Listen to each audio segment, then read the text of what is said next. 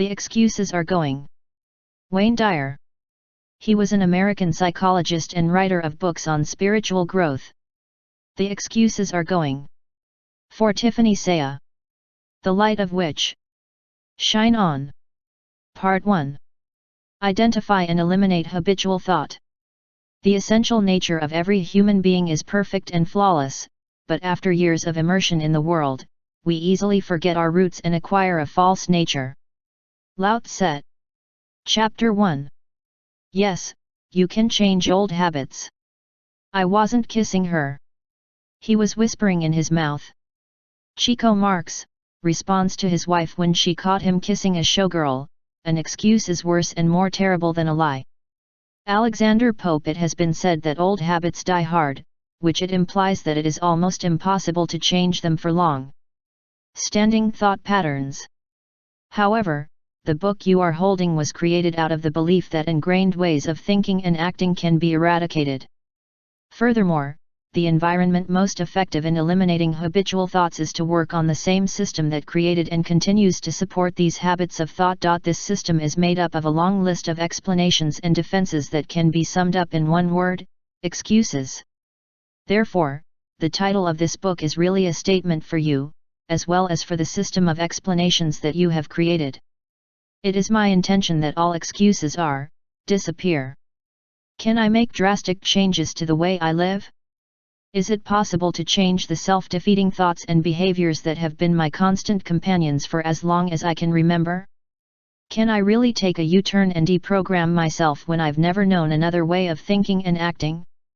I have been depressed or stubborn, overweight, scared, clumsy, unlucky, or whatever other descriptor I choose to insert here all my life. Is it feasible or practical for me to contemplate eliminating these old and familiar ways of being and opening up myself until a new me? This book is my answer to those questions. Yes, there is a way available to you, here and now. You can give up any unwanted but long-held thoughts that have become your self-definition. Excuses, Go! Presents an easy and powerful method of breaking down deep-seated habits of thought that keep you from being the person you want to be. The power of your beliefs to keep you stuck is enormous. Those deep-seated notions act like chains that keep you from experiencing your unique destiny. He has the ability to loosen these chains and make them work for him, rather than against him, to the point where he can alter what he thought were scientific explanations of his limitations and human characteristics. I mean things like your genetic makeup, your DNA, or the early conditioning that was imposed on you when you were an embryo, a baby, and a young child. Yes, you read it correctly.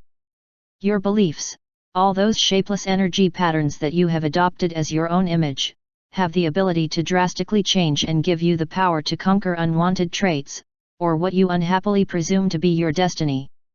The relentless sciences of genetics, medicine, psychology, and sociology can make you feel powerless to overcome the proven facts that are said to determine just about everything about you. I can't help the way I think. I've always been like this. It is my nature and it cannot be changed. This is all I have ever known. After all, you take what they give you and make the most of it. These are all the laments of those who choose to use excuses to explain their lives. Note, I'll use the word excuses for what many call conditioned ways of being. Every self-limiting thought you employ to explain why you're not living life to the fullest so that you feel purposeful, content, and fully alive is something you can challenge and reverse, regardless of how long you've held that belief and no matter how ingrained in tradition, science, or life experience may be in. Even if it seems like an insurmountable obstacle, you can overcome these thoughts and can start by noticing how they have been working to hold you back. You can then embark on a deprogramming effort that allows you to live a life without excuses, one day at a time, one miracle at a time, one new belief at a time. The new word on belief.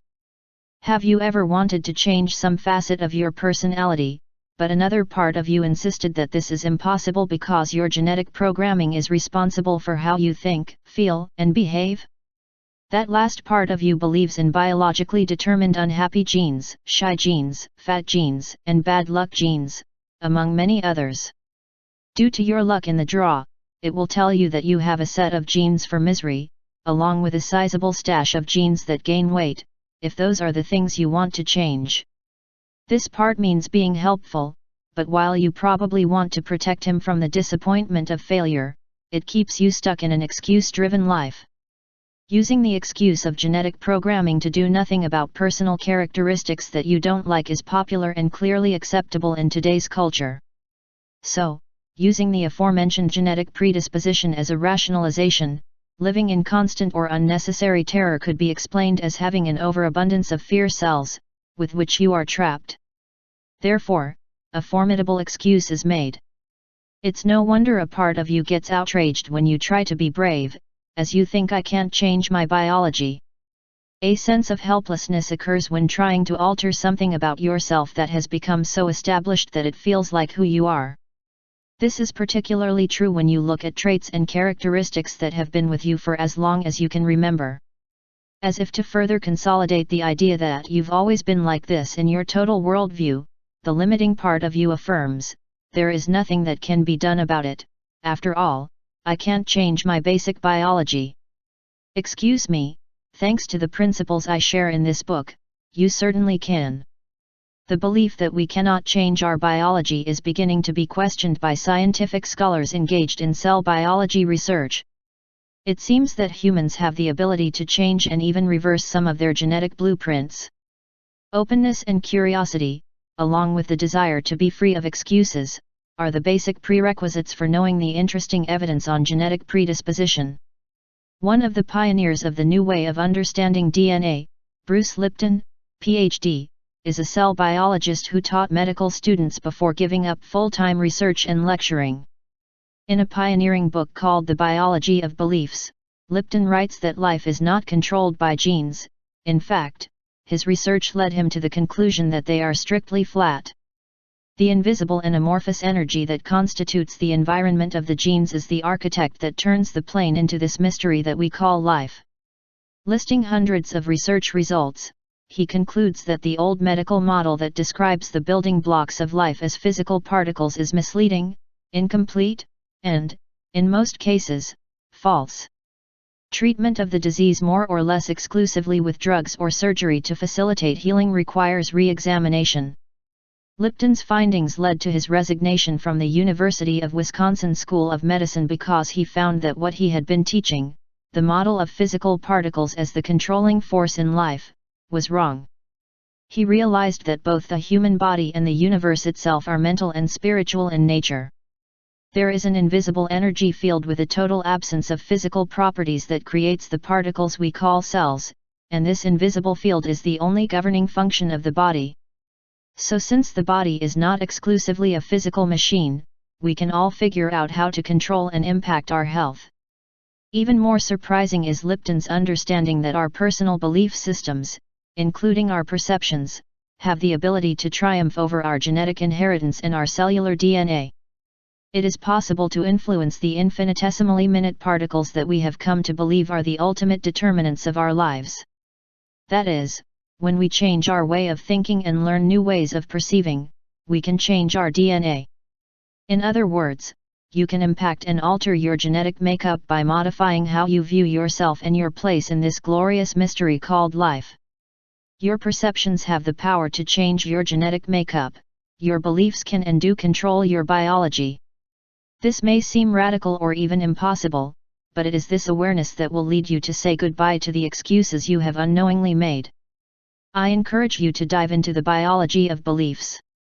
You will be inspired to readjust your mind to the possibility that your beliefs carry much more weight than you thought in determining what you can do, what you will undertake, and how far you can go. Let's now take a look at other research that will help you realize what you are capable of.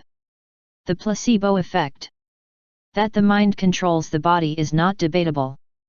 You've probably heard of documented studies in which sugar pills given to a control group that believe they are a remedy for, say, arthritis, turn out to be just as effective as medicine given for arthritis. This placebo effect apparently occurs due to a belief in the effectiveness of the pill. But consider how powerful the mind is when it goes beyond administering a sugar pill to the world of surgery. A Baylor School of Medicine study published in 2002 in the New England Journal of Medicine evaluated surgery for patients with severe and debilitating knee pain. Mosley, et.al., 2002, the study's lead author, Dr. Bruce Mosley, knew that knee surgery helped his patients. All good surgeons know that there is no placebo effect in surgery. But Mosley was trying to figure out what part of the surgery was bringing relief to his patients. The study patients were divided into 3 groups. Mosley shaved damaged cartilage from the knee of one group. For another group, he rinsed the knee joint, removing the material believed to be causing the inflammatory effect. Both are the standard treatment for arthritic knees. The third group underwent sham surgery. The patient was sedated. Mosley made 3 standard incisions and then spoke and acted just as he would during a real surgery, even splashing salt water to simulate the sound of the knee wash procedure. After 40 minutes, Mosley stitched up the incisions as if he'd had surgery. All 3 groups were prescribed the same post-operative care, which included an exercise program. The results were shocking. Yes, the groups that received surgery, as expected, improved. But the placebo group improved just as much as the other 2 groups. Although there are annual surgeries for arthritic knees, at a cost of $5,000 each, the results were clear to Mosley. My skill as a surgeon had no benefit in these patients. The whole benefit of surgery for knee osteoarthritis was the placebo effect. Television news programs graphically illustrated the surprising results. The images showed the members of the placebo group walking and playing basketball, in short, doing things they reported they couldn't do before their surgery. The placebo patients did not discover for 2 years that they had undergone sham surgery. A member of the placebo group, Tim Perez, who had to walk with a cane before surgery, can now play basketball with his grandchildren. He summed up the theme of this book when he told the Discovery Health Channel, "In this world anything is possible when you put your mind to it. I know that your mind can work miracles." Lipton, The Biology of Belief. I think this kind of research offers motivating evidence for committing to the begone excuses. Paradigm. Another recent procedure can completely reverse an old medical model. It appears that a man's index finger was accidentally cut off at the top knuckle, and by altering the genetic instructions, a team managed to regrow a new half-inch top on his finger in 4 weeks. The toes are genetically programmed to prevent infection when an injury like this occurs, so the medical team replaced his severed heel with stem cells programmed to grow a finger. Subsequent new growth included the nail, cuticle, and flesh. This man's DNA was nullified by entering newly programmed instructions. In a variety of studies on severe depression, heart disease, rheumatoid arthritis, ulcers, and even cancer, the power of the mind to overcome these diseases exceeds the conventional medical wisdom of treating cells rather than the environment in which they reside. The new biology is clearly stating that beliefs, some of which are conscious and most of which are subconscious, or habitual, determine our physical and mental health, along with our level of happiness and success. Author James Allen observed, "We do not attract what we want, but what we are." I have contemplated this idea for a long time. Until recently, I accepted the idea that who we are is basically formulated by complex genetic contributions and DNA strands inherited from our parents and other relatives. But I have changed my mind. My new personal philosophy is that who I am is determined first and foremost by what I believe, and that leads me to consciously focus on the fact that limitations or traits inherited from my ancestors are by no means the last word. For me, now there is a hidden surprise in the James Allen quote: "By changing my beliefs, I change who I am." As a result of this change in my beliefs, I have brought some wonderful new features into my life, including the invitation to write this book and share my ideas with you. As you go through these pages, remember that what you are is what you believe in, not what you were genetically given. If you stay focused on who you are as a set of beliefs, you will align yourself with the same types of energy. As you read on, remember that you attract what you are, not what you want, and what you are your beliefs, not your cells. As the biology of beliefs states, your mental activity is strong enough to overcome the material particles and influences of early conditioning and programming that you inadvertently adopted during your formative years. His persistent early programming. In addition to our genetic makeup, the other great excuse most of us use to justify unhappiness, poor health, and lack of success is the family and cultural conditioning with which we have been programmed. To that end, there is a fascinating area of research known as mimetics, which deals with the mind and is analogous to the relationship of genetics to the body. So, as the basic unit of genetics is the gene, the basic unit of mimetics is the mim, rhymes with equipment. However, unlike an atom or electron, the mim has no physical properties. According to Richard Brody, in his work Virus of the Mind, it is a thought, belief, or attitude in your mind that can extend to and from the minds of other people. Richard Dawkins, the Oxford biologist who coined the word mim, describes the process in his book The Selfish Gene. I understand that mimetics originates from the word imitate, which means to observe and copy behavior. This behavior is repeated and passed on to others, and the imitation process continues. The key point is this: transferring an idea, attitude, or belief to others is done mentally. We will not find memes increasing the magnification in any microscope, they pass from mind to mind through hundreds of thousands of imitations. At the age of 6 or 7, we have all been programmed with an endless inventory of memes that act like a virus. They are not necessarily good or bad, they simply spread easily throughout the population. Once a meme is on your mind, it can and will subtly influence your behavior. This is one of the ways you acquire a large category of excuses that keep you in the rut. For example, my memes made me do it. I can't help it. These ideas, beliefs, attitudes have passed from one mind to another for generations, and there is nothing I can do about it. These memes have been the building blocks of my mind, and I can't get rid of these mind viruses that keep replicating and spreading. These ideas, memes, are such an important part of me that it is impossible to sanitize myself from the results of all these mind viruses. Every excuse you read about in this book is actually a meme that was once planted in your mind. Richard Brody uses the word virus to describe what happens in the mind when imitating and imitating. The main purpose of a virus is to make as many copies of itself as possible by penetrating wherever an opening occurs and spreading to as many hosts as possible. Similarly, you are host to countless memes. They are the ingrained thoughts and behavioral characteristics of your personality. You have spent years repeating and replicating ideas that traveled from mind to mind, spreading these ideas and beliefs to many others. Memes are slow to die because they have become what you think you are. Getting rid of them is like trying to discard one of your vital organs and consume your life energy. Many memes, in fact, were firmly implanted by your parents during your early family history. It's no wonder your parents or grandparents have easily transferred them to you. Since ideas are fixed in your mind as they diffuse from other minds, they become your reality, often throughout your life. Personally, I find it fascinating that there are little invisible units that I let implant in my mind that continue to impact the way I think and behave today. Furthermore, I have acted on these mental viruses and passed them on to my children. Without realizing it, I have become a carrier. Here are some examples that keep popping up in my life. I grew up with a depressed mindset. Although I was born at the end of the Great Depression, my parents and grandparents experienced tough economic times and shared many of their scarcity messages with me. Don't spend recklessly, save for the future because things will only get worse.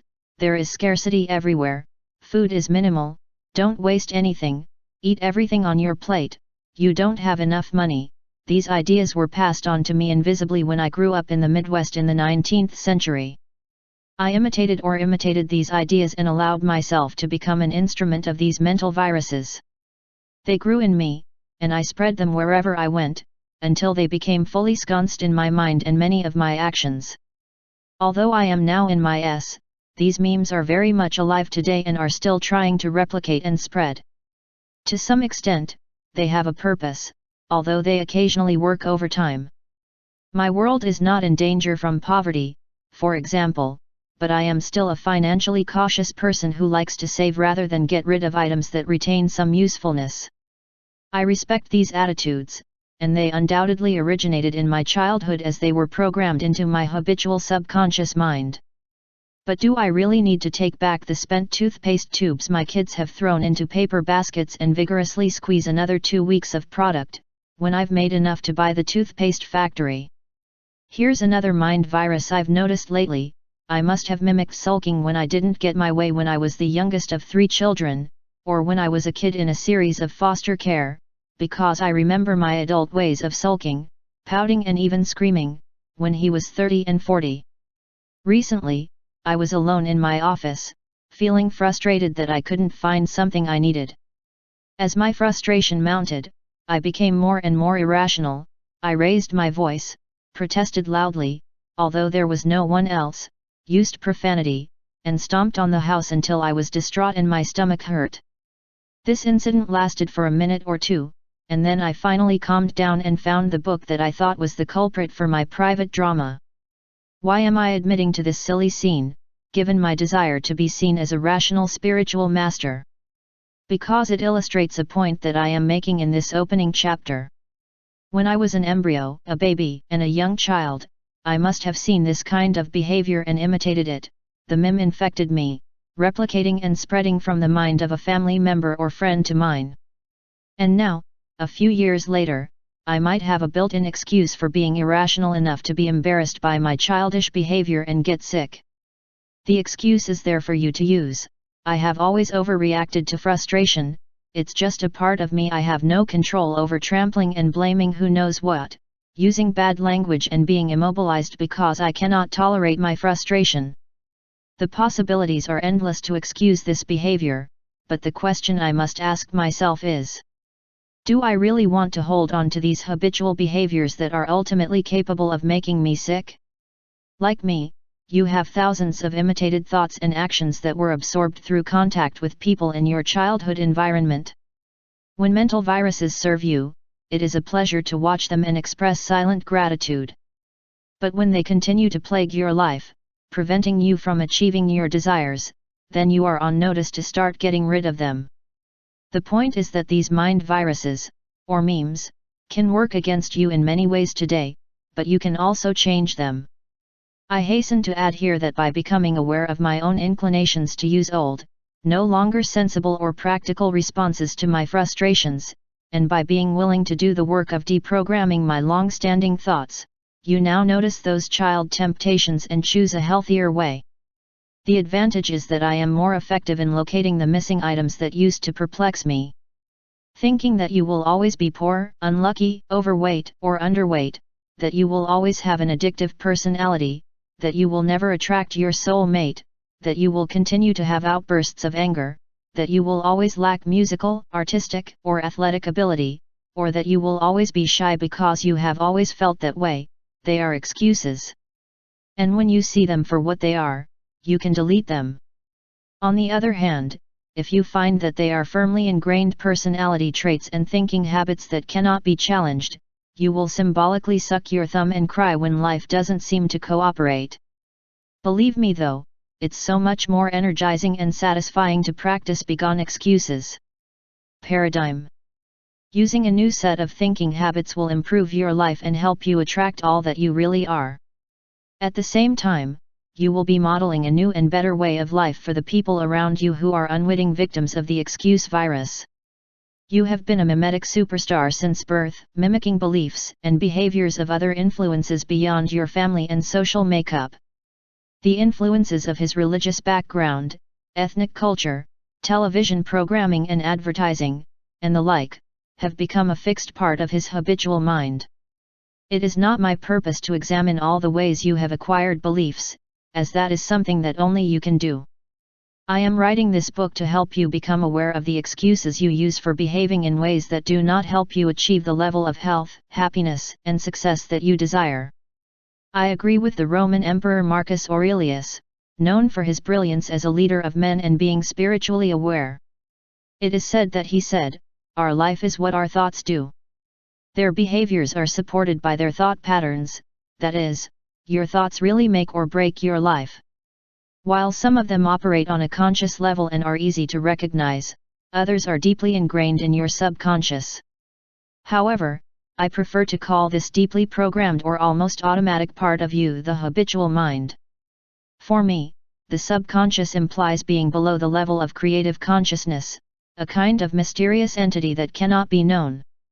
Since the central theme of this book is that anything used to explain the thinking and action of the same forms of self-sabotage is an excuse, it seems to me that calling it subconscious really underscores this notion: I can't help it, I can't help it. Talk about it and I certainly can't change it, because it is, after all, below my conscious level, where I make a living. Personally, I find it difficult to work with a part of myself that is not within my conscious life. Therefore, I choose to call this huge reservoir of emptiness that takes us all away from our divine dharma, as well as our optimal level of health, happiness, and success, the habitual mind. And while these kinds of thoughts may seem unattainable, I assure you they will surface with an excuses begone attitude. Kiss the big goodbye excuses. This opening chapter has introduced you to recent research and observations that are increasing our understanding of human nature. My purpose is to help you use this information to alter the parts of your life that are hampered by ancient science and thought. In short, there are basically two great excuses that we all use. The first is, I really can't help being who I am, after all, people cannot change their DNA. My genetic makeup is to blame. The new biology says that there is an energy field that surrounds and is contained within all of your cells, and this field is influenced by your beliefs. Furthermore, it is outside this field that all particles are created, it is the only entity that governs the body. Something like the percentage of us have no genetic reasons for illness, depression, fear, or any other condition. Here in the 21st century, science invites you to stop believing that you are a victim of your genetic makeup, because a large body of evidence empirically shows that your beliefs can change your genes.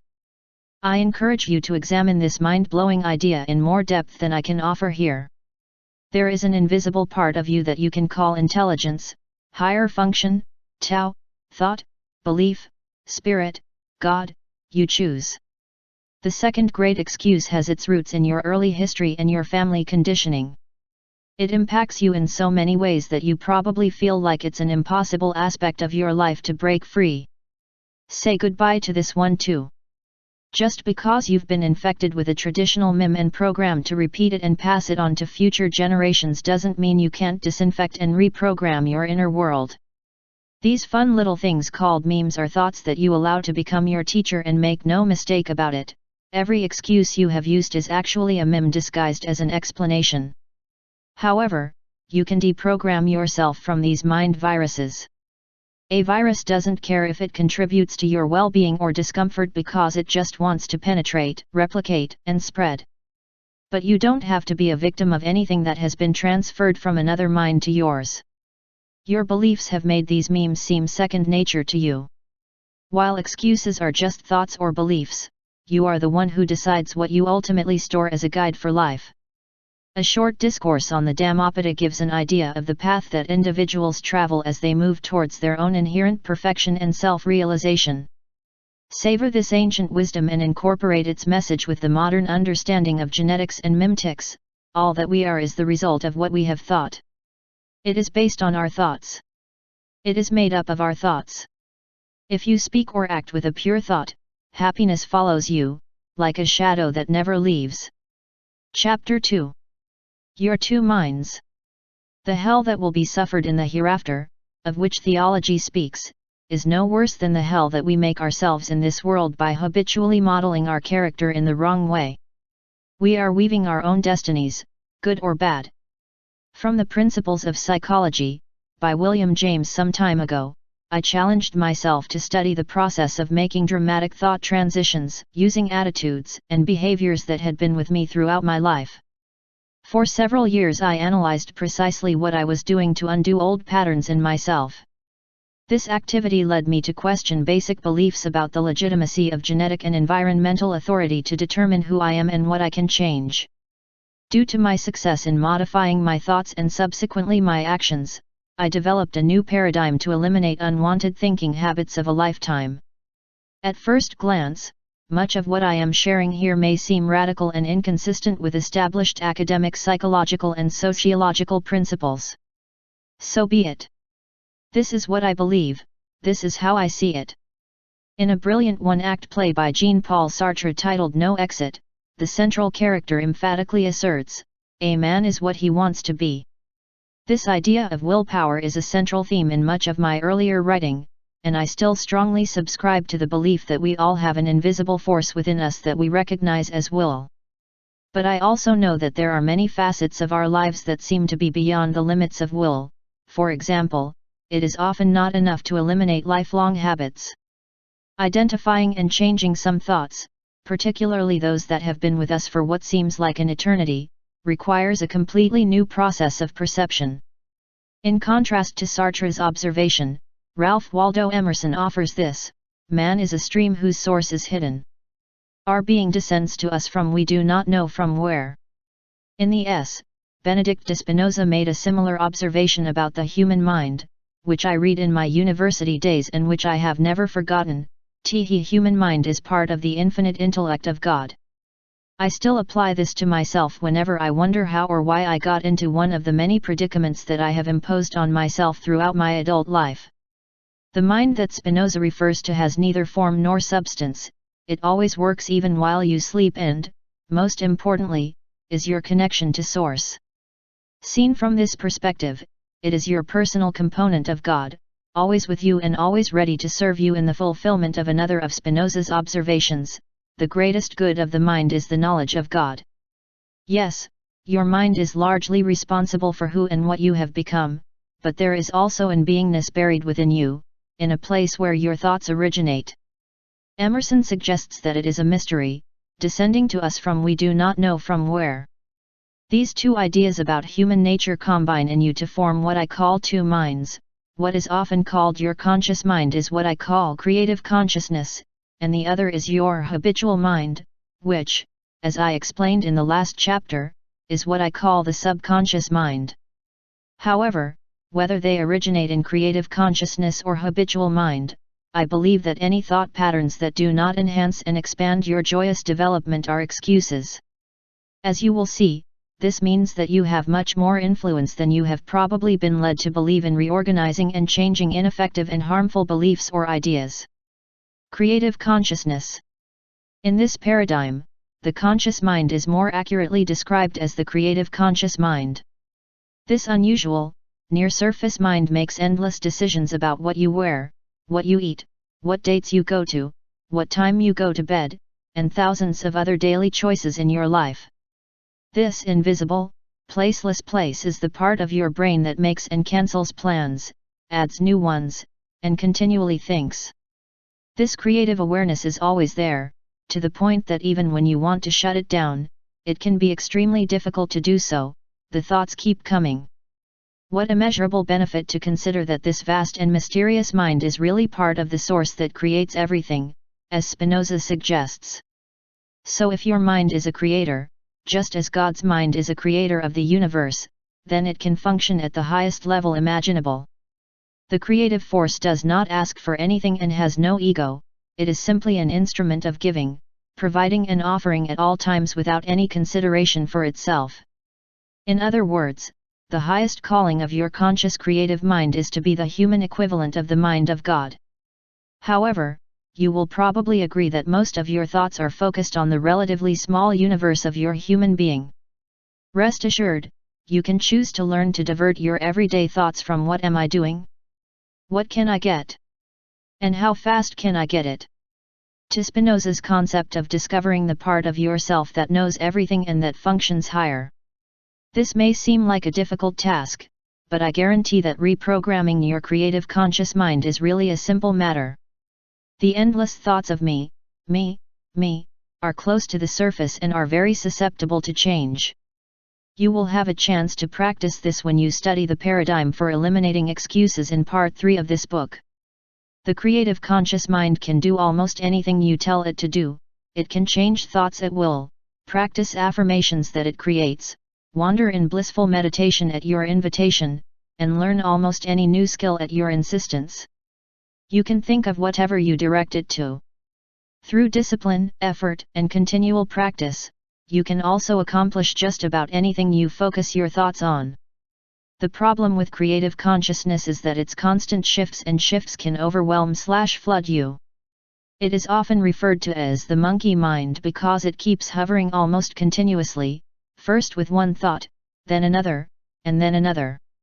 Most of this near-surface mental activity is the ego's attempt to dance to rhythms and influences that are outside of you, that are probably unwanted and unnecessary, and that run your life without your permission.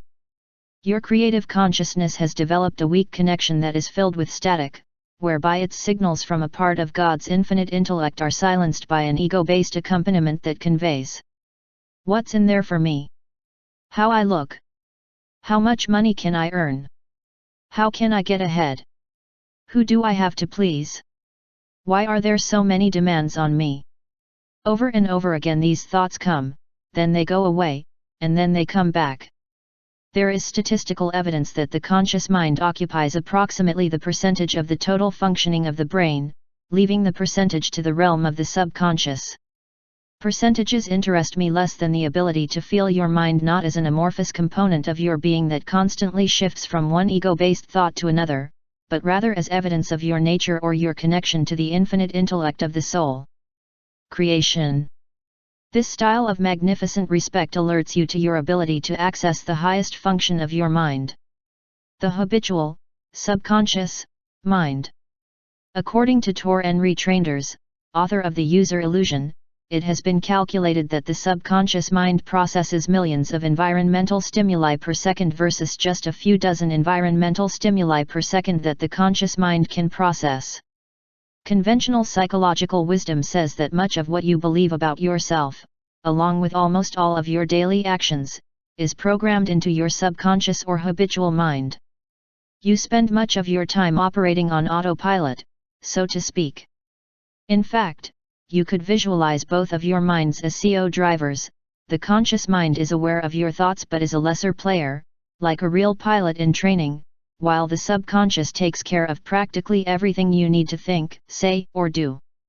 I object to this claim that the habitual mind runs the show, doing everything the creative mind is not paying attention to. In this view, the habitual mind is like a computer running a downloaded program that will be played throughout its life. It has been permanently programmed from the moment of conception, and it is almost impossible to get new software to rewrite existing programs. I simply cannot agree that a part of his mind was fed with ideas, images, and inputs that are still necessary for its sustainability today. My opinion is that it is a false belief that is easily revealed as an excuse. I don't think anyone has to live with the belief that they have programming in their subconscious mind that cannot be rewritten. I will explain my perspective on this topic. If you are the way you are because of something that is subconscious, that is, below your level of waking consciousness, then clearly it is something you cannot do anything about. You cannot even talk about it as it is beyond your conscious mind. For the same reason, you cannot understand it, you cannot challenge it, and, what is more egregious, it cannot change or fix it. How can you fix something that is totally inaccessible? It would be like trying to repair a broken watch that was sealed in a vault. Obviously you'd need the combination to enter that previously inaccessible space. If something is subconscious and therefore automatic, you think you have no choice about it. And for me, that's the most unfortunate thing about this subconscious model. Believing you have no choice. The truth, as I see it, is that everything you think, say, and do is a choice and you do not need to think, speak or act as you have done all your life. When you stop making decisions, you enter the vast world of excuses. Right now, as you read this book, decide to start choosing rather than making excuses. You can instantly decide to reschedule and steer your life toward your preferred level of happiness, success, and health. I have had a downloaded pattern since childhood and it refers to my stroke in my daily swim.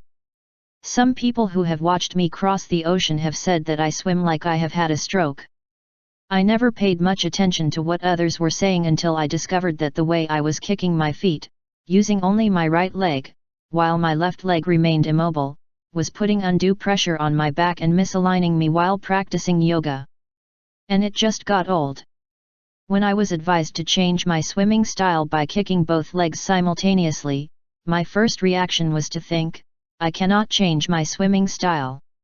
I've been doing it this way for almost 60 years. I even swam competitively with this Dyer punch.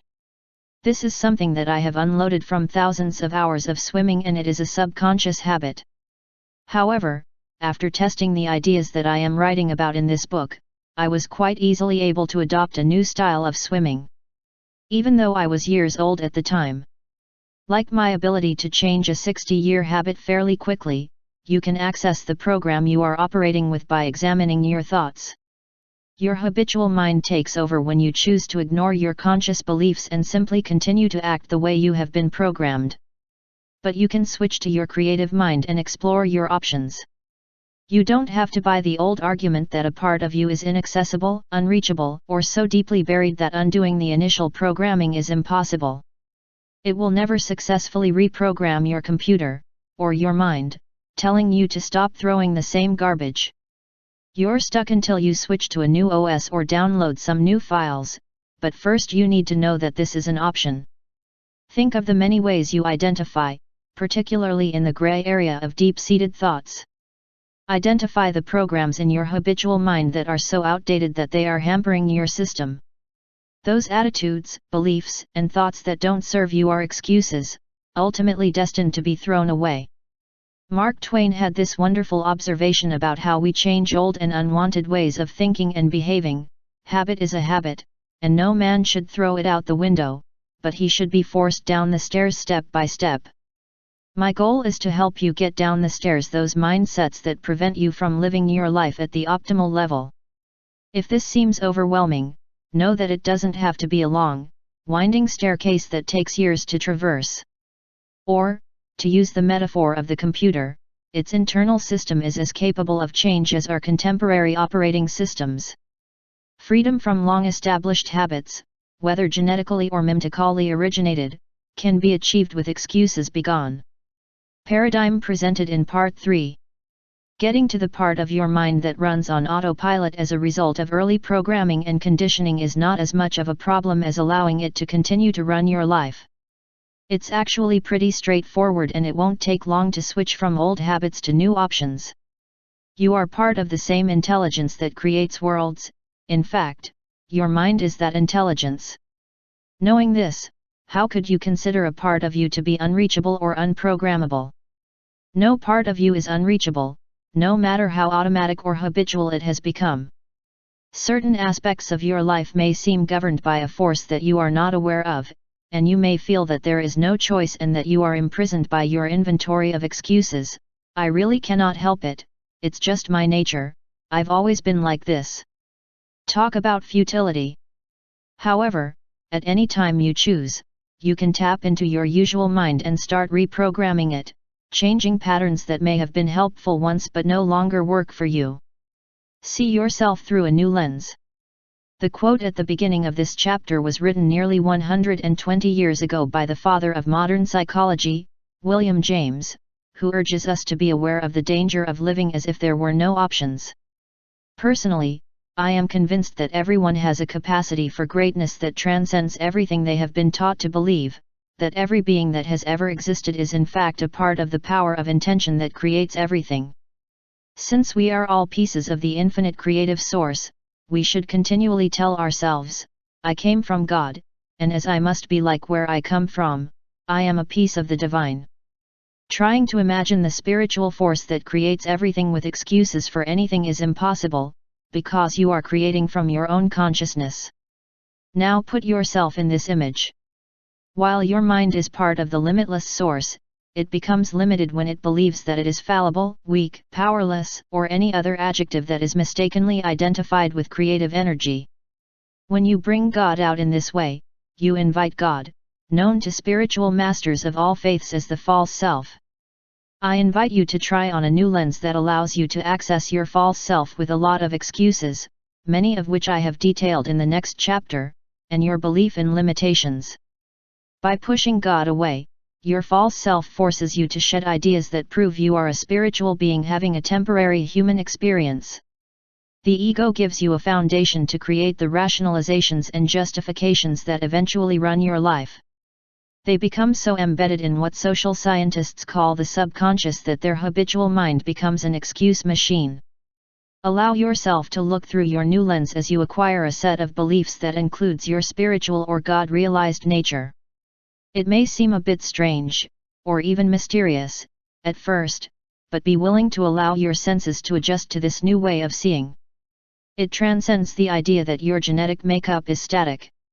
With his new ability to perceive the ego, he will become a magician who easily dethrones the dictator of his false self, bypassing the early conditioning imposed by the people around him who have surpassed God. As you get comfortable with this new way of seeing yourself, ask yourself the following question: if no one told me who I am, who would I be? Meditate silently on this by spending some time in the breadth of not knowing. Imagine that your subconscious mind is non-existent and there is no storage receptacle for excuses during your life. There is only an open and welcoming space within you, a blank slate, or slate, with a magical surface that nothing sticks to. You could imagine that your everyday conscious mind just doesn't absorb the opinions of the people you grew up with. In this little fantasy, no one has ever told you who you are. So, who are you? When I did this exercise, I discovered that my answer to the previous question was quite simple: it would be anything that I, and only I, decided to be in this moment and in all future moments. As the song says, I have to know myself, and that means getting rid of all the excuses that I have accumulated. My usual life would not be based on anyone's initial programming, as there would be no one to tell me who I am. Or, as the Tao teaches, look to nature for your livelihood. Look at the great and mysterious Tao God who it does nothing and leaves nothing undone.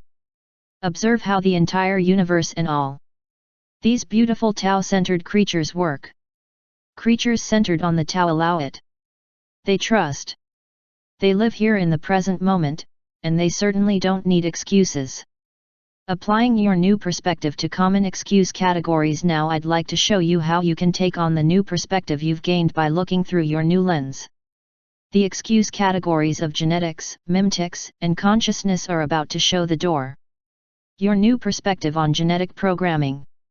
I'm sure you're familiar with some variation of this popular excuse: I can't help it, it runs in my family.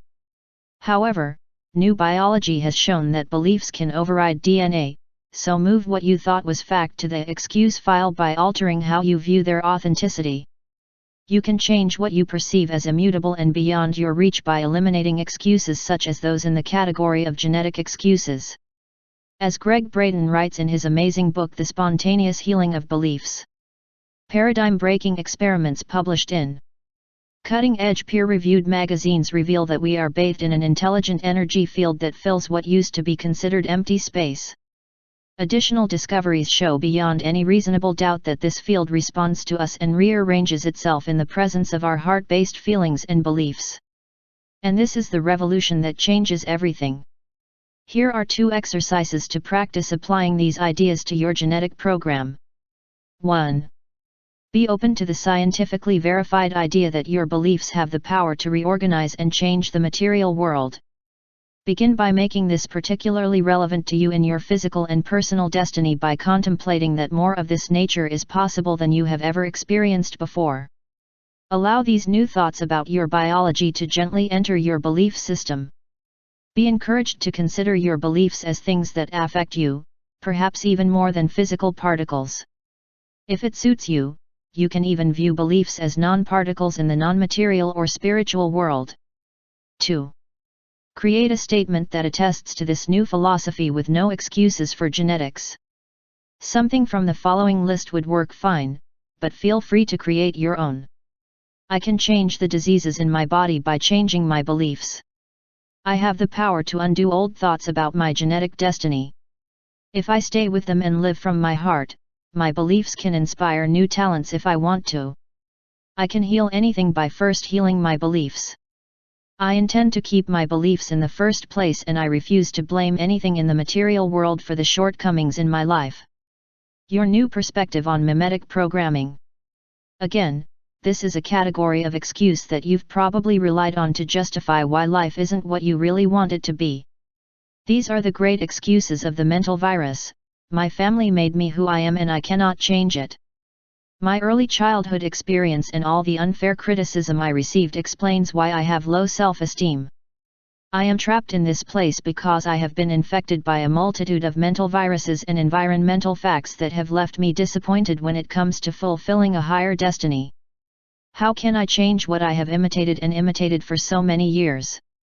I have been infected with mental viruses and it is impossible to change them. Here are 2 exercises to practice and apply to your mimetic program. 1. Affirm, I believe that I am perfectly capable of overcoming any early conditioning that I have adopted as part of my personality and my current life experience. Know that research is showing that the power of thought is aligned with the universal mind, which many call the Tao or God.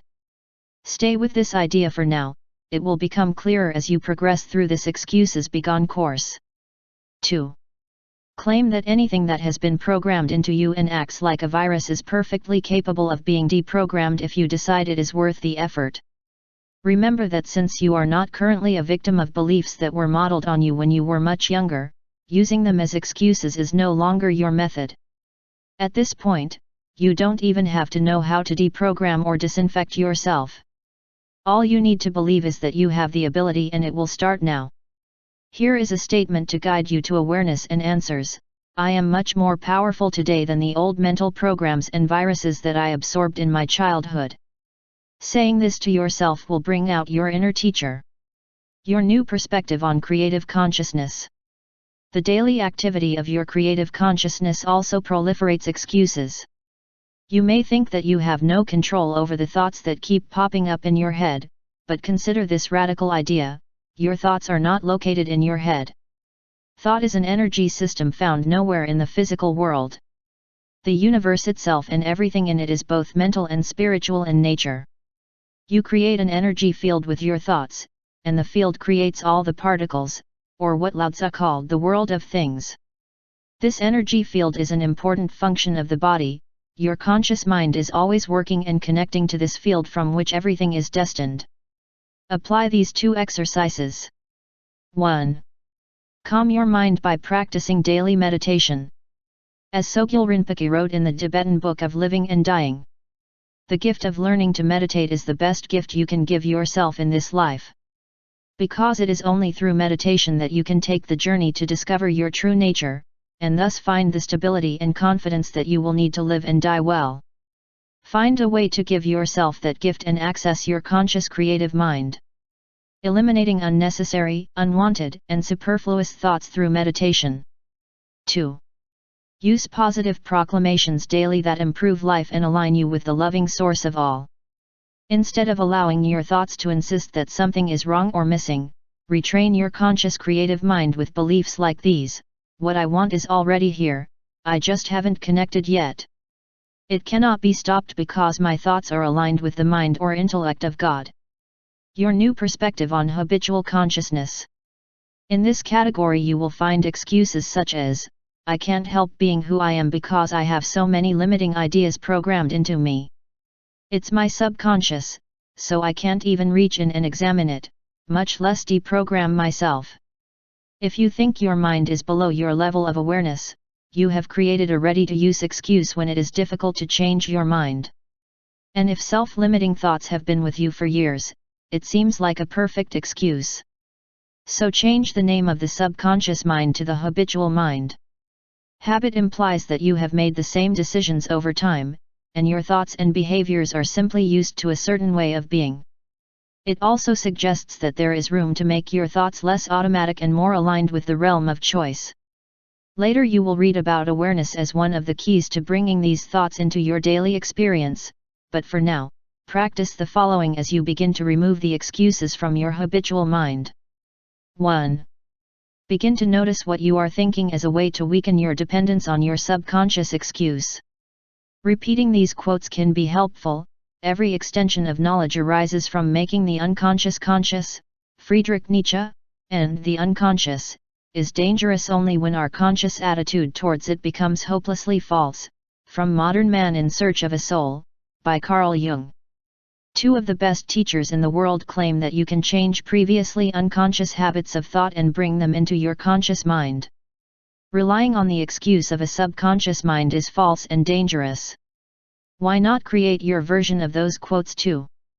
Try something like, I am perfectly capable of reaching into my own mind and changing anything about myself that is supported by my habitual thought patterns, even if they seem to be automatic at the moment. Speak your truth in a way that helps you choose to get rid of those excuses. 2. Make this a motto for your thoughts: do good things and don't do bad things. Bad thoughts drive you to engage in self-limiting behaviors. Good thoughts, on the other hand, support your desire and ability to live with high levels of joy, success, and health. Here are some tips from ancient China, attributed to a fictional character named Bird's Nest. Long ago in China, there lived a monk who would perch on a certain tree every day to meditate. No matter if the tree swayed in strong winds and rain, the monk settled comfortably, high up on the branches. Because of this, it was nicknamed Bird's Nest by the people of the nearby town. Many of these villagers passed under the monk while hunting or gathering wood in the forest, and after a while, they got used to it. Some began to stop and discuss their concerns with Bird's Nest. They liked the things he had to say, and Bird's Nest soon became known for his kind and thoughtful words. After a few years, the monk's wise reputation spread throughout the province. Visitors from distant cities walked to the remote forest for advice. Even the governor of the province decided that he too would like to visit Bird's Nest to discuss matters of importance. So one spring morning, the governor set out to find him. After traveling for several days, he finally located the Bird's Nest tree in the dense forest. The monk sat quietly, high on the highest branches, enjoying the warmth and the song of the spring birds. Looking up, the governor yelled, "Bird's Nest! I am the governor of this province and I have come a great distance to speak to you. I have a very important question." The governor waited for an answer, but only heard the pleasant sounds of leaves flapping in the breeze. The governor continued, "This is my question, tell me, Bird's Nest, what is it that all the wise men have taught? Tell me the most important thing Buddha ever said." There was a long pause, just the soft rustle of the leaves again. Finally, the monk shouted from the tree, "This is your answer, governor, do not do bad things. Always do good things. That is what all the Buddhas taught." But the governor thought this answer was too simple to walk 2 days. Irritated and upset, he stammered, "Don't do bad things, always do good things. I knew it when I was 3 years old, monk." Looking at the governor, Bird's Nest replied with a wry smile, "Yes, the 3-year-old knows this, but the 80-year-old still finds it very difficult to do. When it feels difficult to do good things, remember to find the 3-year-old that Bird's Nest was referring to. Give yourself the gift of hearing thoughts from a time before conditioning that was deeply ingrained." Chapter 3. Your Catalogue of Excuses. I know of no more encouraging fact than the unquestionable ability of man to elevate his life through conscious effort. Of Walden, by Henry David Thoreau. I have an undeniable affinity for Henry David Thoreau's experience while communicating with nature at Walden Pond in Massachusetts. I visited his home in Concord on many occasions, meditating at his desk and resting on his bed to enhance this magical connection. The quote above is so meaningful to me that it actually influenced my writing of this book. Occasionally I have been accused of being a Pollyanna, offering hope to the desperate. Some view my philosophy on the human ability to elevate life to higher levels of peace, love, and joy as naive. However, being compared to Pollyanna doesn't bother me. After all, here was a little girl who came to a town where the people were miserable and pessimistic, with doom and sadness dominating the horizon. Before long, Pollyanna's energy permeated the community and her enthusiasm was contagious, and people began to feel hope, passion, and love replacing their despair and futility. So if you are going to compare me to someone, I am honored to be seen in Polish terms. I think many of Mr. Thoreau's contemporaries could have applied a similar label to him as well. Thoreau left the corrupt world of humanity to live in the natural world, with trees, animals, and the weather as his teachers. He discovered an ecstatic awareness of a life stream running across the planet, leading to his optimism about human potential. Its message is essentially this: realize the existence of the unknowable and ecstatic aspect of your existence. Know that this divine element is an intrinsic part of you. Begin to trust your underlying nature by becoming aware. In other words, the excuses go away. There are 4 words in the opening quote of this chapter that I want to highlight: encouraging, unquestionable, elevated and mindful. 1. This book encourages you to challenge patterns and be inspired by a new awareness of life that lies beneath your excuses. Invite yourself out of established thought patterns and understand that there is nothing standing in the way of your lifestyle at its highest levels. 2. You have an unquestionable ability to weed out the excuses that will rise and go when they are revealed for the false beliefs that they are. There is simply no question about this. 3. You elevate your life by taking responsibility for who you are and what you are choosing to become. You can transcend the ordinary, the mundane, and the average with thoughts of greater joy and meaning. You can decide to elevate your life, rather than stagnate or spoil it with excuses. Go beyond where you currently are. 4. You can bring your desires to consciousness by disconnecting the power of your subconscious so that you cannot continue to direct your life. Your habitual, subconscious mind is accessible, so discover the excuses buried deep within you. Become aware. Be encouraged by your unquestionable ability to elevate your life through conscious effort. Remember these 4 words as you go through the following list of some of the most common excuses that you would probably like to get rid of. A catalog of some common excuses. In my role as a counselor, teacher, and parent, I have heard many reasons that people use to explain an unhappy existence, and almost all of them inevitably fall into one huge category, which I call excuses. The remainder of the chapter will introduce you to 18 of the most used, along with a brief comment on each of them. This will give you an introduction before continuing to learn the begone excuses method that is detailed in the rest of the book. Here they are, in no particular order. 1. It will be difficult. While this may seem like a justifiable reason, it is clearly an excuse designed to put you off. If you are honest with yourself about the difficulty you are experiencing with addiction, obesity, depression, shyness, low self-esteem, loneliness, or any other aspect of life, you will recognize the useless suffering that you cling to. If it is going to be difficult anyway, why not opt for useful suffering? Still, the fact is that you have absolutely no incontrovertible evidence that what you would like to change will actually be challenging. Changing your thinking is just as likely to be easy as it is difficult. Decades ago, when I decided to quit smoking, for example, I used excuses begone beliefs. It was encouraging for me to realize how difficult smoking was than not smoking. The smoking part of me always had to have a pack of cigarettes and an ashtray within easy reach, carry matches or lighters, get rid of the ashes, deal with smelly fingers and stained teeth, earn money to pay for this disgusting habit, be careful when exhaling noxious fumes, coughing up nicotine residue from my lungs, buying flint and lighter fluid, and so on. The truth was that continuing to smoke was the real difficulty, and changing my habit involved one simple thing: not smoking. This is true for practically all of your habits. The belief that it will be difficult to change them is just a belief. Doing something difficult in your mind even before making the effort is an excuse. Nothing in the world is difficult for those who propose it, as an ancient Taoist teacher concluded. 2. It's going to be risky. Again, this may seem like a good reason, but if you convince yourself that something involves more risk than you are capable of taking or have the strength for, this is a bad excuse not to take action. What is unquestionable here is your ability to choose your belief about the downsides of this endeavor.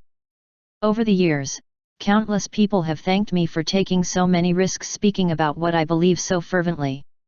I am always puzzled by such expressions of gratitude. I never assumed I was being brave in speaking my mind.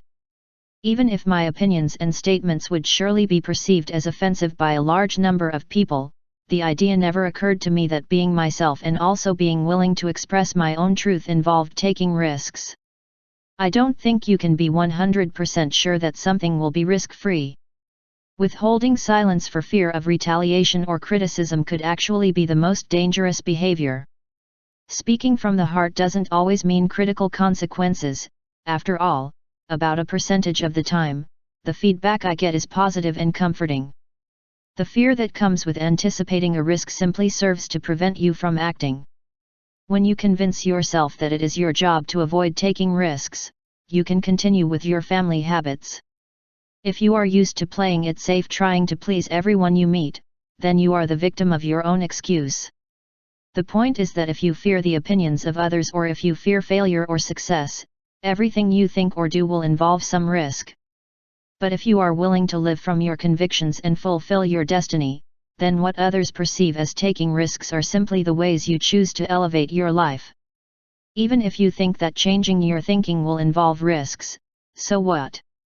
The peace you feel because you ignored the worry of a risk is much greater than getting stuck in a belief that is really just an excuse. As writer Logan Pearsall Smith once noted, what is more galling than feeling like the plum has been lost for lack of courage to shake the tree? It will take a long time. Is this a valid reason or excuse not to continue? If you want to elevate your life, it doesn't really matter how long it takes, right?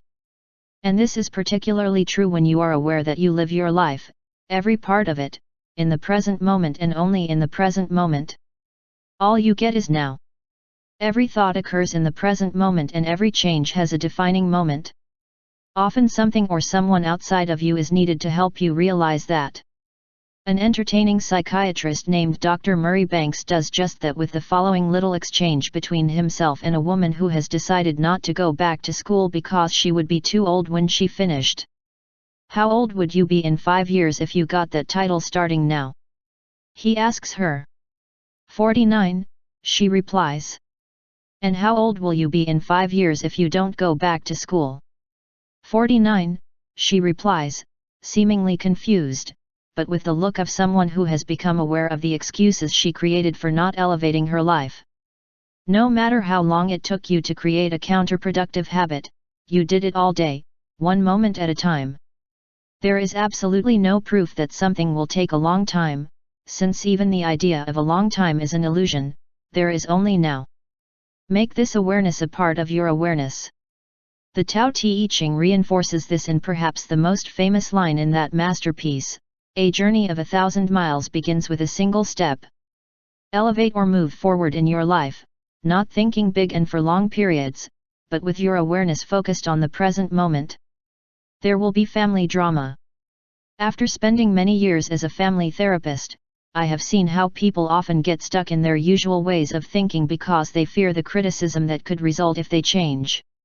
And I get so many phone calls on my weekly radio show, at hayhouseradio.com registered trademark, from people who insist on getting stuck because of this excuse. When I encourage a change in thinking, I regularly hear things like, "I would love to try what you suggest, but I would kill my parents or my family would disown me if I did that. It's too high a price to pay." I've heard more than a few admit that if your spouse dies, it would be an easier solution than making changes. Now let me be very clear here, I believe in family. I have 8 beautiful children, a mother I adore and 2 brothers who I love very much, and I value my immediate and extended family. However, and this is a crucial point, living a life of your own choosing involves the unquestionable willingness to endure the slings and arrows that might come your way when you respond to your inner knowing rather than the opinions of your family. Samuel Butler was probably feeling something similar when, towards the end of his life wrote, "I think that more unhappiness comes from this source than from any other. I mean the attempt to unduly prolong the family connection, and to make people come together artificially that it never would naturally. It does not belong to your immediate family, you are a member of the human family. You are not the owner of your children, nor are you the possession of your parents. You are not obligated to fulfill wishes or destiny dictated by family members. It is important to consciously know that you are here to create your music and that you don't have to die with your music still in you. Of course, This can set off some family drama, but then again, that could be your excuse for not going your own way. It has been my experience that I earn much more respect than reproaches from my family every time I encourage myself to live the life I want. To do this, these kinds of excuses must disappear. I cannot disappoint my grandparents or my parents. Why should I be the only one who rebels and wants to move out of town? Or start a new occupation? Or marry outside of our faith, or anything else that might provoke disapproval and censure from family members? These are thoughts or memes based on fears that were originally internalized in childhood, when they seemed the only way to secure a place in their tribe. However, the reasons for the child you were back then must be acknowledged. As excuses for the adult you are today, don't let fear of family dramas keep you from changing outdated, unnecessary, and unwanted thought patterns. 5. I do not deserve it. In Revolution from Within, a self-esteem book, Gloria Steinem writes that self-esteem is not everything, it's just that there's nothing without it. I think the lack of self-esteem is the basis of the excuse of I don't deserve it. I hear it in sentences like these: nothing seems to work for me, I try, but nothing ever comes my way. I mustn't be worthy of that, and other people can get by, but I guess I'm not good enough to be successful. These excuses are based on a belief in the validity of your unworthiness. It's as if a part of you wants to protect you from what it's supposed to be, the excruciating pain of feeling like maybe they're right and that I don't deserve it. If you ask that part of you why you are doing this, you have good reason. But those reasons are, in effect, lies, and performing by their edict means that you are living a lie. You do not earn dignity, you are equally deserving of all that this glorious world offers as any other. Believing that you are not good enough for unlimited happiness, success, and health is a colossal fabrication that is nothing like the truth of your current life. It keeps you down, with a well-meaning excuse to protect you from taking action. But it is not protecting you, it prevents him from becoming aware of his undoubted merit. In the presence of now, this excuse has no place in your life. 6. It is not my nature. The phrases that appear in this category sound like this: I've always been like this, I can't help it, I was born with these personality traits, I have never known another way of thinking, and yes, it is my nature, so I will have to accept it. At the beginning of this book, I explained my understanding of new research showing that your genetic and mimetic heritages can be modified. If you are willing to consciously strive to change the beliefs that support what you call your nature, you will find that the excuse that it is not my nature is gone. I firmly believe that your intrinsic self is well equipped to help you fulfill your unique destiny. The fact that you do not remember having been other than you are today is not proof that your nature is immutable. To quote Henry David Thoreau once again, it is amazing how much space there is in nature, if a man goes his own way. I understand that this means that nature itself will change to suit you when you begin to learn of your unquestionable ability to elevate your life. Take in Thoreau's advice and start going your own way. Recognize the logic of the excuse that sounds like this: I've always been like this, it's just who I am, I would like to change, but how can I change my own nature? It's all I've ever known, so I guess I'll just have to stay the way I am. Can you see how this kind of logic keeps you stuck in a habit of thinking for life? The mere fact that you've been like this throughout your life is a perfect reason to encourage yourself with thoughts like, I'm sick of being scared, shy, poor, unhappy, used by others, condescending, fat, or out of shape. It is everything I have ever known, and it stems from the way I think and the beliefs I have come to accept as defining my nature. If this is my nature, then I am going to change it, starting right now. Now these are notions that the philosopher Bertrand Russell could endorse. He wrote, if human nature were immutable, as ignorant people still suppose it to be, the situation would be really hopeless. What passes for human nature is at most 1/10 of nature, and the other 9/10 of the upbringing. So whatever you think your nature is, allow it to be nurtured in the way you would like it to be, starting with excuses be gone. 9/10 of your nature has been learned and adopted as a habit, and you can persuade those old habits to go down the stairs, one step at a time. 7. I cannot pay it. It's a rare day that I don't hear any variation on this excuse, including, I didn't go to college because it was too expensive, I couldn't travel because I never had the funds, and I couldn't get into business. I wanted because I had to stay where I was and earn money to pay the bills. I call this belief foolish and evasive, yet there seems to be almost universal agreement for its existence. You originated in a world of abundance, which you certainly have the ability to access. Whenever you get discouraged thinking that your financial situation is preventing something from showing up, it is an excuse. If, instead, you decide to bring awareness of abundance to your consciousness, you will shift your thoughts from I can't afford it to whatever I need in the form of assistance to guide me in the direction of my life. It is not only available, it is available. On the way. Then you will consciously watch for the necessary funds to appear, but you will also remind yourself that you must believe that you have the ability to use abundance to elevate your life. Take heart as you realize that you have the ability to create a space within yourself that is filled with peace and joy, an inner island of satisfaction that has nothing to do with money.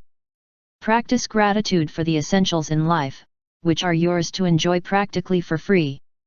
These include air, water, fire, sun, and moon, the very ground you walk on, the continuous beat of your heart, the inhalation and exhalation of your lungs, your food digesting, your eyes and ears, and so. Be totally grateful for all that you have naturally that is beyond the reach of what is affordable. As that effort strengthens, evaluate what you would really like to do, where you would like to live, and what creature comforts you. When I made the decision to go to college after spending 4 years in the military, for example, I knew in my heart that money would not be the thing that would prevent me from achieving my goals. I understood the costs involved, and I didn't act on my fear of scarcity or what I couldn't afford. I acted on my insides knowing that I was in fact going to attend college. This knowledge prompted me to research government financial aid as a veteran, open a designated savings account for tuition and books, speak to financial aid people at the college I was interested in, and make alternative plans for attending college. Community, if Plan A would not materialize. I was certain within me that the I can't afford it reasoning is an excuse that many people who do not consider themselves wealthy use as a means of exonerating themselves when they need a rationalization of why they are trapped where they are. They are in life. Oscar Wilde made this ironic observation in, there is only one class in the community that thinks more about money than the rich, and that is the poor. The poor cannot think of anything else. I would add that such thinking includes regretting the fact that they will never have money.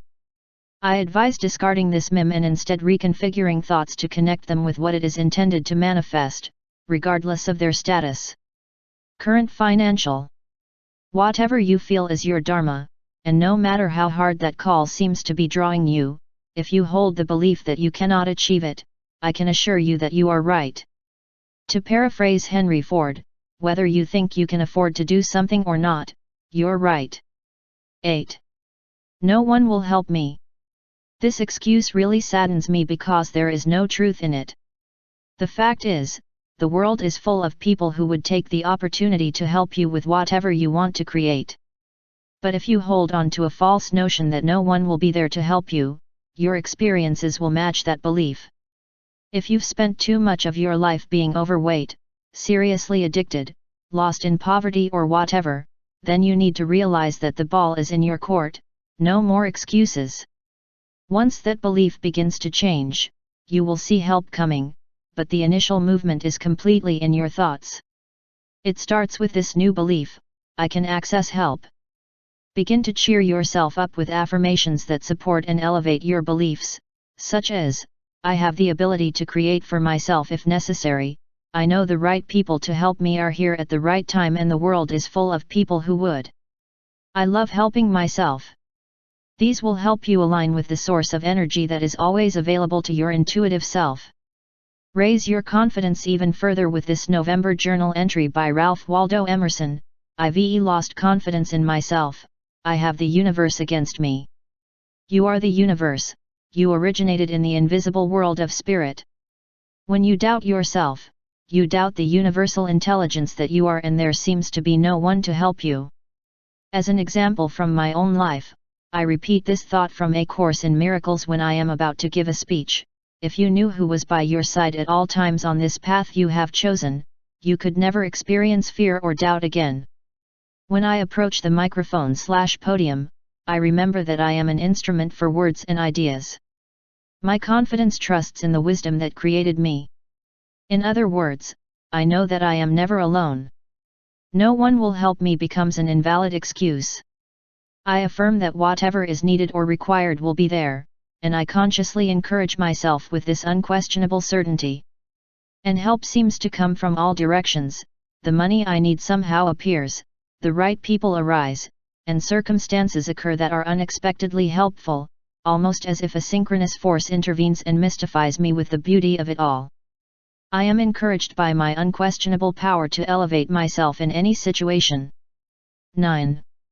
It has never happened before. Don't be a slave to your own past, my literary soulmate Ralph Waldo Emerson wrote in his journal.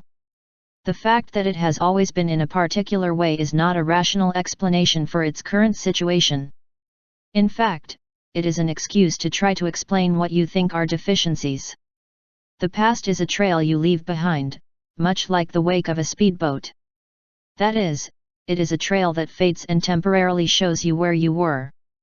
The wake of a ship does not affect its heading, obviously it cannot, as it only appears behind the ship. So consider this image when you exclaim that your past is the reason you are not moving forward. The logic of never happened before or its equally debilitating corollary, it has always been this way for me, stems from these beliefs: my past is over and what is over cannot be changed. What happened before will happen again, so today I am guided by what cannot be changed, therefore, it is impossible for me to change. It's over for me. What I want has never happened before, and that means it will never, never happen. This is what happens when you live on the path you have left behind, convinced that your past is the reason you cannot change. You cling to it to excuse yourself from thinking differently. Consciously choose a new set of affirmations that encourage you to believe in your ability to elevate your life above past levels. Try, I can achieve whatever I set my mind to here in the present moment. My past has nothing to do with what I can and will create. If it has never happened before, that's all the more reason to do it now. I will stop being a slave to my past. Inventory of the mental excuses you have to avoid risk, failure, criticism, ridicule, or negative opinions from others. See how you are creating them as the formation of your current excuse memes. Yes, I said memes, those ideas that have been put into your head since they imitate the ideas of others until they have become a set of mental viruses. When the 7-part excuses kick in, go. Paradigm in part 3 of this book, they will simply crumble before your eyes because they have no substance. I doubt this point can be summed up better than in the last lines of Carl Sandburg's poem Prairie. I tell them that the past is a bucket of ashes. I tell you that yesterday the wind has gone. A sun fell in the west. I tell you that there is nothing in the world. Just an ocean of mornings. A morning sky. Stop holding on to that ash bucket. I recently spent an afternoon swimming with dolphins on the Mexican Riviera. I've never done anything like this in all my years. But instead of telling myself that I couldn't take such an outing because it had never happened before, I changed the logic and thought, since I have never done this before, I want to add this to my repertoire and have this unique experience. Right now. And it was sensational. Adopt this kind of thinking about everything you've never done before. Open yourself to the sights that will lead you to a new way of being where you create wealth, health, and happiness in the present moment. 10. I am not strong enough. The "I'm not strong enough" excuse undoubtedly keeps you locked in a habituated way of thinking. The years you spend believing in your weakness actually strengthen the belief that you are not an emotionally, spiritually, or physically capable individual. It only takes a little criticism to put you off and activate this belief: I am not a strong person, so I will turn to my true self, which is weak. The idea that you are not strong enough to hold a certain job, face a bully or perpetrator, take care of yourself, face life alone or travel alone are mental viruses that are ready excuses when life gets difficult. This is also true at the collective level. I spent a couple of years teaching American history, with a special interest in colonial America. I was always intrigued by how America freed itself from the small island across the ocean that had ruled it with an iron fist for so many years. The message the British had always sent was, "We are strong, and you aspiring rookies are weak." The result was a kind of servitude that had kept the colonists in excuse mode, but which was finally stopped once and for all. The transformation required a paradigm shift, which ultimately resulted in new habits of thought. It started with that great variety of founding fathers from north to south, who challenged the mental virus that they were weak and the British were strong. When enough of these brave leaders shared their beliefs about American power, the new meme began to replicate, infiltrate, and spread throughout the colonies. In that sense, here is a part of a speech delivered by Patrick Henry before the Second Virginia Revolutionary Convention in 1775, "We are not weak if we make proper use of the means that the God of nature has put in our power. The battle, sir, is not just for the strong, it is for the watchful, the active, the brave. Get away from the mental belief that you are too weak. Get alert and active, and show a new kind of courage. State that you are breaking free from habits of thought that have convinced you that you are not a strong person. Here are some affirmations: I will never be lacking in strength again. What you think of me is none of my business. My strength is my connection to Source. Don't know weakness. Become aware that viewing this belief as an excuse illuminates your weakness, but it also strengthens your ability to encourage yourself.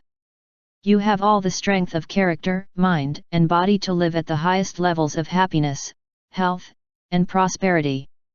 Let these words of Mohandas K. Gandhi inspire you: strength does not come from physical ability. It comes from an indomitable will. 11. I am not smart enough. His vast intelligence cannot be measured by an IQ test, nor is it susceptible to the analysis of academic records. Your ideas or beliefs about what you would like to be, achieve, or attract are evidence of your genius. If you are capable of conceiving it, then that act of visual conception, combined with your passion to bring your idea into reality, is all you need to activate your genius. If you think it is impossible to classify yourself as a genius, I ask you emphatically, why not? You originated in the same infinite field of intention as everyone else who has ever lived. Your mind is a component of the mind of God or the universal Tao, so how could it be different from the brilliance of the Creator? Weren't you created out of this vast sea of invisible intelligence? Are your ideas somehow inferior or incapable of transforming themselves in this material world? Even when part of you clings to the "I'm not smart enough" excuse, another part recognizes this truth. When you say, "I have never been smart enough," you are really saying, "I have accepted a definition of intelligence that is measured by what family members or educators have provided me earlier in life." You can give yourself encouraging comments instead of discouraging messages from your past, knowing that intelligence can never be measured, nor can it be limited in any way. So if you are willing to put your passion and perseverance into your ideas, you will get to know the cool part of you. Even if you subscribe to the idea that this excuse is justified because your brain somehow falls short, consider the conclusions that Sharon Begley offers in her book Train Your Mind, Change Your Brain. Here's what it says about the brain's power to change, not through prescription drugs, but through will. The conscious act of thinking about one's thoughts in a different way changes the brain circuits that make that thought. And the ability of thought and attention to physically alter the brain echoes one of the most common hypotheses. Notables of Buddhism, that the will is a true, physical force that can change the brain. So even if you want to cling to the excuse that your brain is chemically deficient, you have the power within you to change its material structure. You can rearrange your old thought system to fit the genius model. Why not think that the ideas in your head are byproducts of your genius rather than limited intelligence? Let what Oscar Wilde is said to have told a New York City customs official encourage you. When asked if he had anything to declare, he replied, "I have nothing to declare except my genius," and in many ways, he was absolutely right. When you trust yourself, you trust the same wisdom that created you. Make a conscious effort not to guess that original wisdom. Like Oscar Wilde, just have your temper to testify. Trust your lofty thoughts, especially the ones that spark passion, and then act on them as if they were unquestionable. 12. I am too old, or not old enough. Your body age can seem like a huge roadblock to changing ingrained thinking habits, especially since you received an extensive list of age memes very early on. Depending on where you grew up, you heard statements like, you can't ride a bike until you're 7, you can't stay overnight until you're 10, you can't drive a car until 16, and you can't have sex until you get married. Then at some point, he found out that he went from not being old enough to being too old. Then you began to hear, you cannot get a new job after 35 years, you cannot change occupations because you are past your prime, you cannot fall in love again at your age, it is too late to write the book or compose the symphony you've always dreamed of, and, of course, you can't teach an old dog new tricks. And all these memes became your reality. The excuse of age comes from an inclination to identify with the number of trips you have made around the sun rather than from the limitless side of you that lives regardless of the age of your body.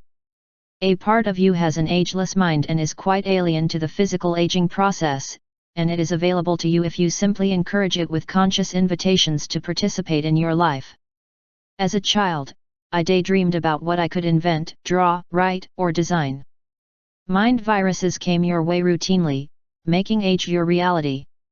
Wait until you're older to do that kind of thing seemed to be an endless pronouncement, which quickly turned into, you are too old, act your age, it is too late. Somewhere between the two, your private destiny was not elevated to a prime position in your life. You are as old as you are. However, those thoughts that spin in and out of your head are ageless. They have no shape. Unlimited. No beginnings. No endings. When you speak of age, you speak of your body, that finite thing that houses your invisible essence. This excuse has to do with your physical self and is undoubtedly influenced by your mind. You are the perfect age here, right now, and your body cannot be any other age than it is. Identify yourself in what Lao Tzu calls the subtle realm, or the invisible realm of spirit, with thoughts like these, I am not of age and I can train my body to work with me to achieve anything that my mind can conceive. There is nothing at my current age that prevents me from fulfilling my dreams. My mind is free and I can train it to do my bidding instead of accepting an excuse pattern. I have had two very persuasive callings in my life. One occurred when I learned that I would be pursuing a college education despite being the oldest freshman on campus. Age didn't matter to me. In fact, the 8 years I spent as a student on various college campuses to earn my 3 academic degrees were achieved in part because I was not very concerned about my age. I was living my passion, and everything else took a back seat in that vision. My second great calling came at the age of 65 years and 1 day. Forced to part with worldly possessions accumulated over many decades, I disposed of clothes, furniture, books, records, awards, photographs, and memorabilia of every description. As I studied and lived the Tao Te Ching, I wrote an essay on each of the verses in a book called Change Your Thoughts, Change Your Life. That she might be too old just never occurred to me. When I look back at my life, I realize that I have made many smaller decisions in which I refused to consider age as a factor. At the age of 42, I decided to become a long-distance runner and ran the original Greek marathon. At the age of 17, I decided to write my first novel, and at the age of, I pretended my age to get a paper route, it was the required age. At the age of, I cannot conceive of thinking that I am too old to do what I love. Without that excuse, I continue to live life activating my particular dharma or destiny. In fact, I just completed a new professional career as an actor and filmmaker.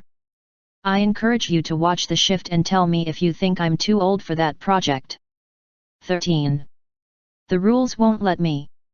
Perhaps the most famous of Henry David Thoreau's observations is this of Walden's conclusion: if a man does not keep up with his peers, it may be because he is listening to a different drummer. Thoreau refers to the improbability of always being able to march at the same pace as everyone else. There are moments in your life when you have to listen to the rhythm of the rules that are beating within you, and only you, instead.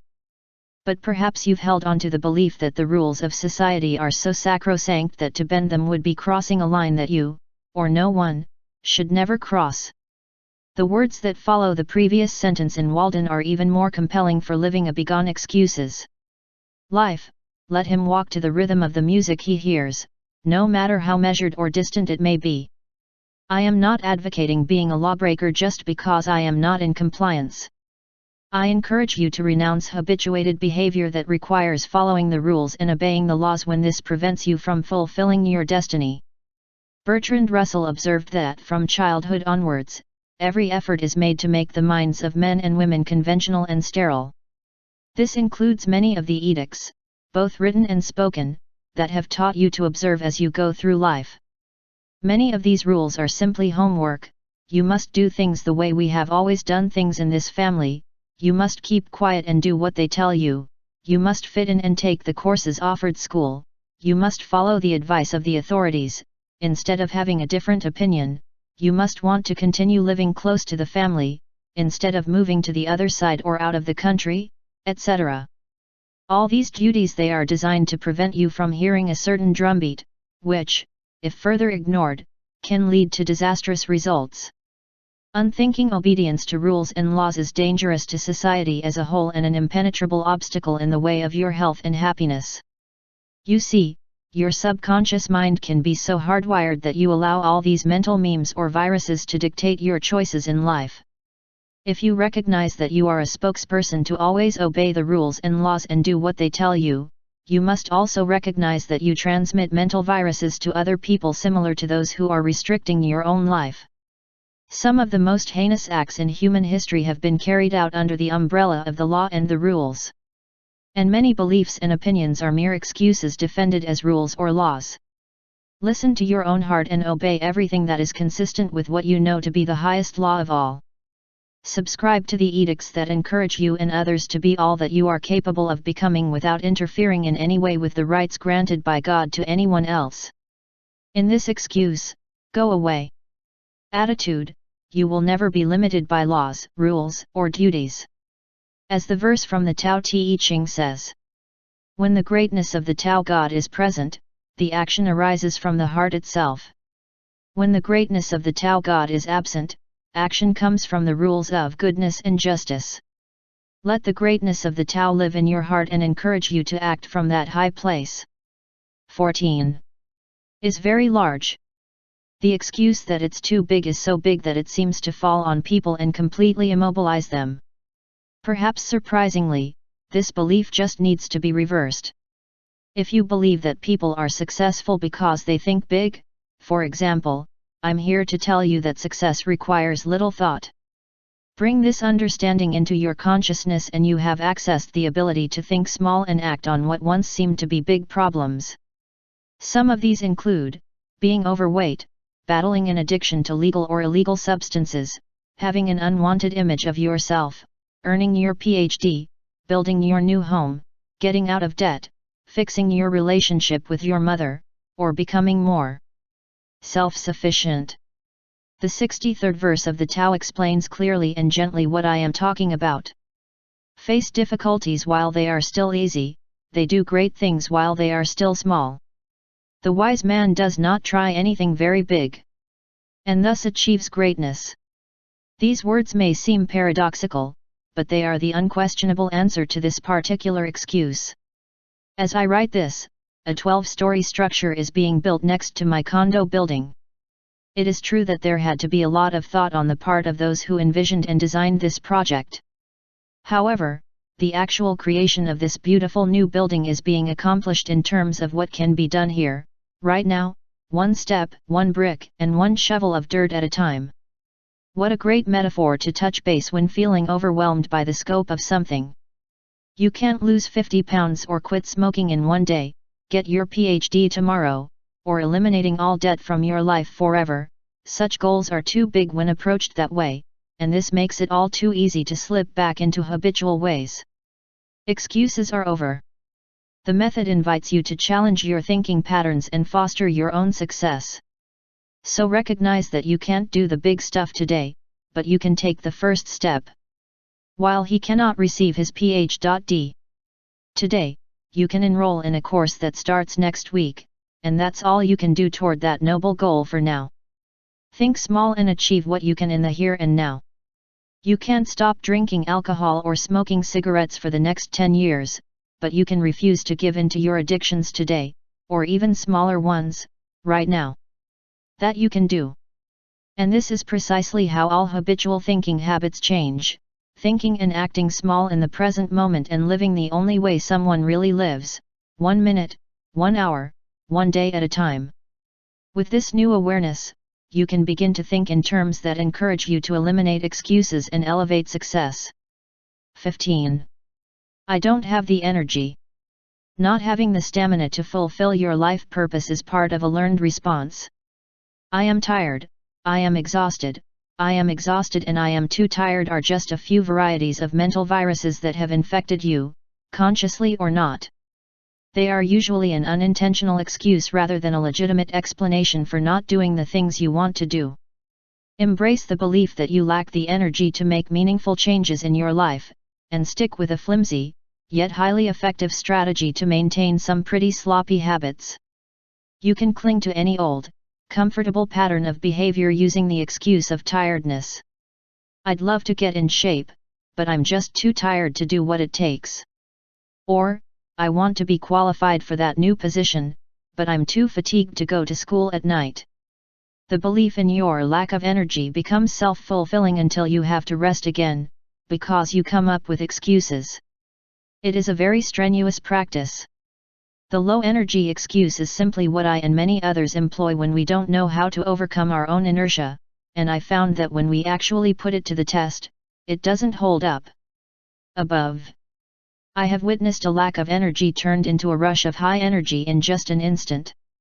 When my kids used to complain about being bored or too tired to move, for example, all I needed was a suggestion that we visit the water park, go buy a new bike, or do whatever they perceive as fun, and miraculously he would turn from tired to excited in a split second.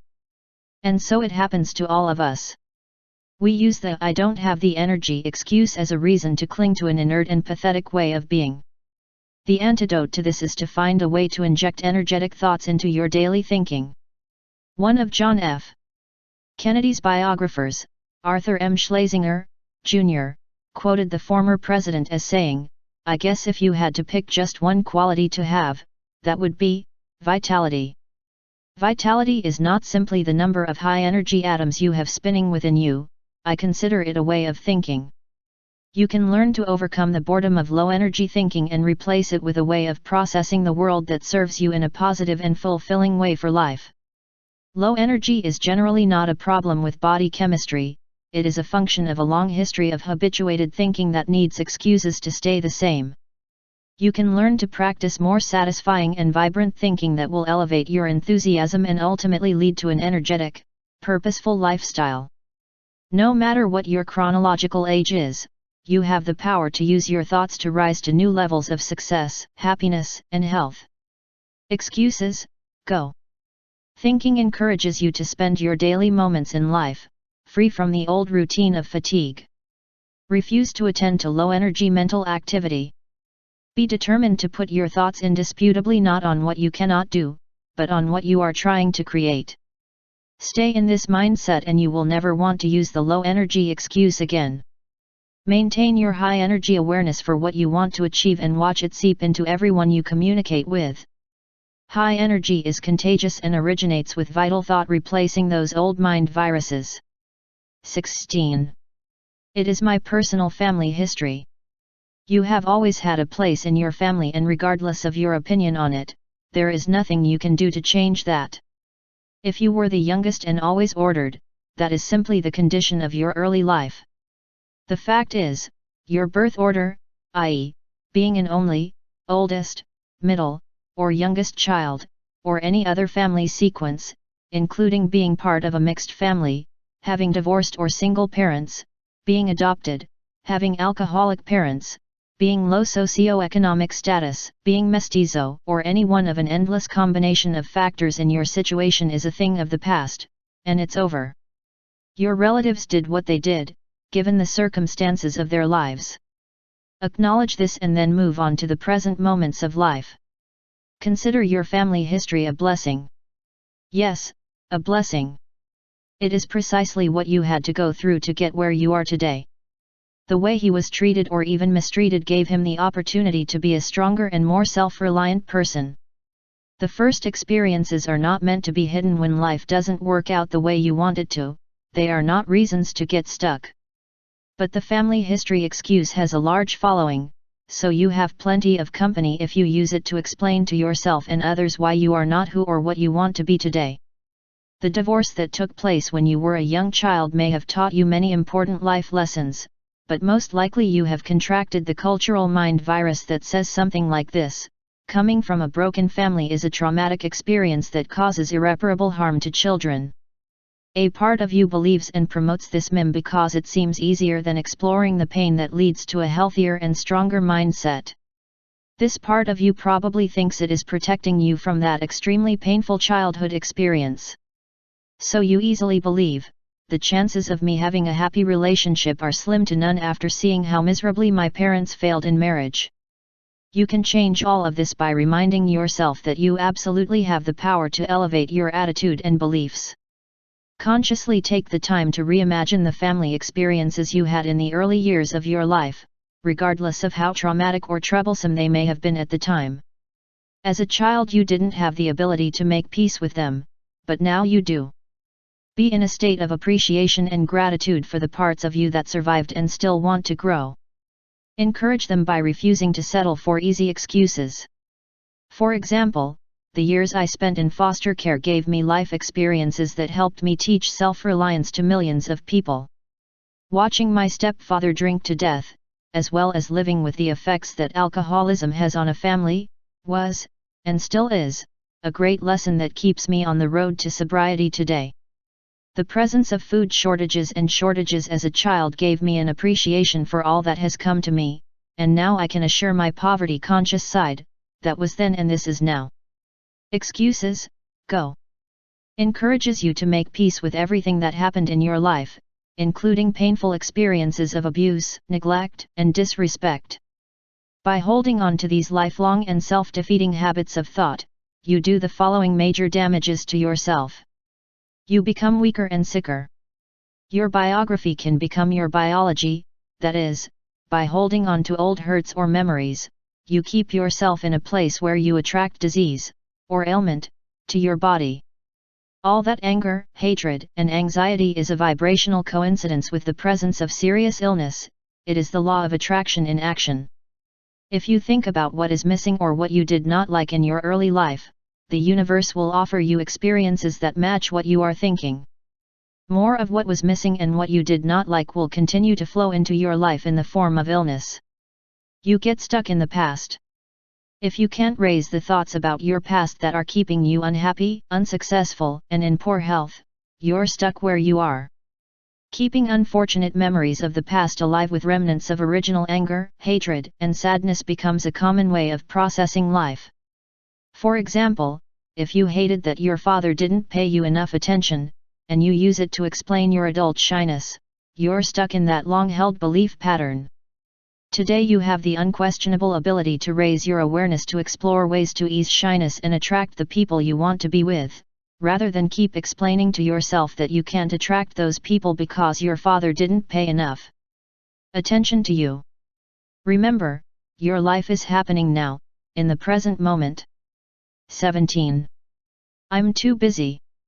Before writing this catalog of excuses, I invited my website visitors to email me their excuses for not living at the highest levels.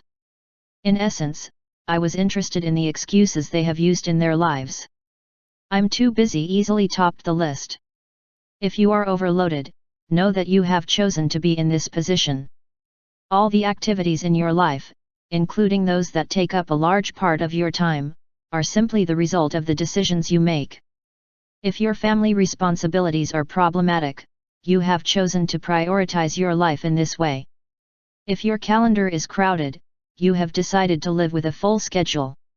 If there are too many small details that only you can handle, then this, again, is a choice you have made. Without a doubt, one of the main purposes of life is to be happy. If you are using the excuse that you are too busy to be happy, you have made the decision to be busy and have stopped living your life on purpose in the process. If you have replaced being busy with actively and happily fulfilling your destiny, you need to re-examine your priorities. Here's my mentor, Thoreau, on unexamined priorities. Most men or women are in business for most of their lives, because the soul abhors a vacuum and they have not discovered any continued employment for the faculties. Noblest of man! Do not let your soul languish without realizing in a vacuum. Instead, start examining how you prioritize your life. All the details that occupy it take you away from a destination that you know wants your attention.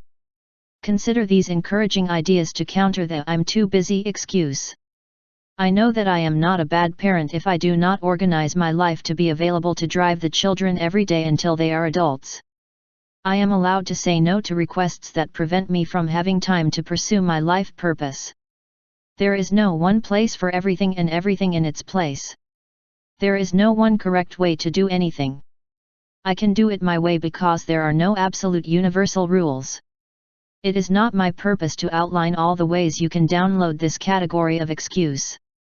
Practicing delegation, getting others to help you, and taking time for yourself are all possibilities, too. Thoreau is correct that there are nobler faculties that you should pay attention to, in addition to all those other details that occupy your life. If you fear the part of your soul that is calling you to a higher place, you will probably continue to use this particular excuse. Change this pattern by never saying or implying that you are too busy. Just drop it and replace it with the following statement: I intend to take the time to live the life that I came to live here, and to do so without ignoring my responsibilities as a parent, spouse, or employee. I learned this valuable technique from the great Vietnamese spiritual bodhisattva Thich Nhat Hanh in his book Pieces Every Step. Recite these 2 lines anytime you can steal a few minutes from your daily schedule. Breathing in, I calm my body. On exhaling, I smile. As Han writes, as I inhale, I calm my body. Reciting this line is like drinking a glass of fresh lemonade on a hot day. You can feel the coolness permeating your body. Exhaling, I smile. Wearing a smile on your face is a sign that you are master of yourself. This simple exercise helps you prioritize your life with a sense of peace. Then you can see exactly what you need to do to dismiss the excuse of hustle and bustle. There is a wonderful cartoon posted on the bulletin board at the yoga studio I frequented that sums up the importance of saying go away to this popular excuse. Beneath the depiction of a doctor speaking to an overweight patient, the caption reads, "Which fits best in your busy schedule, exercising an hour a day or being dead hours a day?" That sums up my approach to this particular excuse. Practice raising your thoughts every day, no matter how busy and important you are. Instead of insisting that you are too busy to exercise, think, for example, that I exercise because I am too busy to take the time to be sick. 18. I am very afraid. Again, going back to my email correspondence, this is what they have told me: I have always been afraid of being alone, I am afraid of failing, and I have been that way since I was a child. It is a scary world and someone could hurt me. I am afraid that something bad will happen to me or my family. I am afraid that someone will yell at me and I cannot take criticism, and I am afraid of being poor or losing my job and not being able to get another one. Clearly, fear is a big topic in the catalog of excuses. A Course in Miracles offers a way out of the "I'm too scared" thought pattern. I have a special love for this heavy tome that tells us that there are only 2 emotions we can experience: love and fear. All that is love cannot be fear, and all that is fear cannot be love. If we can find a way to stay in a space of love, particularly for ourselves, then fear is an impossibility. I believe that fear is a mental virus that insists that you are a success or a failure, and passes from one mind to another until it becomes a habit. From a young age, you are taught to feel, if I am not successful in everything I try, then I am a failure as a person and I have a mortal fear of having to live with such a horrible label. This virus is transmitted to you by other minds that accepted the same logic, and it continues to replicate, infiltrate, and spread, until it becomes a common way of responding. You have scary thoughts and then you use those same thoughts to explain the shortcomings in your life. You act like they are really true, when, in fact, they are nothing more than excuses. Franklin D. Roosevelt's famous chorus from his first inaugural address, "The only thing we have to fear is fear itself," was drawn from Thoreau's observation that nothing is as fearful as fear. These men of the Tao were right, there really is nothing to fear. When you start applying the excuses, be gone. For the paradigm you will find in part 3 of this book, neither "I'm too scared" nor any of the other excuses in this chapter will hold. Here's a personal example. In Bikram yoga practice, which is a regular part of my life, there are 2 poses that require the practitioner to lean back fully and hold the pose for a period of approximately 30 seconds. When I first started this practice, I felt fear surge through me as I tried to grab my heels from a kneeling position. I remember saying to my instructor, "I can't do the impossible, I feel like I'm out of control." In fact, never in my entire life have I been able to dive backwards into a pool. I had a great mem here, which told me, backing up is scary, you will lose control, you will not be able to see where you are going, you could fall, you could really hurt yourself, and so on. Each of these explanations was an excuse that prevented me from mastering these new poses. My fear was rooted in my lack of self-confidence based on a life of mental viruses. However, when I changed my mind from fear to love, something extraordinary happened that freed me from the chains of that habituated thought. I found myself cradled in the arms of a loving presence. Then I said to myself something that I had never said before, "Wayne, you can do these 2 exercises, you are a divine piece of omniscient intelligence. First, love yourself and trust this wisdom, and then let yourself go and let God." Moving on to love, fear was impossible, and more than 60 years of excuses went out the window. Today, I enjoy demonstrating the camel and fixed firm poses for new students. Of all the postures, these 2 give me the greatest sense of joy and accomplishment. As the saying goes, fear knocked on the door. Love responded, and there was no one. Here is a summary and statement for each of the 18 most used excuses. Affirmations will help you make a conscious effort to encourage you to elevate your beliefs, without question. 1. It will be difficult, I have the ability to perform any task that I propose with ease and comfort. 2. It's going to be risky, being myself does not involve risks. It is my supreme truth and I live it without fear.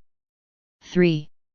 It will take a long time, I have infinite patience in fulfilling my destiny. 4.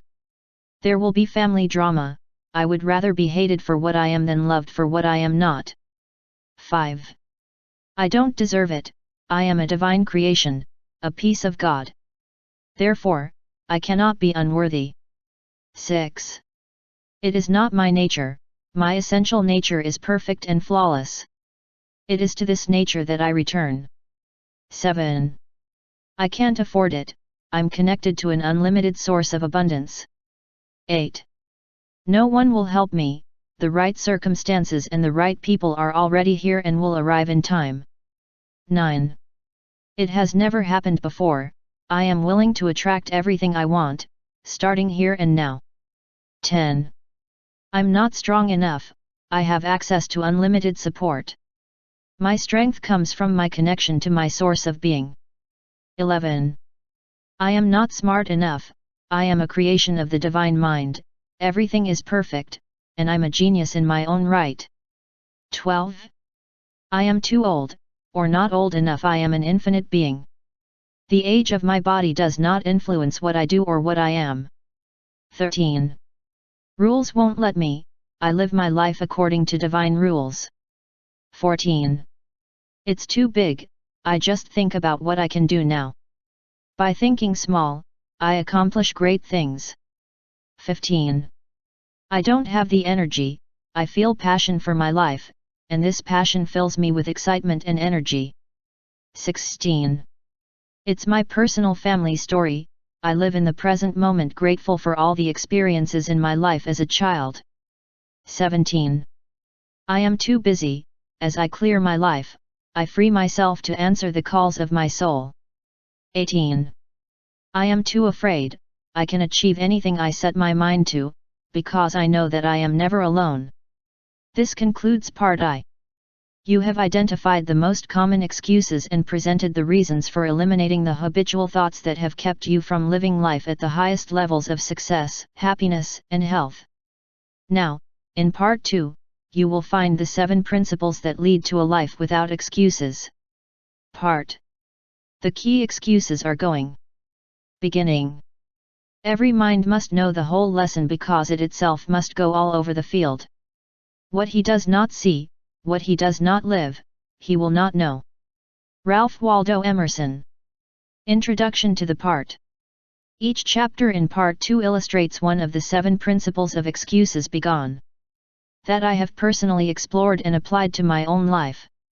However, I put aside any remnants of my academic research personality and instead express my unbridled enthusiasm for what it feels like to live in this new way.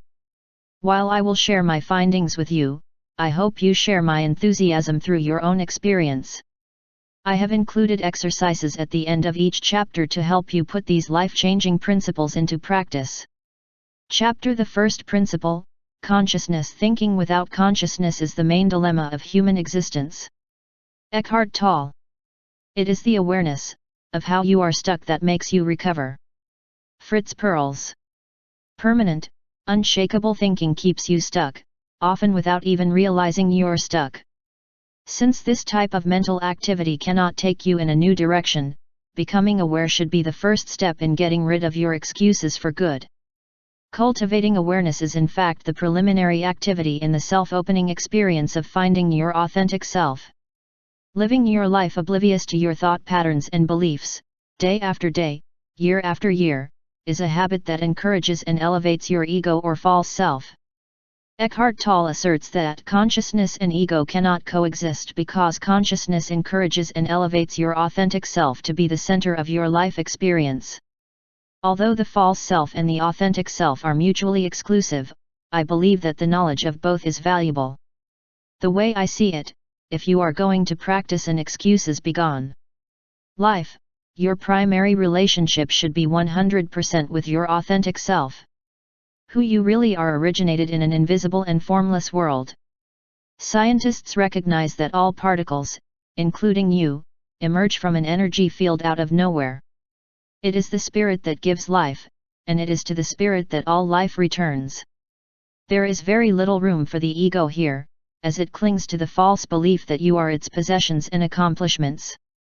Being aware of your true essence leads to the awareness of your magnificence, your divinity, and your unique power to create for yourself what you feel is your destiny here on this planet, beyond each and every excuse. When consciousness is your reality, you don't need to explain your flaws or missed opportunities. Instead, it transcends the pull of the ego and moves into a whole new dimension of higher consciousness. To put it simply and bluntly, if you don't realize that you no longer have to be stuck in your old habits of thought, then the habits will prevail and persist. This chapter introduces you to what awareness of the heightened experience of life feels like. From excuses to conscience. Breaking old habits requires realizing that you are creating impediments in your life and that these impediments have become excuses for so-called limitations. For example, if you are averse to taking risks and tend to choose the safe or easy path, this has led you to erect mental barriers. Those barriers are what I call excuses and they give you a way out. So when it's time to try something new or take a step that could result in failure, becoming the target of criticism, losing a contest or competition, or anything that puts you on the path to becoming just another person, stronger and more self-sufficient. Make up the same old excuse and avoid the risk. This is all an exercise that begins and ends in your mind. It is a habituated thought that you rationalize by saying it was inherited or imposed on you by well-intentioned, albeit cautious, parents. Simply being aware of your excuse will open you up to vast arenas of new possibilities. You can start this process by paying attention to the false part of yourself that believes in limitations. Just watch the thoughts in your mind and the feelings in your body and see when they don't resonate with your authentic self. However, you do not need to change or fix those thoughts and feelings. As you become aware of your true self, you only need to pay uncritical attention to the ego self, which will gradually and naturally recede in the light of your consciousness. Remember, you are not just the temporary shell that you call your body, you are a divine essence that is limitless, formless, and infinite. When you notice the chatter of your ego, you discover the ability to overcome long-established habits and begin to see how much you've been blinded by making excuses. Consciousness leads to your higher self, the ego takes you to your earthly self. When you let the divine grow within you, awareness will be what you bring into all aspects of your life. As a Hindu devotee was once told, the flower fades by itself as the fruit grows, so your lower self will fade as the divinity grows in you. Letting the divine grow within you implies sincerity, service to others, kindness, and reverence for all life. Striving for awareness encourages authentic thoughts to grow and appear in your inner world, and thus your lower self will fade as the divine grows within you. Let me share with you how awareness has been a great help to me personally, as I have changed some long-standing thought patterns. In the first chapters of this book, I described two great excuses, genetic and mimetic, that many of us use to explain what appears to be our failure to change the habits that plague us. As I read the biology of beliefs, the phrase that perception controls genes kept appealing to me. It triggered something in me that I hadn't considered before, the idea that the way I think and perceive my world can overcome my DNA and my genetic heritage. This means that I can rewire my internal circuits and process physical or health problems from a whole new perspective.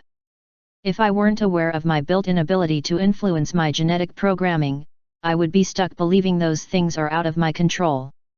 So I have become more and more aware that my mind has power over my surroundings, which means that when my body deviates, it is because my beliefs are deviated. All my life I've heard that the only thing you can't change is your DNA, and I always nodded.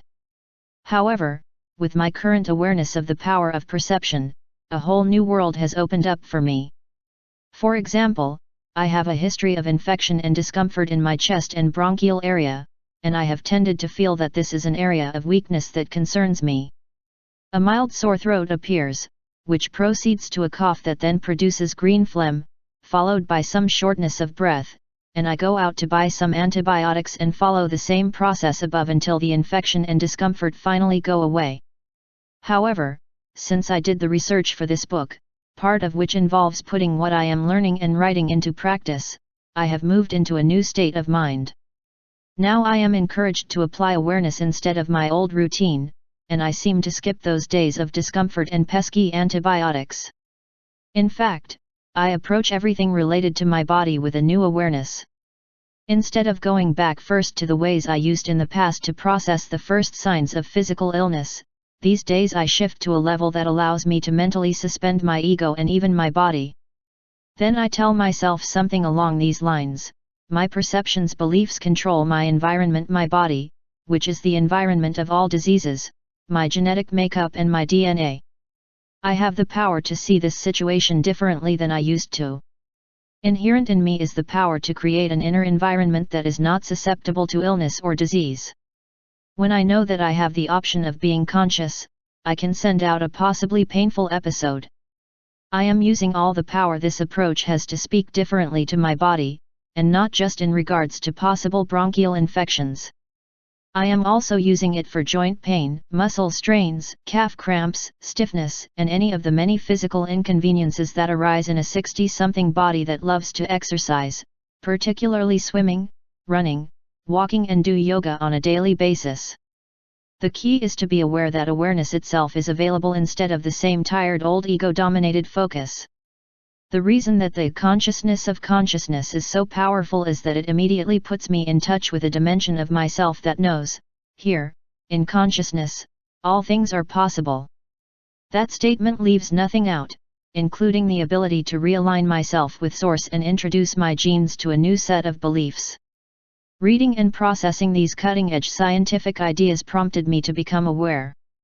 But it was my willingness to work to apply it where previously only old habits of thought resided that led me to this new level where I feel like I have an all-knowing friend with me at all times. This friend is consciousness. Here is another example of the power of consciousness to alter some long-lasting habits of thought. Just being aware of the fact that you are exercising can lead to better fitness. A recent Harvard University study, published in a February 2007 issue of Psychological Science, tracked the health of roommates working in 7 different hotels and found that those who recognized their work as exercise experienced significant health benefits. The women were divided into 2 groups. One learned how their work met the recommendations for daily activity levels, while the other, the control group, continued to work as usual. Although neither group changed their behavior, the women who were aware of their activity level experienced a significant drop in weight, blood pressure, body fat, waist-to-hip ratio, and body mass index in just 4 weeks. The control group did not experience improvements, despite doing the same physical activities. The study illustrates how deeply a person's attitude can affect their physical well-being. So if your daily routine keeps you moving, start thinking of it as exercise. It may be enough to achieve your fitness goals. Experience Life magazine, May. Take a look at the first line of this article. Just being aware of the fact that you are exercising can lead to better fitness. Consciousness takes you out of your habitual thinking. As for me, since I reconfigured my thoughts to influence my body and even my DNA, my reality has changed significantly. Today, when my chest is heavy or my throat hurts, my joints hurt, or even my head hurts, I begin to notice it without judgment. I simply pay attention by observing without criticism and allowing myself to focus in a curious and gentle way. As I turn to my higher self, all the fear of the ego begins to fade into its light. By becoming aware without falling into selfish thoughts of pain, interruption, annoyance, or creating other mental barriers, symptoms progress through my system, which is in a higher state of consciousness. Where I once had a lifelong habit of thinking that I didn't have the ability to adapt my genes to my perception or to rewrite my genetic codes with my beliefs, I now live in a new way. I become aware of my old ego-based beliefs every time I notice some kind of bodily malfunction. Consciousness leads me to think totally differently and, without ego, it has put me in a place of instant healing on many occasions. The many paths of consciousness. Consciousness does not come exclusively from your intellect. Hafiz, a Persian poet of the Middle Ages, explains it this way: "Oh, you who are trying to learn the wonder of love from the notebook of reason, I am afraid you will never see the point." In other words, studying these pages and memorizing the components of consciousness will never replace experiencing it. So take heart by spending time noticing where and what you are feeling in your physical body. This is the initial step towards achieving the consciousness Lao Tzu speaks of. The mystical techniques for achieving immortality are revealed only to those who have dissolved all ties to the dense worldly realm of duality, conflict, and the dogma. This is a revealing message.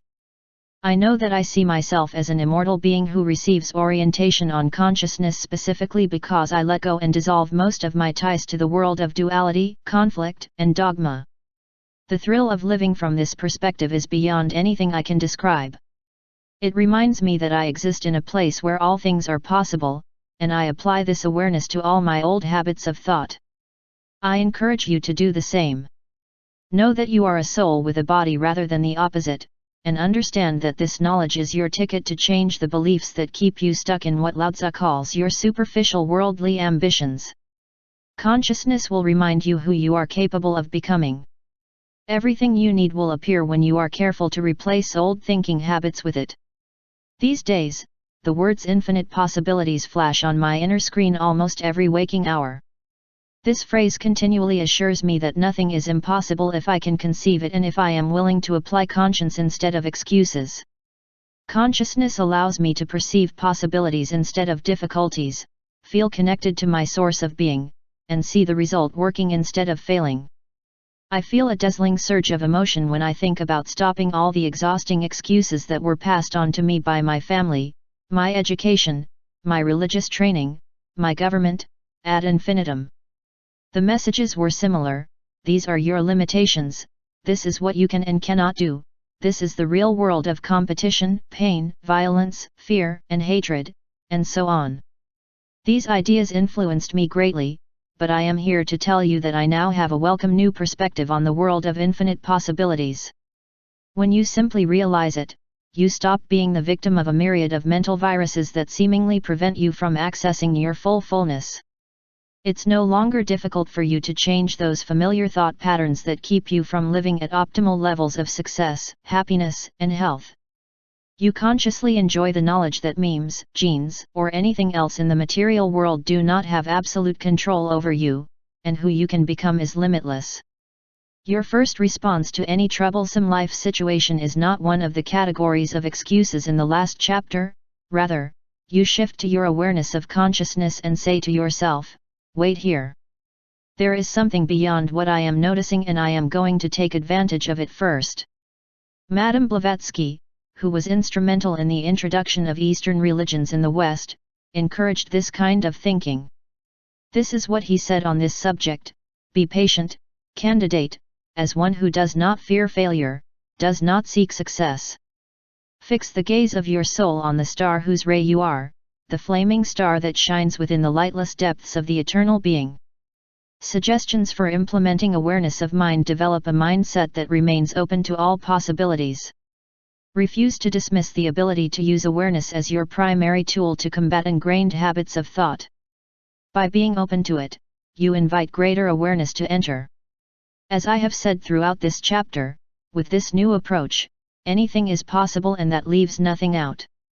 Practice using awareness at your own pace, in your own way, in circumstances that arise throughout your daily life.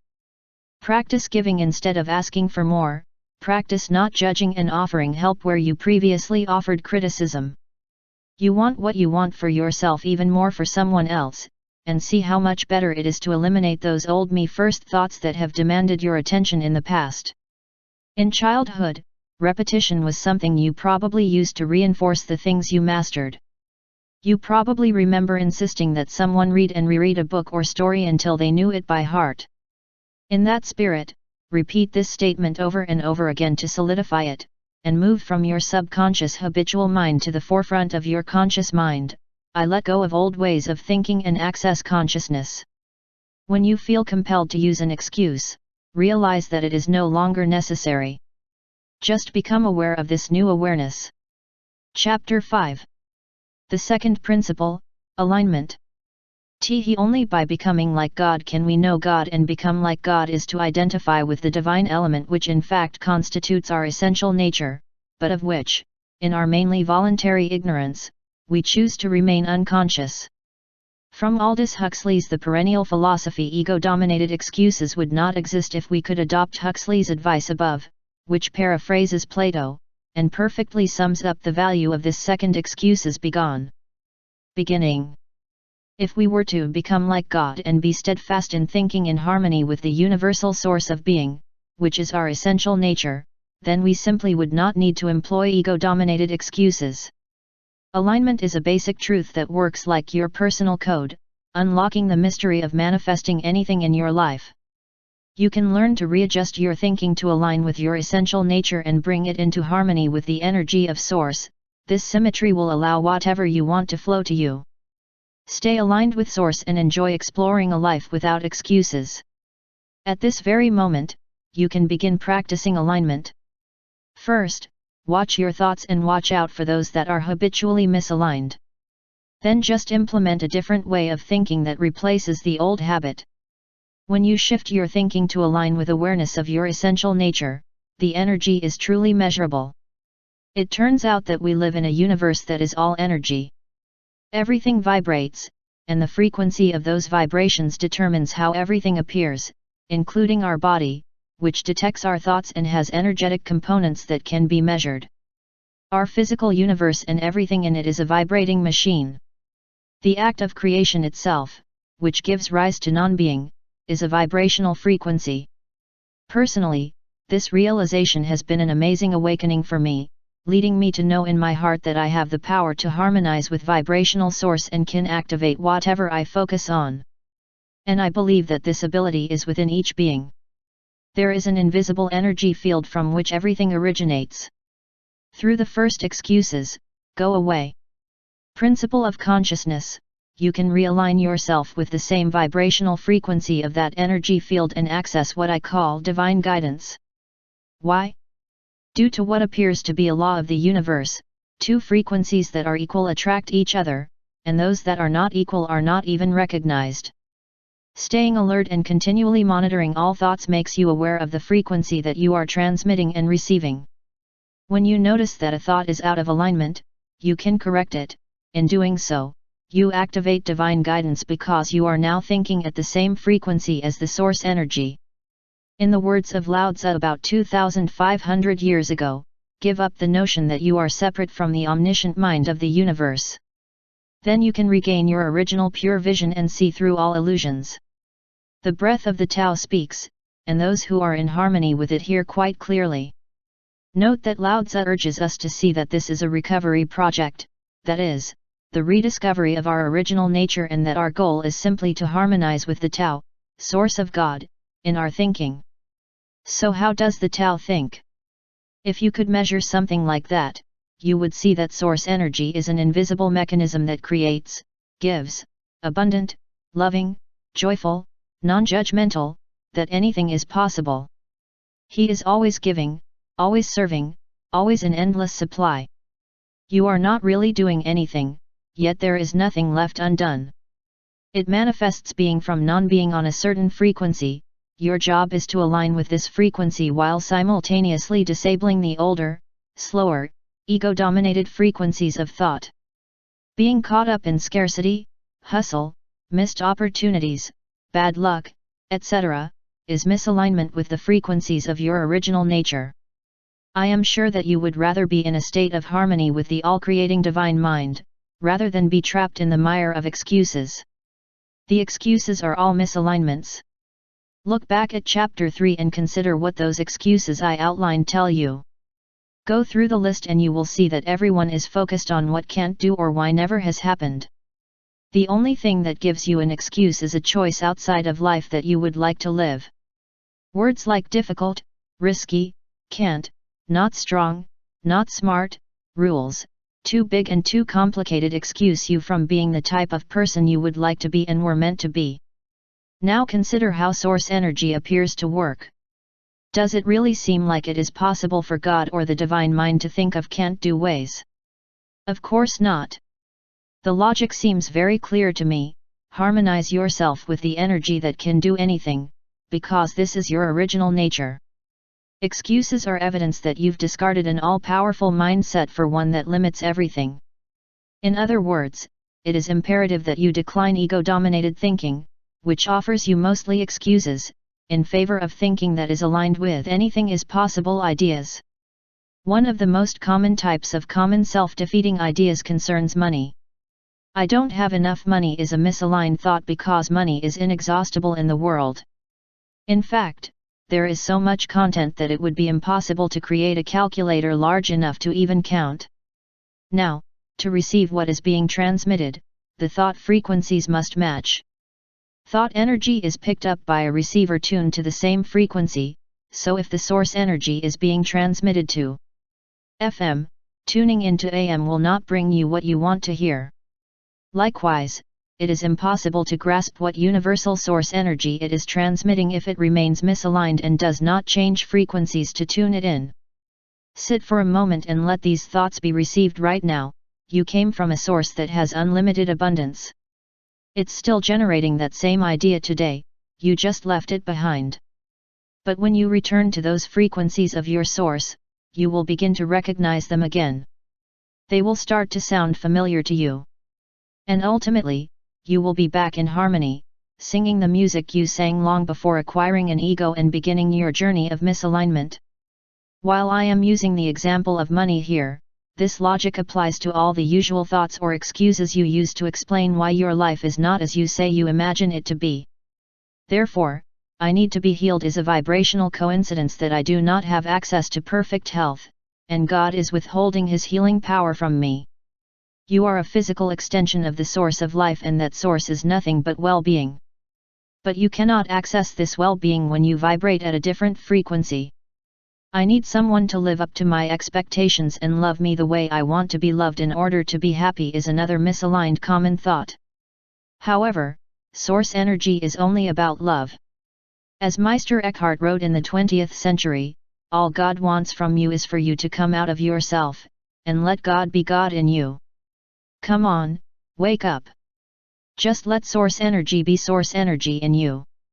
And source energy has no built-in excuses. It simply says that you are love and you are loved, and all you have to do to achieve this is to be a vibrational combination with love. Or as the St. Francis prayer says, where there is hatred or anything else that is not from the source, let me so love. When you become that vibrational match and align in this way, you will see your desires begin to manifest for you immediately. Alignment is awareness in action. You may recall from the previous chapter that consciousness is a representation of your higher self, the self that truly knows that it is a physical extension of the divine, the invisible source of everything. The alignment represents the movement towards this state of consciousness. Alignment is a verb that connotes action, either the action of literally changing old habits of thought to match your consciousness, or the actual change of behaviors so that you think and act as an excuse made by God. Out of B. When you align, your thoughts are no longer focused on what you do not want, but on what you intend to manifest as a co-creator with Source. The best way to start retraining your mind is to consciously think in alignment, so consider the following. Your universal source of being never thinks in terms of what is missing. You do? You never think in terms of what you cannot have or do. You do? You never think in terms of what has never happened before. You do? You never think in terms of what others will think, say, or do. You do? He never thinks in terms of bad luck or the way things have always been. You do? Every time you have a thought that extends into a conversation with others about what is missing, how scarce you are, your bad luck, what has always been, how others do not understand you, etc., you are practicing misalignment. Excuse the mentality. But remember that your mission is to move into the realignment action state. That reminds me of a story a minister in Maui told me. It seems that there was a family that had a very rambunctious 5-year-old, and the parents were deeply concerned that he might inadvertently cause harm to their new baby brother. One night, while looking around the nursery to ensure the safety of their sleeping baby, they heard their oldest son ask his brother, "Could you tell me what God is really like? I think I'm forgetting." In fact, most of us have forgotten what our source of being is like, and it shows particularly in the excuses we routinely make. My opinion is that the universe will not only do it, it must provide you with what you envision. So if you complain about what's missing in your life, including money that you think is tight, you will be offered experiences that match that energy. When you say, "I love my job, but I will never get rich from it," you are aligning yourself with a frequency that will give you what you think. That is why, I think, the rich often get richer. It has certainly been true for me since I left poverty behind 60 years ago. By staying focused on what I intend to create, by believing that the universe provides everything, and by knowing that I am worthy of the unlimited beneficence of the source of being, I continue to bring prosperity to myself.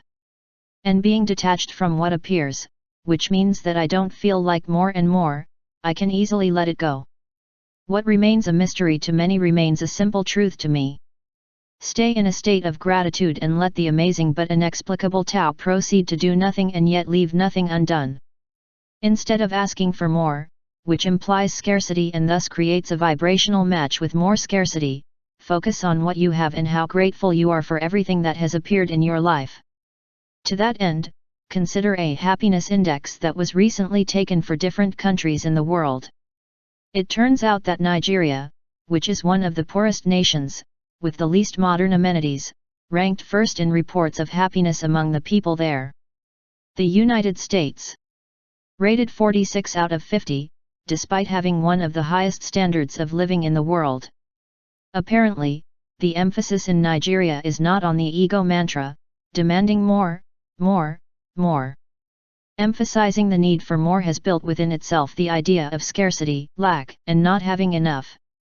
Consequently, when you think more, you become a vibrational combination to experience more scarcity in your life, like it or not. Thinking about the lineup at all times. When thinking about the principle of alignment, keep in mind that source energy is always present and that it always has the power to bring itself into harmony with who it really is. And who you really are is a higher consciousness than your earth form. This simple idea that you are not an ego-based self, but divine energy in physical form, will help you readjust your energy. Once you recognize your divinity, you will come out of misaligned thought patterns. Such thinking focuses on what is wrong or missing, what others have told you are your limitations, what has always been, what used to be, etc. Since everything comes in response to the vibration of energy, step out of the lower vibrations and into the vibration of Source.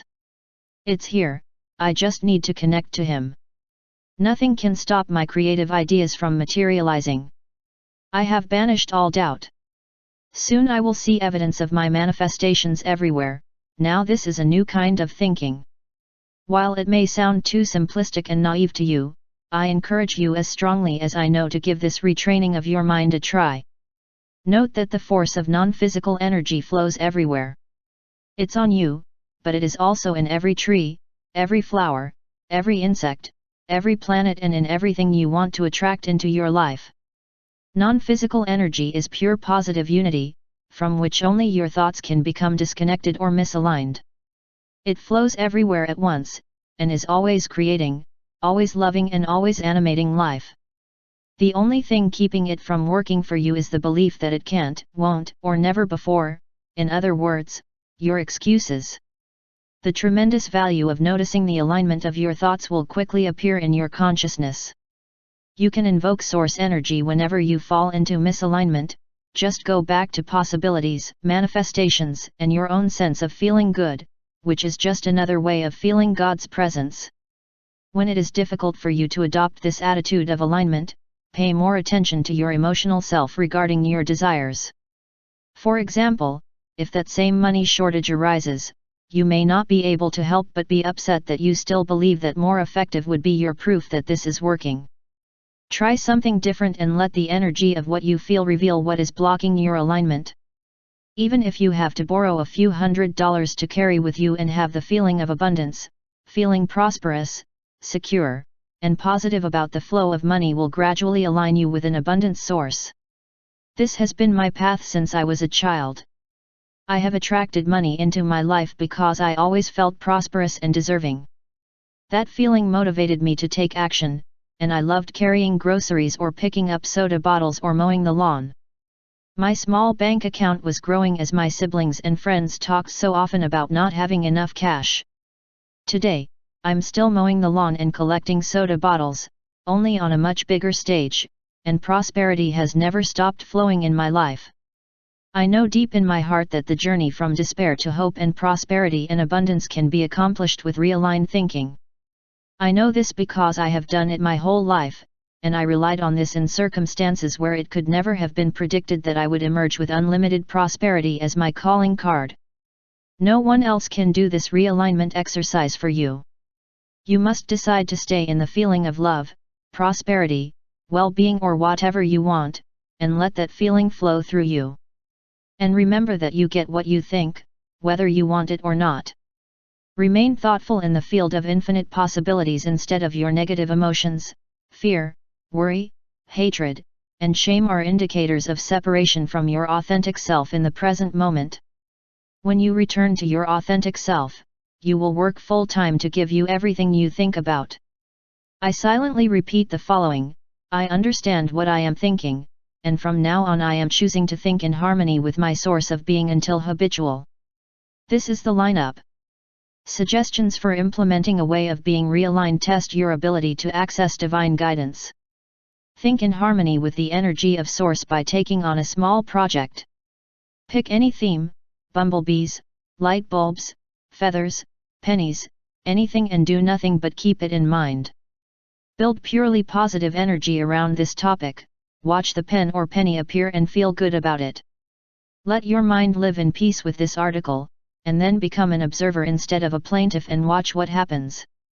By aligning yourself with a field of possibilities in a non-judgmental, non-demanding, but totally acceptable way, you will notice the manifestation in your life space of what you are aligned with in your thoughts. Release any idea that you are powerless to co-create your life.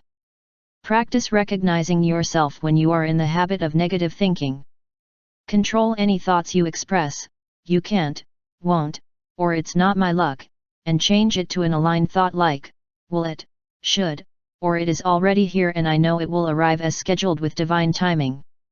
Change these misaligned thoughts, excuses, 1 minute, 1 hour, 1 day at a time. Affirm, I am aligned with my source in all my thoughts, and with God, all things are possible, continuously as many times as you can in a 5-minute period. The act of repetition helps thinking become a habituated method of alignment. Soon you will say emphatically, excuses, get out. Chapter 6. The third principle, now. Memories of the past and anticipation of the future exist only now, and therefore trying to live fully in the present is to fight for what is already the case. Alan Watts. You've heard it many times, so many times that in fact it has become a cliché, live in the present. Now is all there is. Forget about the past, it's over. Don't worry about the future, there is only today. While these are family sayings, the truth is that living in the now is an elusive activity for virtually everyone. It may be easy to say, but it is very difficult to do it day after day. And yet Alan Watts is absolutely right in the quote above when he states that it is already the case. This is why living in the present moment is so unnerving. Think about the past and you are not living in the now, but now is the only time available to think about the past. Live in anticipation of the future and they admonish you for not being here now, but now is all you have to participate in that delicious futurization. Therefore, as Alan Watts reminds you, you fight for what already is. Being in the now is really your only option. But the real question is not how to live in the now, it is how to use the now being present instead of wasting it on reflections of the past or concerns about the future. And if you carefully examine the categories of excuses detailed in Chapter 3, you will find that none of them apply if you master the art of being present. The ego, making excuses, and the elusive now. After spending several days preparing to write this chapter, I was trying to focus on its meaning when I decided to take a long swim in the ocean. As I walked towards the water, I noticed that I felt some tension in my solar plexus region. It was nothing serious. It was just the discomfort I often feel when I have a lot of things to do or decisions to make. By the time I was about to dive in, my thoughts returned to my just finished reading on the psychology of the now. I decided to see if I could fully immerse myself in the moment, which, of course, meant that I was in fact fighting for what is already the case as I have no other moment than this, only this time, I would be fully present. Letting it all go. I wouldn't worry about the pain in my chest, I wouldn't think about how cold the water would be or which way the current was flowing, or I would repeat all the things I had on my current to-do list. It would just be in the now. In fact, I let everything else go and stayed focused on the moment, the place, and the surroundings. And something strange and wonderful happened, my chest stopped hurting, I relaxed, all my anxiety dissolved and I felt totally energized. For the next few minutes, I moved through the water, staying 100% present. The moment I decided to be there completely, with all other thoughts aside, the discomfort I was experiencing disappeared. Plus, I had the calmest swim I've ever had and came out of the water completely refreshed. My conclusion is that the present moment is an antidote to the pain and difficulties that we live, which we usually try to calm with reasoning and explanation. When we immerse ourselves 100% in the now, experiencing it and nothing else, we are at an end of excuses. Travel, without the need for all those old habitual thought patterns. In fact, excuses are simply what you have developed to explain now moments that are tangled up in the past or the future. If you really are in that blissful presence of the now, there is no desire to alter what is. When your sentences say that it's going to be difficult, it will take a long time. I'm not smart enough. I'm too old. You are wasting a present moment with excuses for a not now moment. And when do you have these thoughts? You guessed it, the only time you have a thought is in the now. So if your present moment is running out by repeating why present moment thinking is wrong, making excuses, are you available to do something constructive? Obviously not.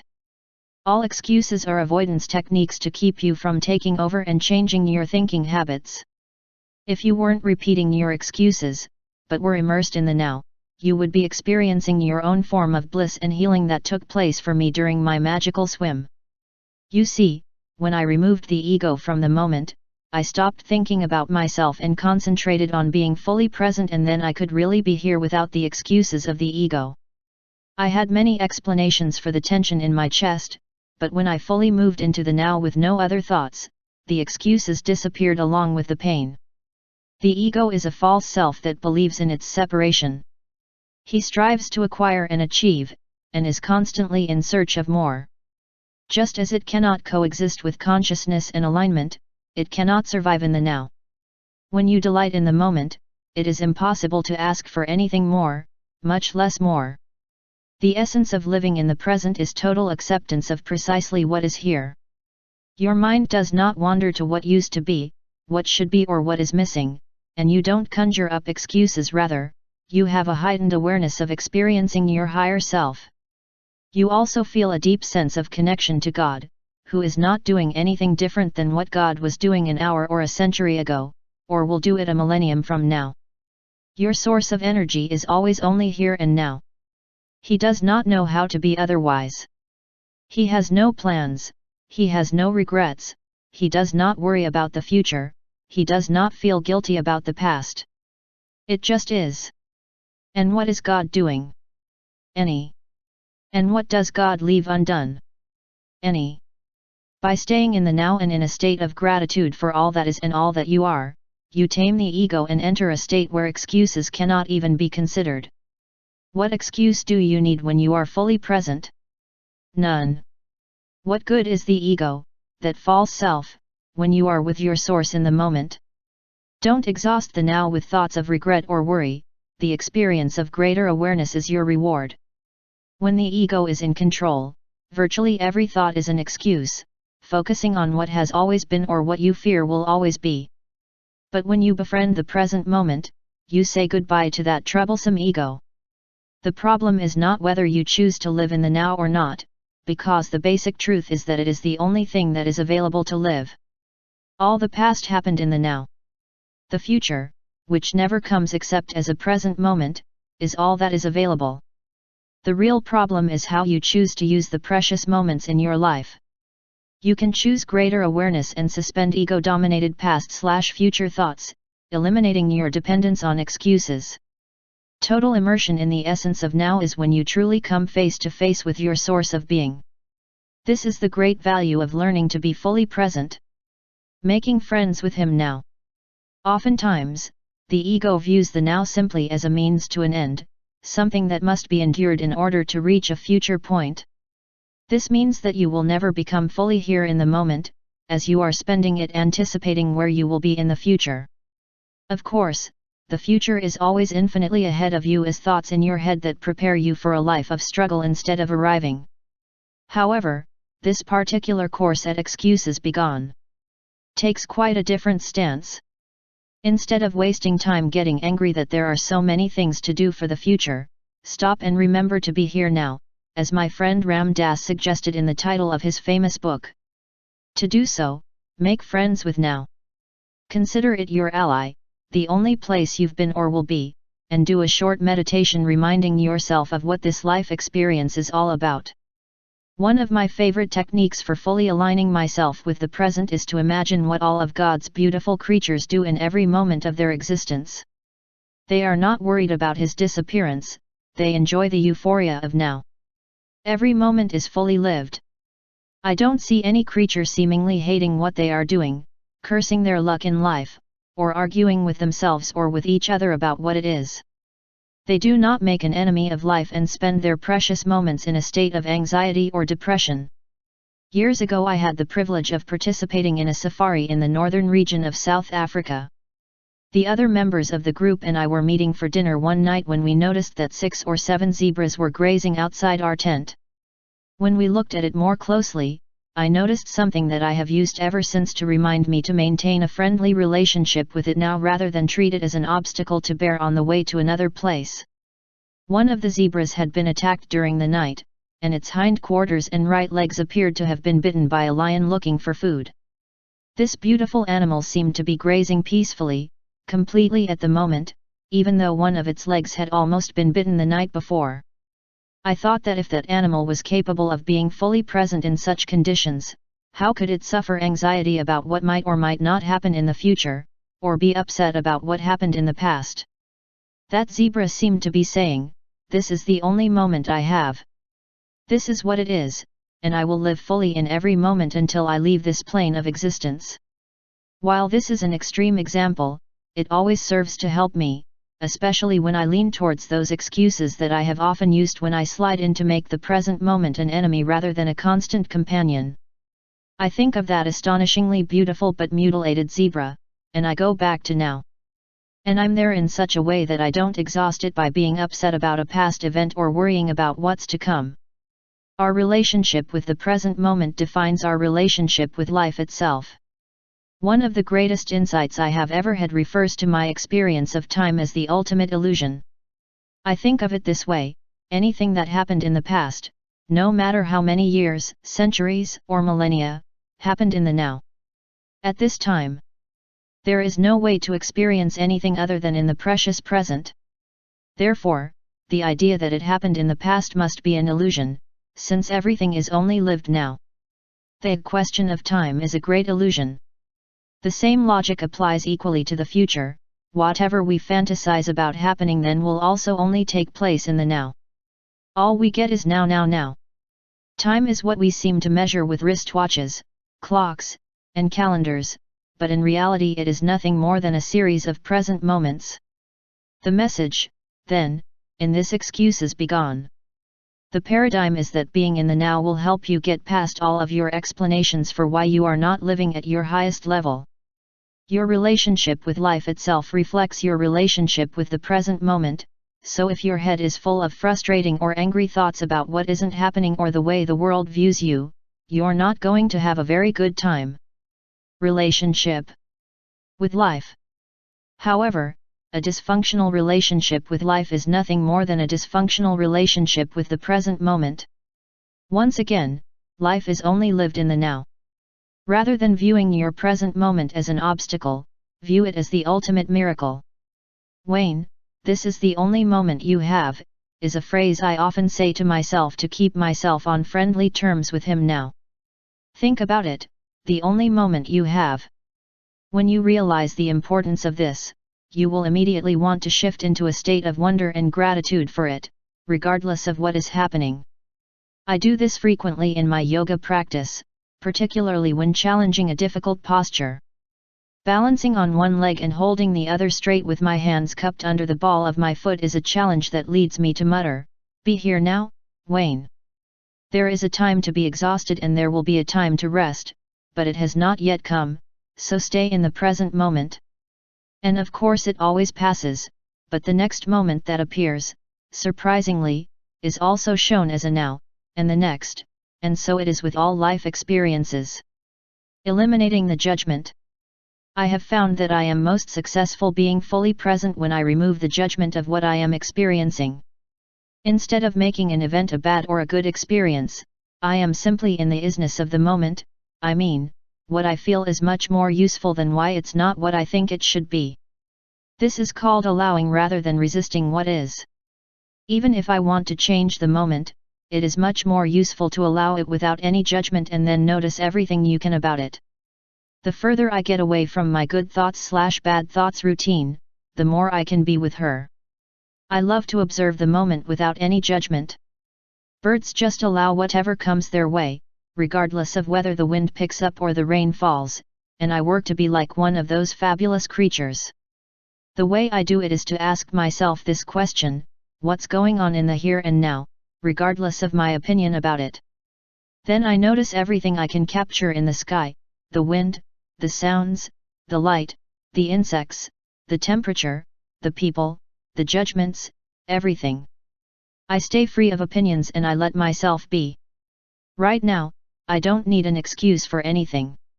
Even as I sit here and write, I am practicing being present and simply allowing the words to flow through my heart to my hand and onto the page with a total absence of judgment. And when I eat lunch, I strive to be present in a state of gratitude for my food and the experience of eating, rather than using those moments to think about everything I have to do at night or judge the taste, color, or smell of my experience at lunch. I try to keep in mind that whenever I react against whatever form life takes in the present moment, I treat the now as a kind of impediment or even my enemy. As a child, you knew how to be totally present. I encourage you to become an observer of young children. Notice how they don't react to every disturbance in your world and how they are in the moment, and then the next moment, and so on. You can use this kind of non-judgment to practice your new self free of explanations. Total immersion in the present, meaning not judging, just allowing yourself to be, is a great way to get rid of these ingrained habits of thought that I call excuses. Do not judge and you will never feel the need for a boring excuse to waste your precious seconds, like it has never happened before. I am too old, or it will take too long. Instead, you will be in the now, welcoming your constant companion in the present moment, your source of being, who knows nothing of excuses and does not know how to be anywhere other than here, now. As one of my spiritual predecessors, Dale Carnegie, once wrote, "One of the most tragic things I know about human nature is that we all tend to postpone life. We all dream of a magical rose garden on the horizon instead of enjoying the roses that are blooming outside our windows today." Become one in the present with all the roses that appear in your life. Suggestions for implementing the present moment. Awareness. Practice being aware of your reactions when someone introduces some kind of mental disorder into your life. Where do your thoughts take you? What are you thinking about at that moment? You will probably find that your thoughts are projections into the past or the future, so go back to the now. As you receive the disturbing information, ask, "How do I feel right now?" Instead of "How am I going to feel afterwards?" "Oh, how did I feel back then?" By giving yourself a gentle reminder at the time of your discomfort, you will return to what you are experiencing now. Watch your discomfort dissolve when you return to the present. Just keep practicing to get back to the here and now, and remember as you do, this is your relationship to life. Embrace the present moment and find perfection that has not been touched by time itself. Give yourself the luxury of learning life in the present moment by adopting the following 2 practices, making them a regular part of your daily life. 1. Meditation. Get rid of the excuses you've used that it's too difficult, you don't have the time or the energy, and so on. Get started today by practicing whatever form of meditation you like. You will find that you become adept at allowing interfering thoughts to flow into the now, rather than trying to stop or change them. 2. Yoga. Find a studio and give yourself the opportunity to experience this ancient practice. The word yoga means union, and the practice helps you rejoin your source and free yourself from many of your habitual and useless thoughts. Yoga helps you look into your soul and be present. You will experience the unity of everything, you will find peace instead of excuses. Repeat this statement: I choose to remain fully present in the now, and this is the only place where I will come to know God. By silently repeating this to yourself over a 5-minute period, you reinforce the importance of being a present moment person. Repetition is crucial. Make this a regular practice and it will ultimately become the way you are. Be present, every second, every minute and every hour. Every day of your life is filled with present moments of infinite value. You will not find God yesterday or tomorrow, your source is always only here, now. Chapter 7. The 4th principle, contemplation. Contemplation is the highest form of activity. Aristotle: any discovery of something new involves the crucial concept of contemplation. Think of airplanes that weigh hundreds of tons and fly around the world in relatively short periods of time. About a century ago they didn't exist, but then the mechanics of flight were discovered. By generating high speed and designing wings that forced air to push upward, heavier than air objects remained in the air. When the Wright brothers came to Kitty Hawk, they hadn't focused on how things stayed on the ground, rather, they had been watching the rise of things moving in the air. So because they and others like them were willing to seriously think about something that did not yet exist, air travel was incorporated into our reality system. Contemplation is the mental activity behind all inventions, in fact, behind all creation. Consequently, I urge you to be fully aware of how you choose to use your mind while studying this room. There are no more excuses. Principle and its relation to action. It is important for you to understand that you can create the life you want by focusing on what you want to attract. Once you have mastered the ideas surrounding this concept, you don't want to use your mind for the purpose of making excuses. Instead, you will prefer to use it to really consider what you want to manifest in your life and then visualize it as if it came true. The principle of contemplation is also what motivates human progress in cultural, political, and social contexts. For example, the idea that slavery is a horrible stain on humanity's spiritual nature was understood first by one person, and then by another, until the practice was finally abolished. The idea that women had the same voting rights as men was also conceived in some minds before it became a reality. These notions were contemplated first, and their destiny fits with this sentiment of Victor Hugo: there is nothing more powerful than an idea whose time has come. Contemplation and attraction. The excuses you tend to trust probably include some ideas that you have contemplated throughout your life to date. Yes, even to think that it will be difficult. I can't afford it, or I don't deserve it, is to participate in what Aristotle called the highest form of activity. The more you reflect on the impossibility of your desires manifesting, complain about the injustice of life, and get angry at what continues to manifest, the more those same things define your reality. That's because whatever you focus on always shows up in your life, whether it's what you want or what you don't want. So if you are always thinking or talking about what is wrong in your life, then you are attracting exactly what you do not want. The choice of excuses no longer exists. Rapprochement means that you absolutely refuse to participate in the self-defeating rhythm that I just mentioned. Learn to move into a new realm where your thoughts are seen as potential realities, and it is your sacred duty to contemplate only that which originates from your authentic self. This is something you can start working on right away. I learned a long time ago from one of my mentors, Abraham Maslow, that self-actualized people never use their minds to think about what they don't want to attract. They are not worried about a disease getting worse, lack of funding, an economic recession that affects them, a negative result in a company, that their children get into trouble, etc. Their minds focus on the conditions they wish to produce, then the windfall, the right people or circumstances, or the synchronous opportunity somehow presents itself as a result of their contemplation. We all become what we think about, so it is very important to pay attention to those thoughts. And note what Aldous Huxley once pointed out. Contemplation is that condition of alert passivity, in which the soul opens itself to the divine fund within and without, the immanent and transcendent deity. It is as if by thinking about what you want, you release a trillion small invisible but alert worker bees that guide you in the act of creation.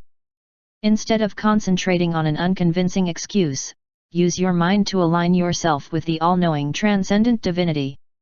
And when you use your mind in this way, miracles start to appear.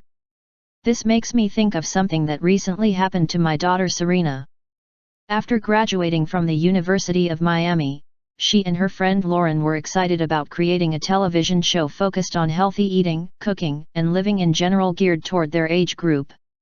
We could all easily imagine Serena and Lauren presenting the show, and they got to write a proposal and practice presenting the idea in a television format.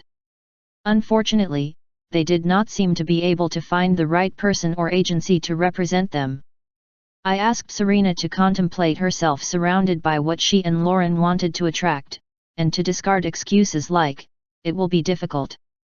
It has never happened before. It is too big," or "I am too young." I reminded him to keep contemplating, because that is the highest form of activity. Neither of us anticipated how this would work. But to understand, you first need a bit of history. About 15 years ago, my daughter's best friend, Jesse Gold, and his family spent a night with us at our summer apartment in Maui. That night, 7-year-old Serena brought the entire gathering to tears one moment and the next, laughing hysterically as she entertained us with her natural ability to act. Jesse's father Harry even wrote a deal saying that when Serena came to Los Angeles to become an actress, he would like to represent her. He signed this spirit of the moment contract and gave it to my wife, who kept it without Serena's knowledge all these years. Back to the present, a decade and a half had passed and I was late for a meeting in Burbank to discuss a television show with some producers. Traffic was heavy, I had a hard time finding a place to park, and I felt like nothing was going well regarding the timing of this appointment. When I finally entered the lobby of the building where the meeting would take place, the elevator door began to close as I approached. Fortunately, however, someone kept it open. I breathed a sigh of relief as I headed to my meeting on the floor. And that's when I realized that Harry Gold, who happens to be one of the best talent agents on the West Coast, was the person holding the elevator door open for me. Although we hadn't seen each other in years, Harry insisted that I stop by to say hi to Jessie, who worked part-time at a restaurant in that same building while she pursued her career. We all hugged, laughed, and marveled at the set of circumstances that brought Harry and me together at that moment, in that elevator. And when I called Serena's mom later, she pulled out that little jokingly written contract about 15 years ago. By contemplating herself surrounded by the conditions she wanted to attract, I think my daughter created an alignment that caused her to be late for that appointment at the precise moment when Harry could hold the elevator for me. Coincidence? Maybe.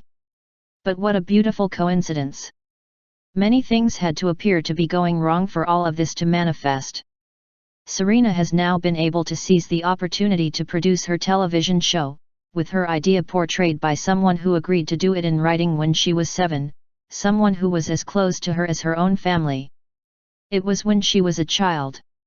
I am not in the least concerned about the outcome of Serena's adventure. The point is that when you engage in the act of active contemplation, you set in motion a powerful force that allows you to be lived by the great universal mind or Tao. I have no doubt that as my daughter continues with her contemplative inner work, avoiding any pattern of excuses and keeping all her mental activity in what she tries to manifest, she will see these types of events appear regularly. What you do with it and where it will go is all wrapped up in what you continue to contemplate. The mechanics of contemplation. Both Aristotle and Aldous Huxley offer us wonderful insights on the principle of contemplation. Both explain how the mere act of reflecting on an idea, any idea, puts the process of creation into action. This is an integral component of living a beyond excuses life. As we know, Aristotle wrote, contemplation is the highest form of activity. And Huxley hit him on the head when he reminded us that the same process allows our soul to open up to divine guidance that operates within us and in all parts of the universe simultaneously. I have also been greatly influenced on this subject by a brilliant scholar named Thomas Troward.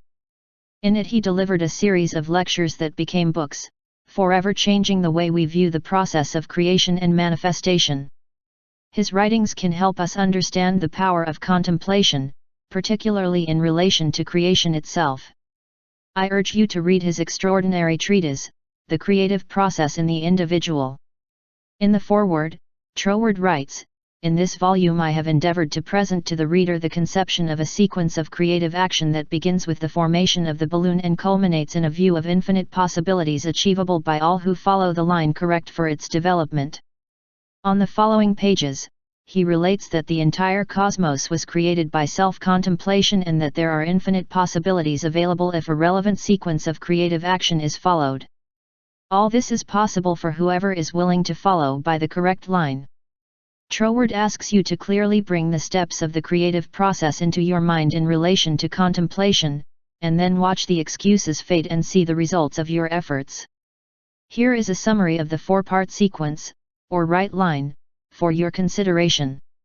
1. The spirit is created through self-contemplation. The process of passing from not being to being involves an invisible source, which we call spirit, which decides to expand into the world of form. This is God expressing himself in all material things. Therefore, stemming from its original nature, everything and everyone is the result of spirit contemplating itself and expressing its inherent life, love, light, power, peace, beauty, and joy as part of the material world. 2. Then what sees itself as being becomes. Contemplation by the spirit results in the manifestation of what is being contemplated. Troward goes to great lengths in his book to explain the divine ideal and how the cosmos itself had to arise as a result of how the original spirit, Tao or God, engaged in self-contemplation for the purpose of expressing life. 3. You are individualized spirit. This is where you are once again urged to acknowledge your own divinity. You too were materialized from not being, spirit, to being, form, by the self-contemplation of spirit itself. And the spirit itself is unity, indivisible. Since you are a piece of God, so to speak, Troward offers the following conclusion. 4. Therefore, what you contemplate as the law of your being becomes the law of your being. And it goes on to affirm that you must use your creative power of thought to maintain your unity with spirit rather than create a separate sense of yourself that is separate from spirit and suffers from poverty and limitation. That is, as long as you are able to use your power of contemplation and maintain harmony with the way the spirit contemplates itself, you have precisely the same powers of manifestation. After all, in the truest sense of the word, you are the same as your original spirit. The separate sense of self referred to by Troward comes from that troublesome ego. To understand the power of contemplation, you must strive to understand the law of your being as one that allows you to use your thought processes to stay aligned with spirit or source energy. While I acknowledge that the information in this section may seem a little too esoteric for your tastes, if you carefully digest the works of Thomas Troward and the creative process in you as a self-actualizing individual, you will clearly see that contemplation is a powerful tool that may be used. Has escaped you so far? This is because he focuses on his ego and the excuses he has used to explain his shortcomings. Try to imagine that everything and everyone originates from formless energy that you agree to call spirit, and then visualize spirit as a creative force that uses contemplation to express itself in a material way. You are an individualized expression of that same contemplation, so you have the ability to do precisely the same. The only requirement is that you don't discard your spiritual nature and replace it with a false self. The false self contemplates from an apologetic position, because it cannot manifest the creative energy necessary for the life it desires. The mechanics of contemplation boils down to this. Contemplation is the continuous use of your thought process. Your thoughts are actually like things that act to begin the process of materialization. If you contemplate with thoughts that coincide with the original spirit, you have the same power as the original spirit. When the contemplation vibrationally coincides with the original spirit, you obtain the cooperation of the divine mind, attracting and satisfying your desires. Contemplation is, therefore, a kind of action in itself, which sets in motion all the creative forces of the universe. When you rely on excuses, you allow your false self, ego, to focus on what you don't want or why you can't create it yourself. The presence of excuses in your life is evidence that you are focusing on what you cannot do or have, rather than the infinite possibilities that are inherent in your divine creative self. To get rid of excuses, you must learn to practice contemplating what you intend to manifest while detaching yourself from the result. Contemplate how God does it, with thoughts of how can I serve? Instead of what's in it for me? Remember Troward's famous observation, the law of buoyancy was not discovered by contemplating the sinking of things. In other words, when you see what you contemplate as if it were already here, the universe will finally offer you experiences that match what you are watching. Suggestions for implementing a new way of contemplating. Thomas Troward urges us to grasp the idea that the contemplation of spirit as power is the way for the individual to generate that same power within himself. We all have it in us, he says, and it's up to us to bring it out. Your mind is always contemplating something, pondering this or that over and over again. Take time every day, or even several times a day, to contemplate spirit as power, rather than continuing the self-talk that usually results in you holding on to the same old excuse patterns. Try something like this: creative and intelligent power manifests perfectly as the universe. I am the result of this power. I feel connected to him and I know that he will work with me to create the life I want. See your mind as a powerful force that is in harmony with the same power that is behind all of creation. Just contemplate this idea and you will activate a begone excuses cosmology for yourself. Begin the practice of viewing contemplation as action, rather than passive mental sway. Treasure your mind as a great gift from your Creator, such a wonderful gift that it also has the mind of the Creator within. View your contemplative moments the same way you view your practice time to improve your skills in any endeavor. An hour a day throwing a bowling ball is an action that leads to a higher bowling average. A few moments, several times a day, reflecting on what you intend to manifest in some area of your life will have precisely the same effect on your manifestation rate. Contemplation is action. It is a necessary mental training for the implementation of anything you want. Repeat the following mantra to yourself for a minimum of 5 minutes at a time each day. I contemplate myself surrounded by the conditions I wish to attract into my life. Say it quickly and repeatedly, even if it sounds ridiculous to do so. Repetition will help you begin to imagine the right people or circumstances, the funding needed, or whatever it is you want. Stay away and let the universe take care of the details. Stop concentrating on those old excuses of yours and instead cooperate with the all-creative universal mind that can do anything and is an integral part of your divine self. I close this chapter with one of Thomas Troward's advice, which has served me perfectly since I realized his contribution to the art of mental science. This is the practice that I have used to express my own wishes for several decades. Allow Troward's words in manifesting your heart's desire to resonate with you, even if his words may seem complicated and unusual.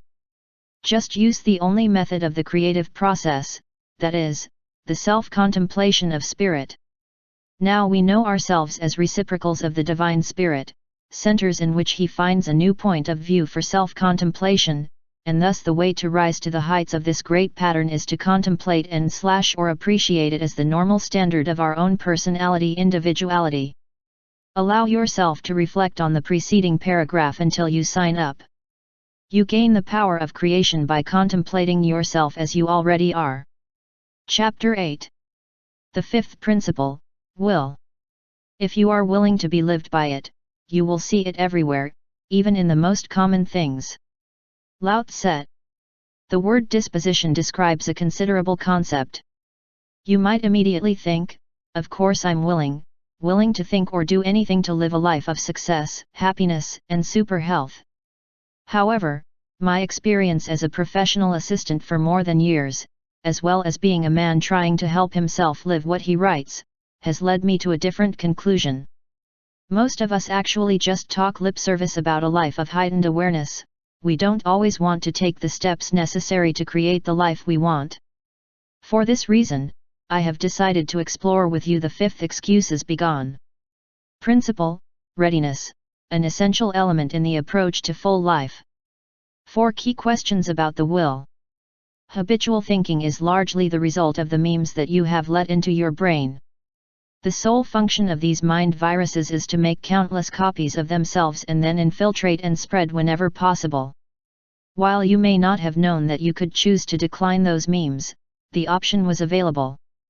Although it may have been very difficult for you to overcome the first influences, perhaps you thought it was too onerous and exhausting an undertaking, you were not yet ready to do it. At this point, declare that you are on the side of will rather than unwillingness. Start in this present moment kicking those old excuse patterns down the stairs, one step at a time. Ask yourself the following 4 questions, which will reinforce your thoughts of goodwill. 1.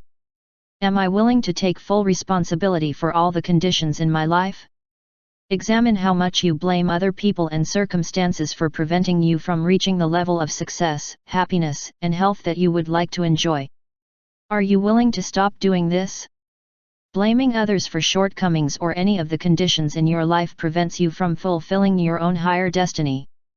Everyone in life does exactly what they know how to do given the conditions of their lives.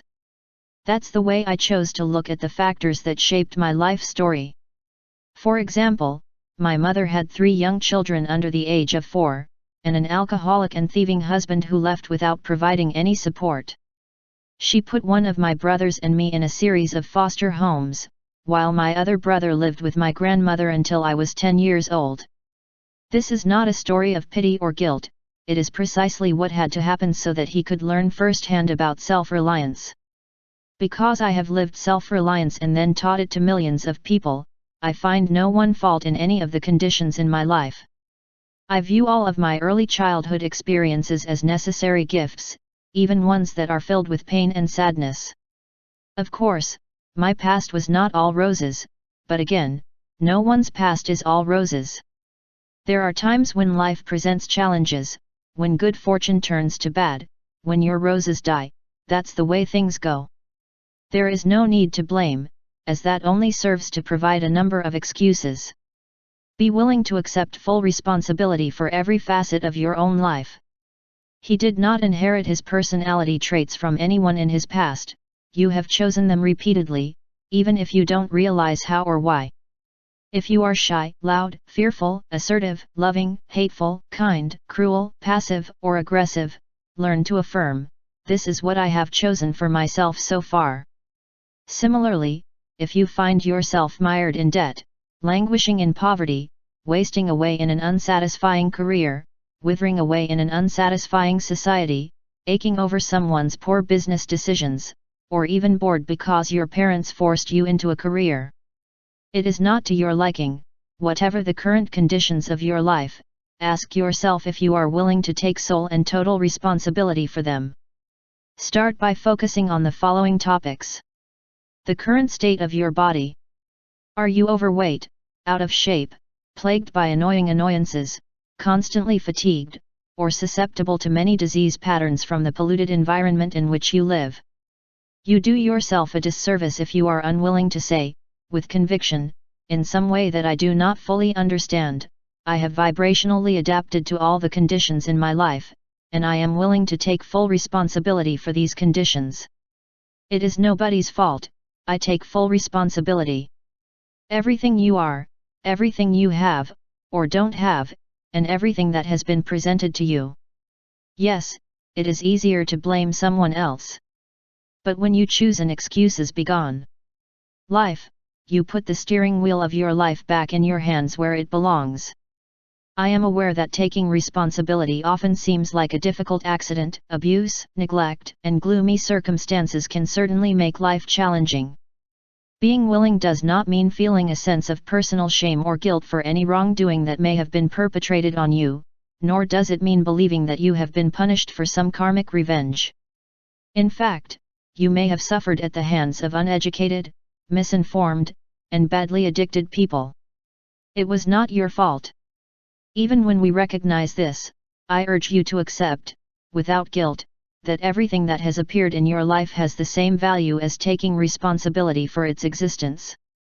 At the very least, be willing to accept it as you would an unwanted and uninvited child whom you have come to care for through unforeseen circumstances. There is something for you to learn on any difficulty. Be willing to say, "Thank you, God, for the experiences I have had every day." Seek blessing in all situations and remember that you are no longer a child, but a fully functioning adult ready to accept responsibility. In the 1st century AD, c. Epictetus, a slave-turned philosopher, offered this wisdom: it is the act of a poorly educated man to blame others for his own poor condition, it is the act of the one who has begun to be instructed, to blame himself, and of the one whose instruction has been carried out, without blaming another, nor himself. Your own instruction can be completed by successfully following a begone excuses. Lifestyle. Guilt must be supplanted by the willingness to look at everything that happens in your life and choose to think, attracted and created everything, and I am happy to take full and exclusive responsibility for all that. As an old Hindu proverb reminds us, he who cannot dance affirms that the ground is uneven. If you can't dance, that's your choice. But if you want to go out and have fun, there is nothing stopping you, except your excuses. 2. Am I willing to give up? Getting rid of excuses implies receptivity to surrender to something bigger than your own little ego. To live the life that is waiting to materialize for you, you simply have to be willing to let go of what you may have been planning for years. As Lao Tzu says so succinctly, if you want to be given everything, drop everything. While it may sound strange to you now, what you surrender to becomes your power.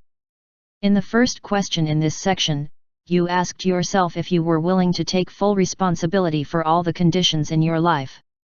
Now you must find out if you are capable of letting go to the point where it becomes almost natural. By surrendering to a higher power, you become intimately familiar with the highest place within yourself, your true, infinite, and co-creator self. If you are immersed in the workings of the ego, you may not even have the slightest idea what it means to subordinate yourself to a higher principle. If this is your case, then your false self is the beginning and the end, the sum of your entire existence.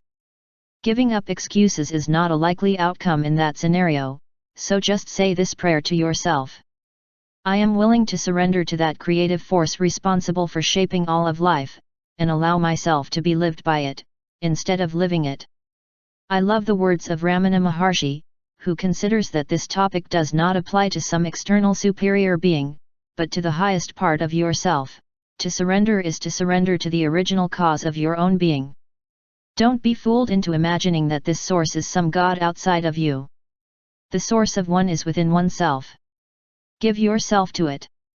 The secret is to let yourself be lived by that highest part of yourself. As Lao Tzu's observation at the beginning of this chapter says, if you are willing to be lived by him, you will see him everywhere, even in the most ordinary things. While the annoying ego keeps telling you to run the show, that wise ancient Chinese spiritual master and I encourage you to do the opposite. Why not give in to this notion and let yourself be lived by the creative spirit that is always within you? Just let it go, acknowledge that you own nothing, that you are doing nothing, and that everything is being done before your eyes. Give up and become less attached to the ego-dominated idea that the world is treating you unfairly. This is the deal, period. You came here when you were supposed to and you will leave on time regardless of your opinion on it. If you watch your body age, you will know that it is not making the changes that are being made. Your body is being lived by the great Tao, the source that creates everything. If your ego were really in charge, you would never wrinkle, see age spots, gray hair, or die. Like it or not, something bigger than the ego is in charge of everything. Now extend this same thought throughout your life, beyond your body, and free yourself to this great source of energy. As my teacher Nisargadatta Maharaj once said, spiritual maturity lies in the willingness to give up everything. Giving up is the first step. But true abandonment is realizing that there is nothing to give up, because nothing is yours. As difficult as it may be for you to realize, when you quit, you produce wealth. The willingness to give up means never needing excuses again. In the end, everything is as it is. God does not need excuses, and since you and God are one, you do not need them either. 3. Am I willing to keep the vision? It is one thing to make a statement in a moment of inspiration about what you intend to manifest in your life or what kind of person you intend to become. It is quite another to commit to maintaining that vision regardless of difficulties or obstacles that may arise. Maintaining the vision implies an unwillingness to compromise what you are visualizing for yourself. It means being willing to suffer through criticism and what appears to be an uncooperative universe. To get to this level, you have to be willing to unleash some powerful images that you have carried with you since you were a young child, images that are most likely rooted in that catalog of excuses that I wrote about in Chapter 3. Excuses are not just words that explain the lack of success in various areas of your life, but they are also displayed as images or visions that you carry with you, a series of photos that you see projected on your inner screen. These images are strong because they have appeared on your screen so many times in so many varied circumstances that they have become reality. Although they are images based on excuses that define your imagined self with all its shortcomings, they have become your guides. They have stood the test of time and have been reinforced by many well-meaning friends and family. They are like trusted confidants, giving you the same advice and encouragement on how to deal with life from a perspective of what you cannot achieve, how unfortunate you are, or how unfortunate you are to have the life experiences you have had. They are quite adept at showing you how to compromise and settle for less than you might have expected. Your old images don't fade or disintegrate quickly, and the screen they appear on doesn't seem to show anything else.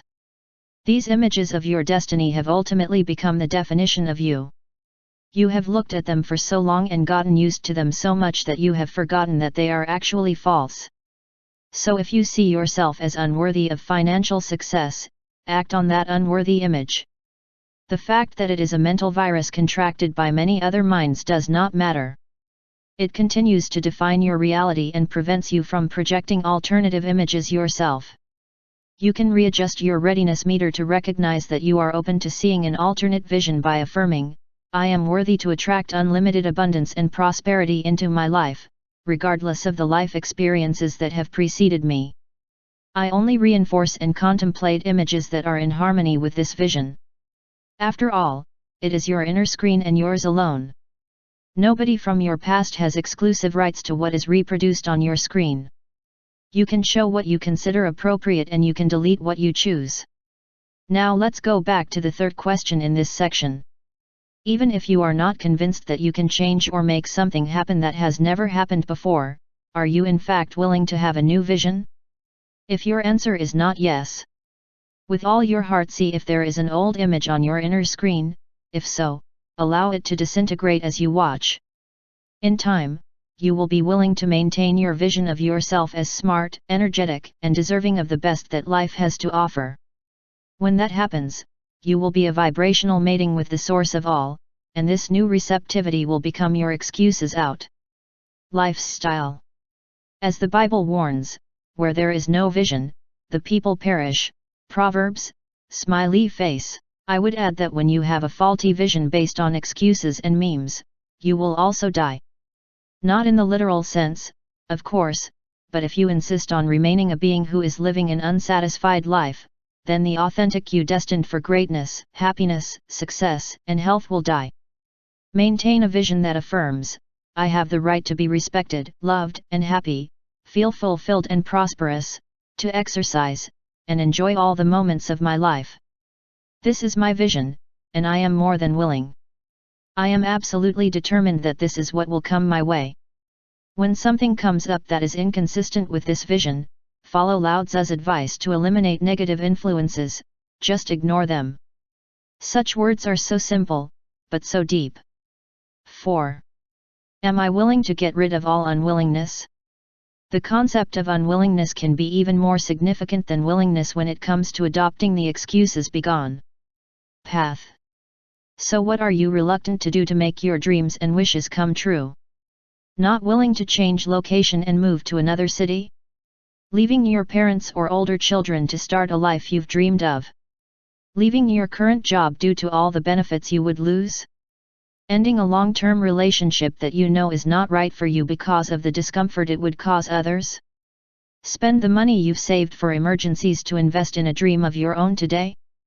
To overcome your fear of starting a new exercise regimen that you know would benefit you? Enroll in a college course because you feel like you are too old to learn something new? To get the help you need to overcome an addiction that continues to wreak havoc in your life? Stand up to family members or coworkers who continue to treat you unfairly. As you can see, this list of examples could go on forever. Develop your own list of things you are not willing to do to recreate your life. Then find a large eraser and erase those excuses on your list. After adding the heading "All the things I am not willing to do to live the life I propose to live, the life I enrolled in before I enter this body in this world," save this stained and perhaps tattered sheet of paper a prominent place. Use it as a reminder to erase the concept of unwillingness from your consciousness. In 1975, when I wrote my first book for public consumption, I remember my agent Artie Pine asking me, "Is there anything you are not willing to do to create the kind of excitement in the country that will make this book a great one? Success?" The answer was no. I was willing to do anything, pay my own expenses, travel throughout the country, staying up all night, night after night, talking on the radio, do 12 to 14 interviews a day, take my family with me on this adventure, and buy the first 2 editions of the book to distribute. In the meantime, I was having the best time of my life living what I considered my purpose, telling anyone who would listen to the common sense ideas that littered the pages of your erroneous zones. Similarly, when I started recording lectures for public television, I decided there would be nothing on my list of reluctance. I visited over 170 television stations to discuss the ideas and raise funds for PBS across the country. There were no stations too small to visit. I was willing to do this 7 days a week during full engagement periods, flying from city to city, staying up late, and getting up in the middle of the night to go to the next place, most of the time paying for my own expenses. But always living my passion. And even though I'm in my 6th year now, I still don't have anything on my list of reluctance.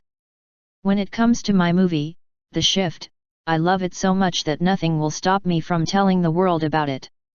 I know that if enough people see it, it is capable of changing not only individual lives, but the entire planet as well. The rewards for having a blank reluctance sheet are monumental. The most important and basic is that you have no excuses to turn to when explaining what is missing in your life. There is nothing to criticize and no one to blame. Just do whatever it takes to fulfill your dreams, and you have the luxury of not having to explain your actions to anyone. You may want to include some items on your own list, such as being unwilling to lie, steal, cheat, be immoral, break the law, etc. I did not write about these because I assume such behaviors are inconsistent with who you are as a be aligned with your source. Now let me ask you this: what have you been reluctant to think or do to create the life you want to live? Anything that pops into your mind is likely in that chapter catalog. It would have taken too long, so I didn't sign up for the training. It would have caused my family too much disruption, so I didn't follow my intuition. I am too old to make such changes, so I was not willing to start a completely new company. The money wasn't there and I couldn't justify the expense at the time. These and many more like them seem legitimate reasons for not fulfilling that inner call that your heart knows is your true dharma, your ultimate purpose. There is nothing rational about what I am asking you to consider here, nor is it an intellectual exercise that I implore you to contemplate. It is your heart that I am speaking to, not your head.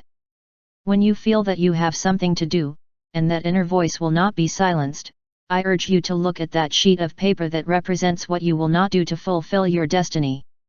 Of course, stay aligned with your source and live from a God realization perspective, but remind yourself that there is nothing I am not willing to think or do, as long as I am aligned with my source, to bring my dreams to reality. Reality. When you discard the unwillingness of your life, you will be guided to a place where each and every excuse will definitely disappear. Tips for applying a will mindset to your life: end the blame game once and for all. Begin to view all of your personal traits and the conditions you experience as options rather than factors that arose due to external circumstances. Refer to everything in your life with statements like, "I chose to listen to what my parents said when I was a child, and I am still under their influence in some way today," rather than "I can't help the way I am, always I've been like that, and it's largely the fault of my initial training." Similarly, say, "I was always afraid to leave this job or city because I made other people's opinions more important than my own," instead of "I can't help but be afraid." They have always been afraid to try something new themselves. Be willing to say these words and mean them: "I am the product of all the decisions I have made in my life. I have no one to blame for anything that doesn't turn out my way, including myself." Practice being willing to maintain vision by rehearsing scenes in your mind that deal with others who disagree with your new position. Do not argue with family members or associates who think it is silly to have a view of yourself that is incompatible with their view of you. Instead, simply respond with, "Thank you for sharing your vision, your opinions always help me." And so, and this is important, hold on even more to your vision and do your best to act on it without facing it. If you're determined to pursue a college degree or complete some kind of specialized training you've always wanted, and others around you think those ambitions are absurd, silently keep in mind, what you think of me is none of my business. Then keep the vision. Your view of yourself and your willingness to hold on to it through resistance from others is crucial to making your excuses go away. Life. Create an inventory of the things you are not willing to do to manifest your destiny. Then delete everything in it except this title, What I Am Not Willing to Think or Do to Become Everything I Want for Myself. Put this sheet of paper in a prominent place where you can look at it every day to remind you of your commitment to rid yourself of all reluctance. When you feel challenged and find yourself reverting to old habits, look at your blank sheet and then affirm the following for at least 5 minutes: there is nothing I am not willing to think or do to become all that I am destined for. Repeating this inner mantra will serve as an energy changer and put you on the path to greatness. Virginia Woolf once offered a single line that has guided me throughout my adult life: organize the pieces that come your way. I'll give it to you with this caveat: you must be willing to take whatever part of life comes your way and organize it so that it works with and for you instead of against you. The key is to be willing. The pieces will appear as they always have and always will. Your willingness to make arrangements instead of complaining or making excuses will pay off. Chapter 9. The sixth principle, passion. When a man is willing and eager, God joins. Aeschylus memorized these 4 words: passion always triumphs over excuses. However, keep in mind that when I use the word passion, I am not referring to the romantic notions that this concept evokes. Instead, I liken it to a kind of vigorous enthusiasm that you feel deep within you that is not easy to explain or define.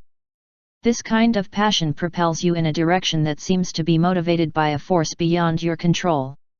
It's the inner thrill of being on the right track, doing what makes you feel good, and what you know you should do.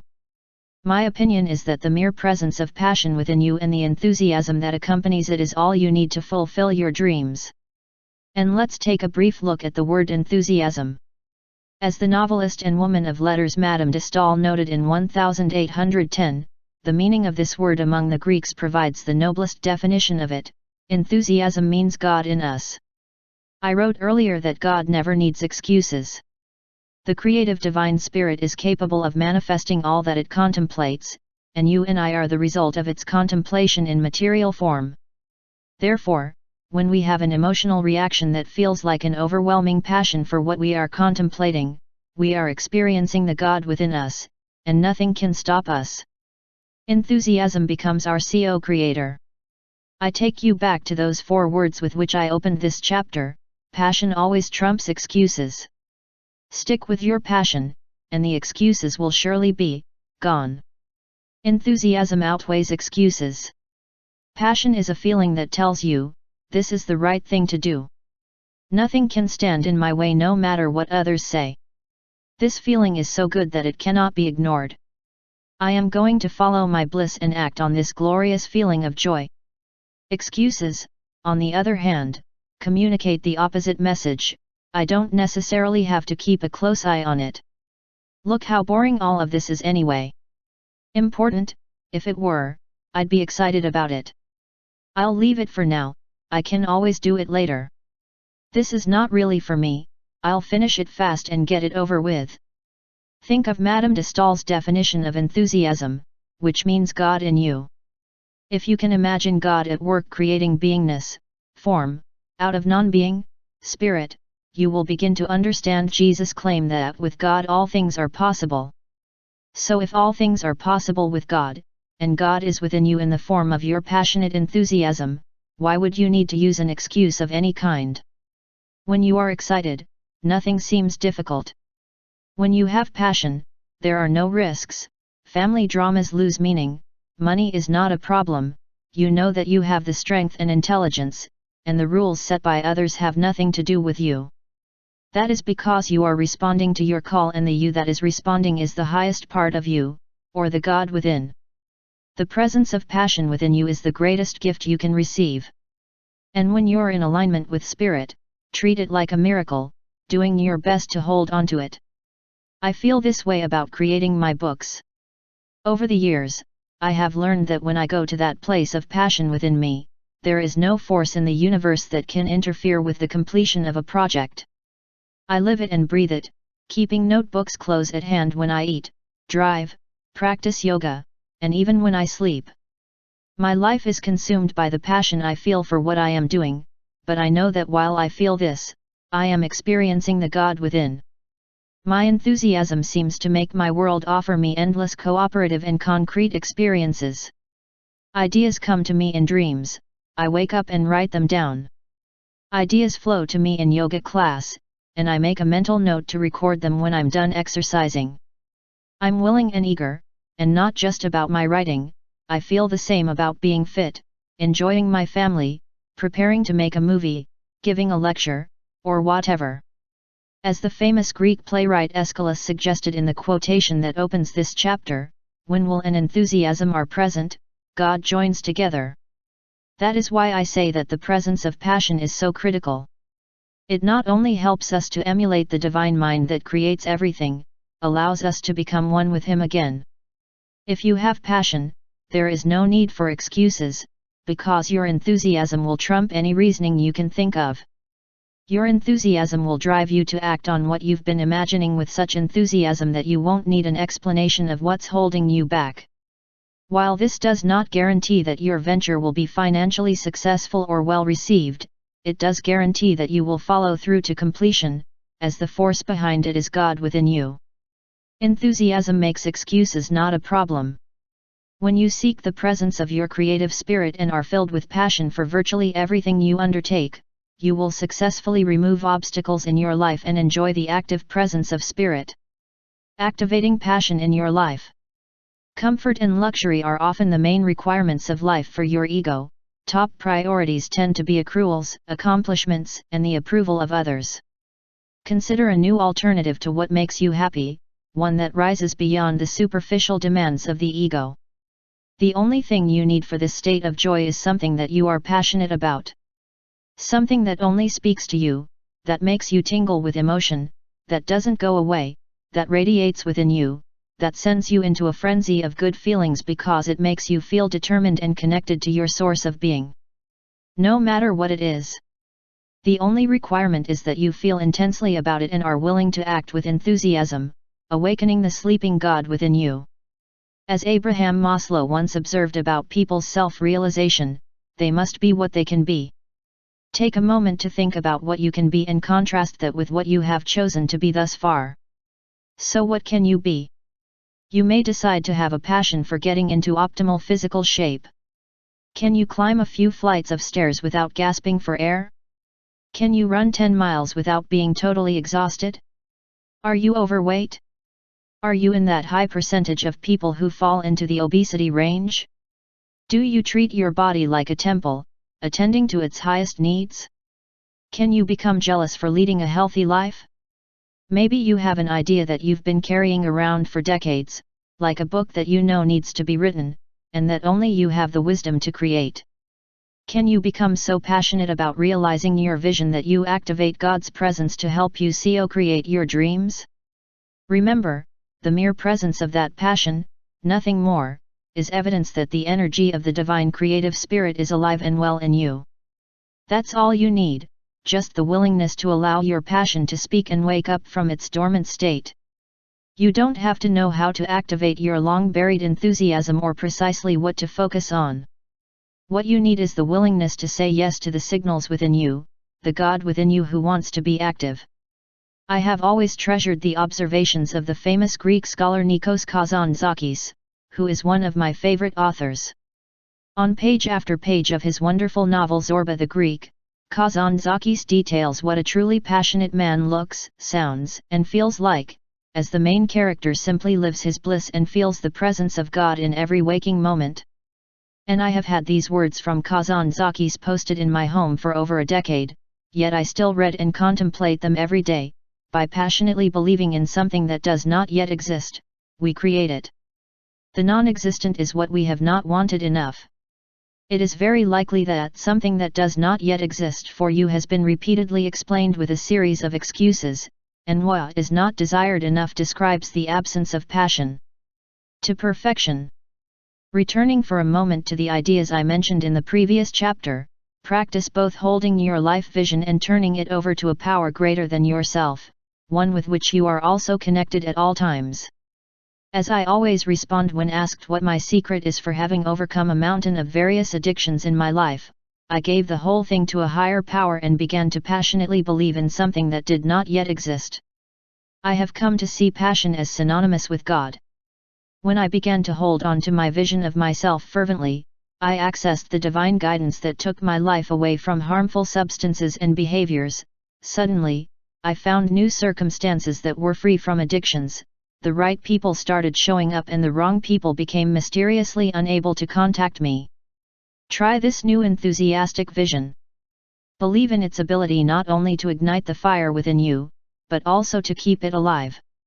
Draw it, smell it, feel it, smile about it and see it coming towards you on the wings of angels directly into your life. Forget those tedious and worn-out justifications for what you haven't been able to produce and take comfort in Zorba's model of a passionate person.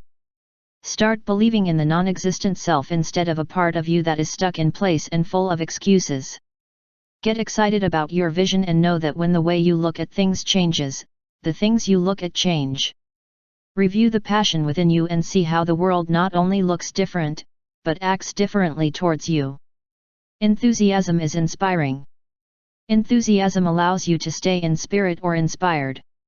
And just like with anything else, including excuses, the more you agree and cling to enthusiasm, the more it becomes a habit.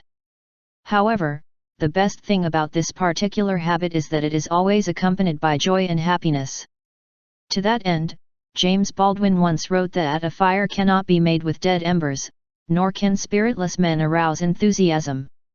The best way to keep your passion alive is to make your number one relationship in the world the one between you and your source of being. Remain in a state of awe and bewilderment at everything and everyone you encounter. Go through life being continually grateful for all of nature and the multitude of miracles that you see appear before your eyes every day. This is a daily practice for me, and it is the most prominent factor that I can identify in keeping my enthusiasm for life alive and healthy. I'm in awe of this whole thing we call life. I sit here writing, but having no idea how it all happens. Words appear on the page out of nowhere and suddenly now they are here. Where do they come from? Is someone guiding me?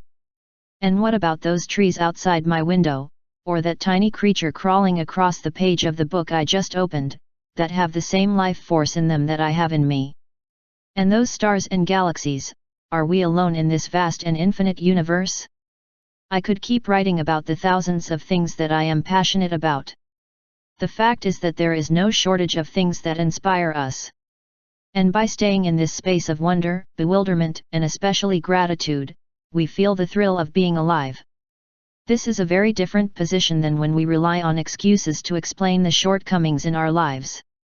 The longer I live, the more I am content to allow invisible powers to work their magic with me and around me, and the less I question any of it. I have given up the notion that I am always separate from the omniscient mind of the universe. In this state of wonder, I feel passion all the time. I don't need to do anything, I feel it in every face that I look at and in every night full of stars and flowers that I observe. My greatest moments of enthusiasm occur as I try to think and act as the omniscient and benevolent source of all does. When I let go of the ego, I am better able to maintain my passion. Lao Tzu once observed, if your willingness to give blessings is limited, so is your ability to receive them. This is the subtle operation of the Tao. Your own willingness to give blessings can be totally unfettered. By staying aligned with the way the all-creating Tao works, you maintain an exceptionally high level of enthusiasm, and it all seems to make perfect sense. When you stay aligned with God and think like God thinks, you act like God seems to act. You live in the spirit and with enthusiasm. Nurturing your passion. Experiencing that emotion of passion in your body is an indication that you are fulfilling a destiny that you may have signed up for even before merging into the world of being from not being. The first lines of the Old Testament convey that God and good are essentially synonymous, so you should know that when you feel good, that is like saying you feel God. The presence of passion, feeling good, is also the same as having God awake within you. Think of this awakened presence as something you must continually pay attention to and nurture to prevent you from falling back to sleep or disappearing altogether. In other words, you must keep this ever-present passion at the forefront of your life. I encourage you to spend all the energy you can reaching out and helping other people. Remember the Lao Tzu message that your willingness to receive blessings is related to your ability to give them. I know that I feel the greatest passion when I am in the process of serving others. Giving people money to finance dreams that would otherwise not be fulfilled, or sending books and CDs to hospitals, prisons, libraries, and schools is always a thrill for me. Even taking my 1-year-old mom out to dinner, just the two of us, sends waves of pleasure down my spine. Giving to others is a great first step in finding your passion. Recently, for example, I had the opportunity to spend a morning in a first-grade classroom. I was invited to read Unstoppable Me, one of the 4 children's books that I am co-authoring with Christina Tracy. Interacting with the children and listening to the questions they asked me filled me with enthusiasm, but what I saw from their teacher, Ms. Wimmer, was just as exciting. Here's a woman who lives her passion every day serving those first graders. She radiates her joy in cultivating a love of learning in all of her students, and she glows with enthusiasm as she talks about each of the boys and girls she is honored to teach. Her students simply adore this wonderful educator, and who can blame them? He takes them on after-school field trips, asks them to write their own picture books, plans elaborate graduation ceremonies, and sits on the floor with them to teach them from a practical perspective. Each subject is taught from a creative point of view. Ms. Wimmer is also more than willing to spend her own money to provide experiences to children in her classroom that would not otherwise have the opportunity due to budget considerations. There are simply no limits to what you will do to provide your students with an ideal first-grade experience. This is passionate parenting. Instead of using our days to do the motions and feel a sense of boredom, we all need to live life with the same enthusiasm as Ms. Wimmer.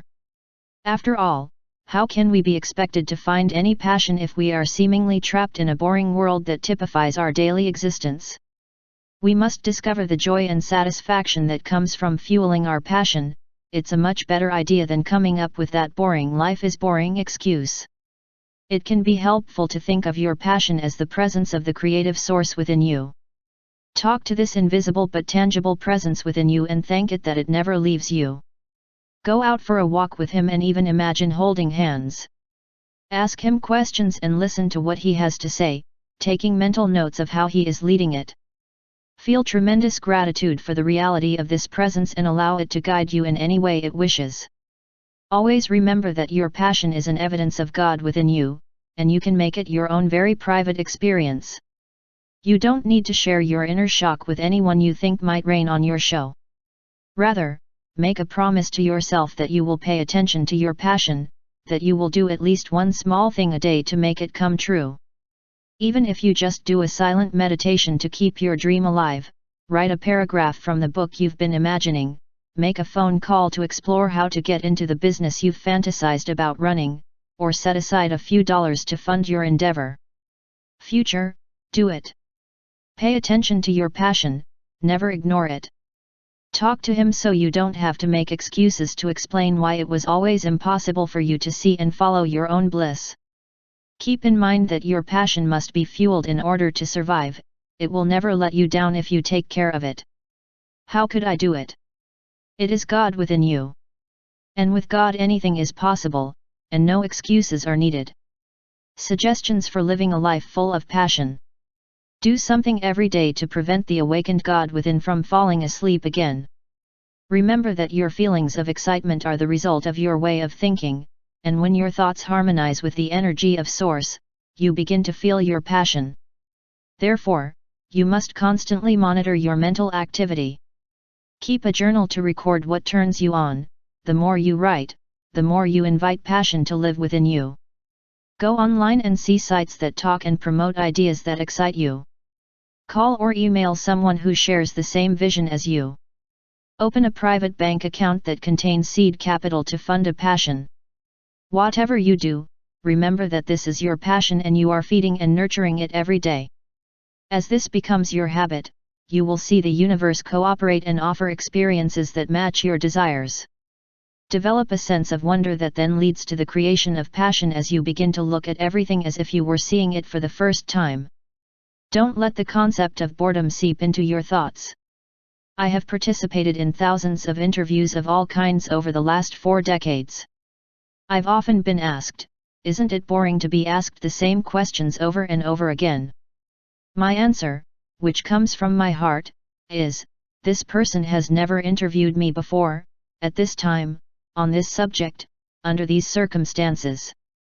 So each interview is a whole new and joyous endeavor, and this keeps my passion alive. I use the same type of thinking when I am about to give a lecture for the 10th time in 2 weeks. Each presentation to a live audience is a novel experience. Look at your whole life this way. Make love to your spouse as if it were the first time. Read to your children as if it were the first time. Go for a run every day like it's the first time. Each new moment is a gift from the omniscient Tao, so when you act as if each experience and moment is new, you will feel the passion that I am trying to convey in this book. Take a 5-minute break today to repeat the following statement: I invite the presence of God to be with me in the form of my passion. This reminds you that every moment of emotion you feel is evidence that you have divine guidance in the moment. By holding on to it, you will enter excuses begone zone. As Thomas Aquinas observed, true peace consists in not straying from the will of God. All your moments of excitement, enthusiasm, and passion are moments of connection. They bring true peace. Excuses, on the other hand, are what you employ when you stray from your passion or from God's will. Excuses are lifelong thinking habits that keep you from peace. You always have the option: passion, peace, and alignment with God, or excuses, excuses, and more excuses. Chapter 10. The 7th principle, compassion. True compassion is more than tossing a coin at a beggar. Understand that a building that produces beggars needs a makeover. Martin Luther King Jr. There is a widely told story that speaks of the value of compassion. It seems that a woman who lived a life centered on the Tao came across a precious stone while sitting on the banks of a stream in the mountains, and placed this valuable item in her bag. The next day, a hungry traveler approached the woman and asked her for something to eat. While searching his bag for a piece of bread, the traveler saw the gemstone and imagined how it would provide financial security for the rest of his life. He asked the woman to give him the treasure, and she did, along with some food. He left, ecstatic by his good luck and the knowledge that he was now safe. A few days later, the traveler returned the stone to the wise woman. "I've been thinking," he told her. "Although I know how valuable this is, I return it to you in the hope that you can give me something even more valuable." "What would that be?" the woman asked. "Please give me what you have inside you that allowed you to give me that stone." The woman in this story lived her life from a sacred place of compassion, which is the 7th and final principle of an abandonment of excuses. Life. Compassion and excuses. It is impossible to need excuses when the focus of life changes to how can I serve? Thinking of others approaching them first despite the inconvenience it may cause makes you feel joy, which is what the hungry traveler was really looking for. This gift of feeling good, or feeling God, inside comes from serving and surrendering rather than asking and demanding. There is no place for guilt in your life as long as you live with goodness. And excuses, regardless of their form, have to do with guilt. Blame it on your past. Blame the economy. Blaming your perceived personal flaws. Blame God. Blaming your parents. Blaming your children or your spouse. Blame your DNA. There is no shortage of circumstances, people, and events to blame, and there is no shortage of blame itself. When you move on to compassion, all guilt disappears. So no matter what you might want for yourself, find out how you can want it more for someone else and then make that change. In that contemplative moment, compassion will eradicate accusations with the finger and triumph over making excuses. And you will begin to think as God thinks, to serve, to offer, to give, and to love freely. The wise woman from the mountains who gave the gemstone to a stranger had no need to think about poverty or unhappiness, to have a cynical look at the greedy masses, or to explain the way she lived her life. Why? Because his ego was out of the picture, and love and service reigned supreme. I've certainly found that when I remember cultivating kindness and courtesy, everything in my life seems to move toward greater harmony and peace, not to mention how much better I feel when I'm giving rather than wanting. I heard the Dalai Lama speak about compassion a few years ago, and the essence of his message contained these 2 points. 1. Compassion is the most important quality humanity needs to learn. This is the way to find happiness and health and to feel successful. 2. War and violence would be extinguished in a generation if, starting at the age of 5, children were taught to meditate on compassion for 1 hour a week for the rest of their lives. Such is the power of a compassionate approach to life, which is to truly think of others and live by the ancient golden rule. The second you feel like you are withdrawing to excuses, repeat the mantra, "How can I serve?" Then act on the responses you receive. You will align yourself with the universal mind, which is always giving, and the advantage is that you will notice that the universe asks you, "How can I serve you?" As your compassion for others flows to you, remember the truth that I have written about many times in this book: you don't attract what you want, you attract what you are. Make compassion what you are. 3 questions. For the past several years, I have celebrated Father's Day in a way that reflects what this chapter is about. I give special gifts to my 8 children, rather than receive gifts from them. Being a parent is one of the greatest privileges I have enjoyed for over years. I consider it an incredible honor and a sacred undertaking to be the parents of my 6 beautiful girls and 2 beautiful sons, so it is my wish to thank you for choosing me as your father and allowing me to play this glorious role in your lives. I think of the responsibility of raising and supporting a child as an amazing gift, because being able to fully support another human being is the closest thing to being in a place of God realization.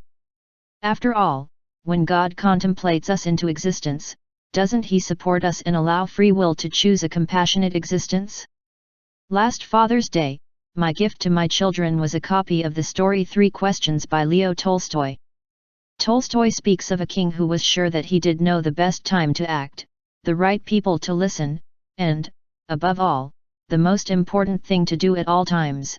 He would never fail in anything he could undertake. So he proclaimed that he would generously reward anyone in his kingdom who taught him the answers to these 3 questions. Many wise men came to see the king, but since they all responded differently and he disagreed with any of them, none of these men were rewarded. But the king still very much wanted his 3 questions answered, so he decided to consult a hermit who was widely known for his wisdom. The lonely old man received only ordinary people, so the king put on simple clothes, left his bodyguards, dismounted from his horse, and went to see him alone. When the king in disguise came to the hermit, he asked his 3 questions, but the older one did not answer. Realizing that the hermit was very fragile and tried to dig some flower beds, the king took over and stirred the earth for hours. When he tried his questions again, the hermit noticed a bearded man running out of the forest, covering a profusely bleeding wound on his abdomen with his hands. The hermit and the king carried the bearded man inside and tended to him. The next morning, the man asked the king to forgive him, although the ruler was sure that he had never seen this individual before. The wounded man explained, "You don't know me, but I know you. I am that enemy of yours who swore to take revenge on you, because you executed his brother and seized his property. I knew that you had gone alone to see the hermit and I resolved to kill you on the way back. But the day passed and you didn't come back. So I came out of my ambush to find you and met your bodyguards, who recognized me and wounded me.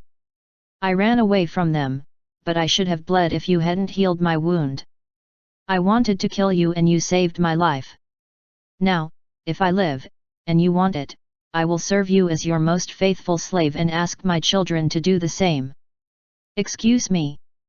The king not only forgave him, but also said that he would send his servants and his own doctor to attend to the man, and promised to return the property that had been taken from him. At that moment, the king came out and saw the hermit placing seeds in the beds that he had dug the day before. He decided to ask the old sage his 3 questions one last time, and was surprised when the old man replied that his queries had already been answered. "How did you respond? What do you mean?" asked the king. "Can't you see?" the hermit replied.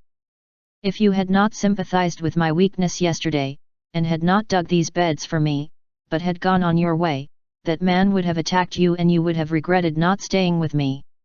So the most important moment was when you were digging the beds, and I was the most important man, and doing me good was your most important business. Later, when that man ran towards us, the most important moment was when you took care of him, because if you had not bandaged his wounds, he would have died without having made peace with you. So he was the most important man and what you did for him was your most important business. Remember then, there is only one moment that is important now. It is the most important moment because it is the only moment in which we have power. The most necessary man is the one with whom you are, because no one knows if he will ever have dealings with someone else, and the most important matter is to do good to him, because only for that purpose was man sent to this life. Let's review the 3 questions regarding your life from a place of compassion. As you read this section, think about the lessons the king learned from his wise teacher, the hermit, as well as what can be taken from the example of the wise woman who gave her precious stone to a traveler. 1. When is the best time to do each thing?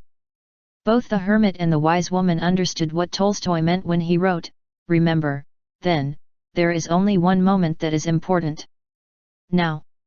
It is the most important moment because it is the only moment when we have power." You may remember that the third excuse is "it's over." The beginning explained that compassion can only be experienced in this current moment. Now is where everything happens. So, your relationship with life is truly your relationship with the present. I love the definition of compassion offered by historian Arnold Toynbee. Compassion is the desire that moves the individual self to broaden the scope of its concern for itself to encompass the totality of the universal self. At any time in your life, when you embrace another beyond any concern for yourself, you are living compassion, you are also making excuses impossible. Therefore, now you know the secret that the king of Tolstoy sought and the wise woman knew instinctively. This is the time to broaden your reach beyond concern for yourself and embrace a universal self that includes everyone, especially everyone. The person who is before you, can you imagine that? Compassionate woman or wise hermit who has an excuse for life not working at the level they liked. Be like them and recognize that this moment is your power, tap into and extend compassion without worrying about yourself. And remember that your date with life is always in the present. 2. Who are the most important people to work with? We often hear and respond to the importance of offering help to others in dire need in faraway places. As we try to work for world peace, we join organizations dedicated to improving the lives of those most in need. However, this does not adequately answer this second question. Whoever is in your immediate space is the most important person you can work with, be it a friend, family member, co-worker, or complete stranger. Therefore, extend kindness to whoever you see in front of you. As Tolstoy reminds you, you cannot know that you will ever have dealings with someone else. This is your moment and the person to work with is there. The wise woman understood this well. She was not saving the precious stone for herself, for someone more worthy, or for a relative. She gave her gift, which came from her compassionate heart, to a person she had never met before. So the lesson is, don't look beyond the moment. Now is a perfect opportunity. Whoever is in your presence is the one who is available for your compassion. As the Vietnamese teacher Thich Nhat Hanh once observed, if you can't make your own child happy, how do you hope you can make others happy? If all of our friends in the peace movement or service communities of any kind do not love and help each other, who can we love and help? Do we work for other human beings or do we just work for the name of an organization? What is the most important thing to do at all times? The compassionate actions of the hermit and the wise woman show that they both knew very well the answer to this question. Tolstoy concludes 3 questions by explaining why compassionate action towards the person at the moment is so esteemed, because only for that purpose was man sent into this life. As we learned in the previous chapter, doing good is equivalent to doing God. We are not here to conquer others, wage war, build towering temples for our deities, become number one, win anything, or defeat anyone. No, we are here to be like God, or to be good at serving, reaching out, allowing, not interfering, and humble wherever we go. Give your ego a break and live compassionately by being a decent human being. The king learned this when he put aside its importance. Simply by doing good, he saved his own life. And the woman in the mountains was able to teach an ego-driven man how to be happy through a simple show of kindness. Let me close this chapter by telling you another story, this one about me and my daughter Summer. As I drove her to the airport for her return to college after a long weekend at home, she was admiring my new watch. Now this was the first new watch I had in at least a decade. I really enjoyed looking at its shiny steel and black face, and as I did so, I was thinking about how this was my all-time favorite watch. However, I knew in my heart that Summer would love to wear it as men's watches seem to be the current fad for young women. When I left my daughter on the sidewalk and helped her with her luggage, I was asked to take off my watch and give it to her, even though it was my most prized possession, especially since I have almost no possessions that I don't even have. Worry, let alone the prize. Summer's response was, "No, Dad, you love this watch." I insisted, telling him that I would be more than happy to give it to him and know that he would treasure it. I also said that I felt it would symbolize our staying together in time, even though we would be thousands of miles apart. He boarded his glowing plane, and I left feeling that I had grown enormously as a person, as such a compassionate act would have been very difficult, if not impossible, for me several years ago. Summer called me in Maui a few months later to tell me that he was sending me a gift for Father's Day, emphasizing that it was a very, very special gift. It turned out to be his all-time favorite painting that he had created and hung in his apartment for a long time. As he told me later, "I really learned something the day you gave me your beloved watch, and I wanted to gift you something that is my most precious item. I give it to you, Dad, although it is difficult to part with him, because I want you to have a part of me with you." The painting hangs proudly on my wall as a symbol of the beauty and perfection of reaching out compassionately in response to a heartfelt moment. This personal story personifies and personalizes the answer to Tolstoy's 3 questions. 1. Do it now, the only time available. 2. Do it with the person you are with at the moment. And 3. Do good, because that is why you are here. By being and living compassion, you invite and encourage others, by your example alone, to choose to do the same. Tips for living from compassion. Upon awakening, let the words "thank you" flow from your lips, as this will remind you to start your day with gratitude and compassion. Make it a practice to start each day by thinking of someone else first and then making a decision to actively do something, anything, that makes you smile. When you become aware of wanting to do something nice for another human being, you move into a higher way of being. You take the thoughts out of yourself and "what do I get?" and put them on "how can I serve?" Which is precisely how the universal mind that we call Tao or God is always operating. When you are aligned with a compassionate perspective, your entire day will reflect this kind of awareness. Here are some suggestions to get you started.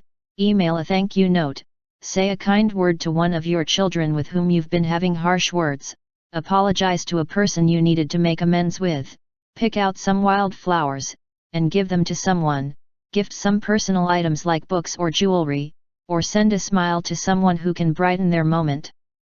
The point is, it doesn't have to cost money. What you are doing is aligning yourself with compassion and therefore preparing your day to work this way. Whenever you find yourself employing one of your personally familiar excuses, you can stop mid-thought and immediately change the person to whom you showed such humanity. Watch excuses disintegrate when you think about being nice to others. You don't need to restrict your initial act of compassion to one person. All acts of kindness towards any of God's creatures, even if it is just a matter of picking up some trash that was carelessly discarded, impacts our planet. The point is to put your mind on serving and off the demands of your ego. In the quote that opens this chapter, Martin Luther King, Jr., suggests that our culture needs restructuring and that compassion is the way. I urge you to work to elect people to public office at all levels who relate sensitivity and kindness in their messages to the public. Compassionate attitudes take into consideration men and women who are involved in immigration concerns, torture, sexual orientation, religious persuasion, and socio-economic status. Here there can be no exceptions. Look for the compassionate heart, instead of the one that excludes, punishes, seeks revenge or manipulates with the power of the government. The more our institutions reflect this human attitude, the less collective excuses we will use to explain why we have not been able to create heaven on earth, which is our true vocation. As I have said in each of the 7 principles in this part of the book, active repetition of an inner mantra reinforces and creates exactly what you are saying to yourself. Therefore, repeat the following to yourself for at least 5 minutes. I am a compassionate being. I spread love outward everywhere because this is my nature. Continually affirm this to yourself and post it prominently in your home, your office, or even your car. In the Sermon on the Mount, Jesus gives us the last words of compassion. If our current world put them into practice, we would all live in peace. But even if the rest of the world hasn't realized it yet, you can. I urge you to put these words into practice in your life today. If you do, all the excuses will surely go away. You have heard that it has been said, you will love your neighbor and hate your enemy, but I say to them, love your enemies, bless those who curse you, do good to those who hate you and pray for those who despise you and persecute you. Matthew 5:43-40 and 4. This is compassion in action. Part. The excuses began. Paradigm shift. If you correct your mind, the rest of your life will fit. Lao Tse. Chapter 11. A new way to see the change of old thought habits. Never underestimate your power to change yourself. Never overestimate your power to change others. H. Jackson Brown, Jr. By now, you will surely understand that you have the power to fundamentally change the way your brain works, altering aspects of its chemistry to eradicate old mind viruses. You know that you can become a person who no longer depends on excuses. I learned that what is true in nature is true for all humans by understanding ourselves. Just as the blossoms of a fruit tree fall as the fruit grows, our need for a bouquet of rationalizations vanishes when the divine produces the authentic self. The more we allow ourselves to be guided by the principles that identify us as spiritual, the less desire or inclination we have to use excuses.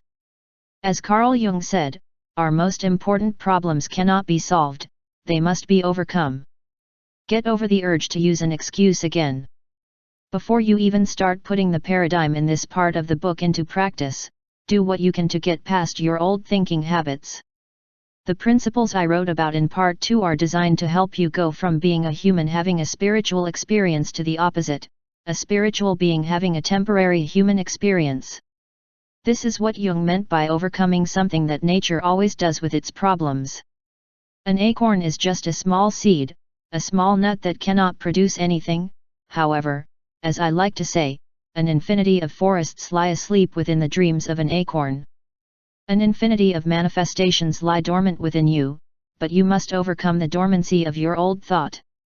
So to help you do this, here is a brief review of the 7 excuses that are gone.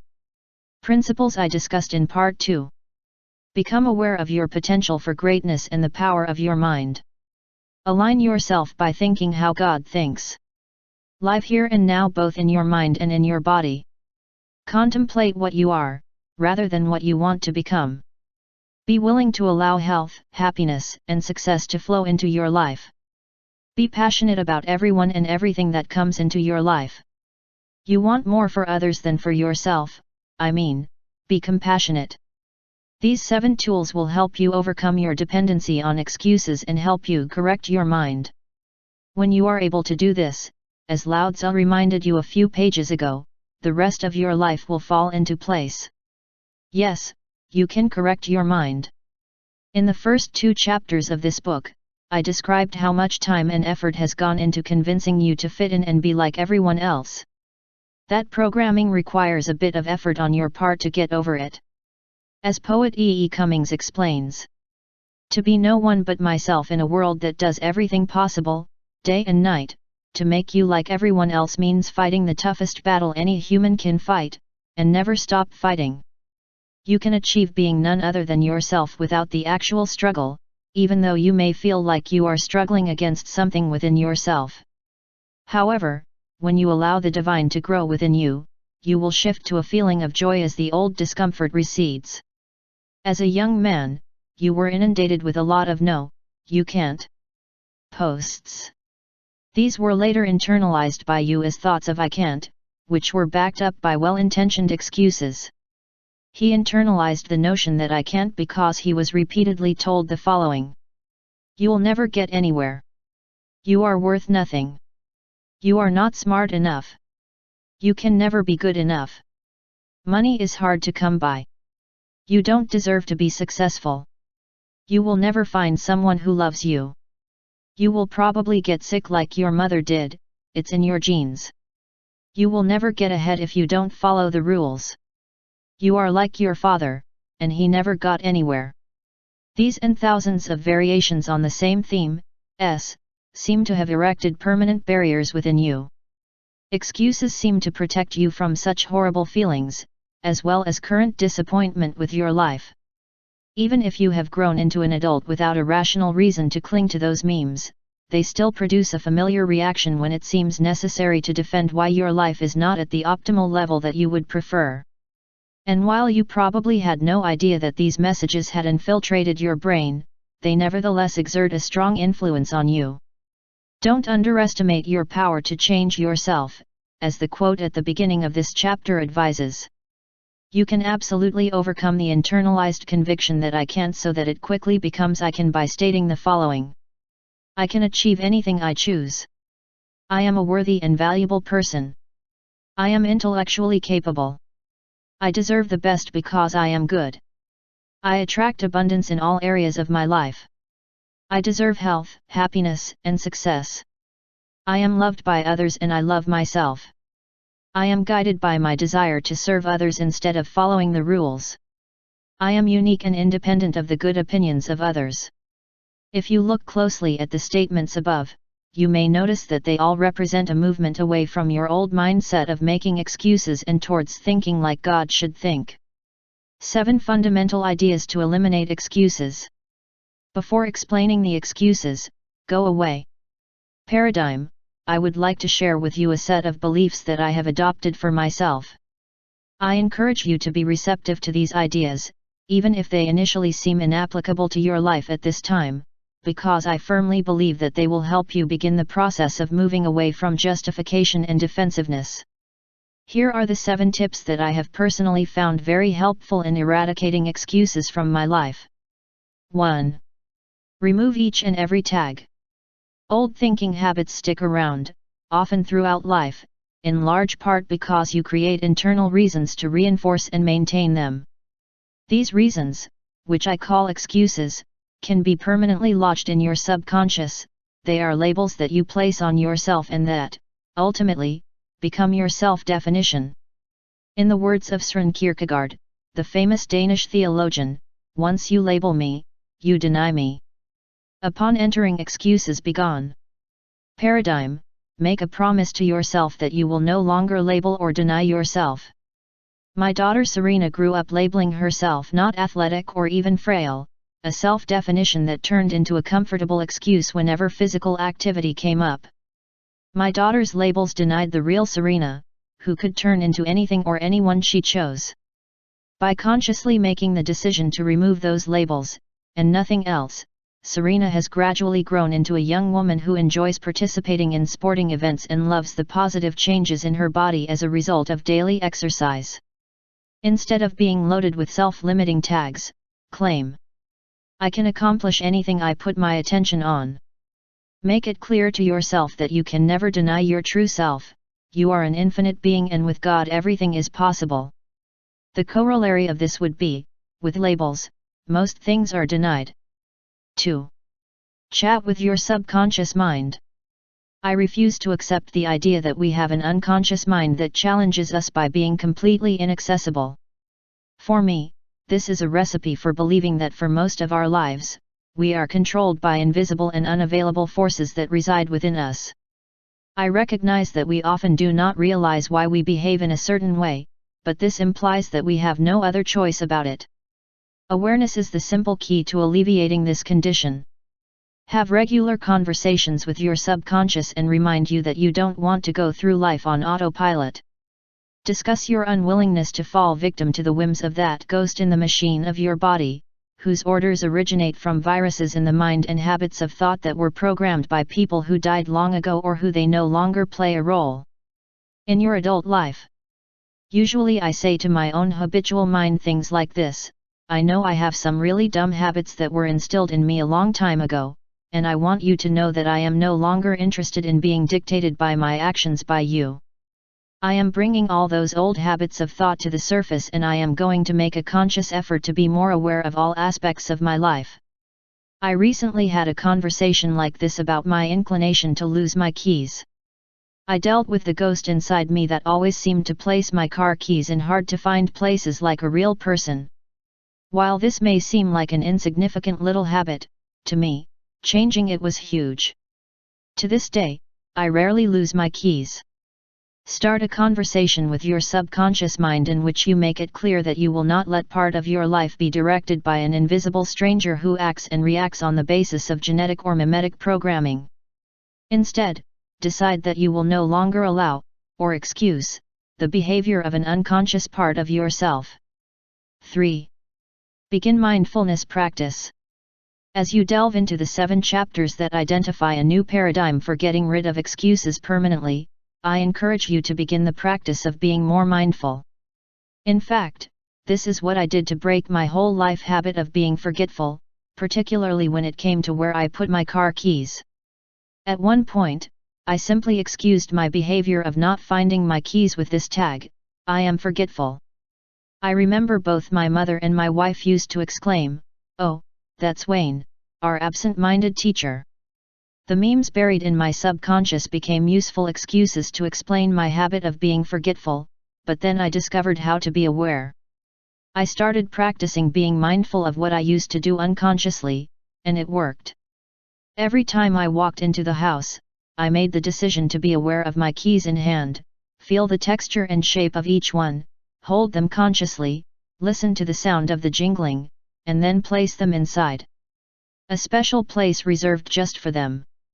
And lo and behold, an old unconscious habit had come to the surface and into my conscious mind, causing that old excuse of being forgetful to be eradicated. On the rare day that I can't find my keys right now, it only serves to reinforce my commitment to staying mindful. In the same way, there was a time when my yoga practice could deteriorate into a boring routine. Get frustrated with myself, or while swimming in the ocean, running on the beach, or even sitting and writing, I could lose myself in my old oblivion and lose sight of the glorious feeling that is present in all human activity. I found that practicing mindfulness in many ways throughout the day helped me tremendously. In his book The Miracle of Mindfulness, Thich Nhat Hanh advises us on this practice. The Mindfulness Sutra says, when walking, the practitioner must be aware that he is walking. When sitting down, the practitioner must be aware that he is sitting. When lying down, the practitioner must be aware that he is lying down. However, mindfulness of one's own body positions is not enough. We must be aware of every breath, every movement, every thought and feeling, everything that has some relation with ourselves. These days when I swim, I feel my arms move, my legs kick, my shoulders stretch, the feel and taste of salt water, my fingers cupped and moving the water, my breathing, my heart rate, everything. Practicing mindfulness has taught me to be in the moment and find myself and my keys. That makes me think of a story told by Mo Bi Ho, a Vietnamese scholar who translated Han's book. As I sat down to translate The Miracle of Mindfulness, I remembered the episodes from the last few years that had nurtured my own mindfulness practice. There was a time when I was cooking furiously and couldn't find a spoon that I had left in the middle of a pile of scattered pans and ingredients. As I searched here and there, Thehan walked into the kitchen and smiled. He asked, "What is Moby looking for?" "Of course," I replied, "the spoon." "I'm looking for a spoon." They replied, again with a smile, "No, Moby is looking for Moby." 4. Commit to overcome your inertia. The excuses that you frequently use have settled in your mind, which is dominated by your ego or false self. Consequently, they won't just pack up and leave without a fight. Those excuses have become familiar companions to your ego, and they are always ready and willing to jump to your defense. What I have found very helpful in overcoming these ego-enriched justifications is having a conversation with myself about who I pretend to be and what I am willing to do to achieve it. This is what I call my talk about the commitment to overcome inertia. I am aware of my instinctual urge to stay with the familiar, be inactive, and use the convenient excuses I outlined in the chapter. When it comes to fulfilling my commitment to complete a book at a certain time, for example, I can always get it out, "I'm too busy." "It's too big." "It will take a long time." "I don't have the energy," or what you have. However, my inertia talk helps me organize some techniques to eliminate those excuses. The first thing I do is write a contractual agreement with myself that I look at every day. After chatting with myself about overcoming inertia, I put a hand-drawn model of the book cover on my desk, so I'm writing from the perspective of acting as if what I want to complete is already here. So I continually remind myself that my word to my higher self, God, is sacred. This can only push me in the direction of my writing space. Once I'm seated, all that excuse-backed procrastination goes away. Before beginning the paradigm that I explain in the next chapters, I encourage you to commit to abandoning inertia.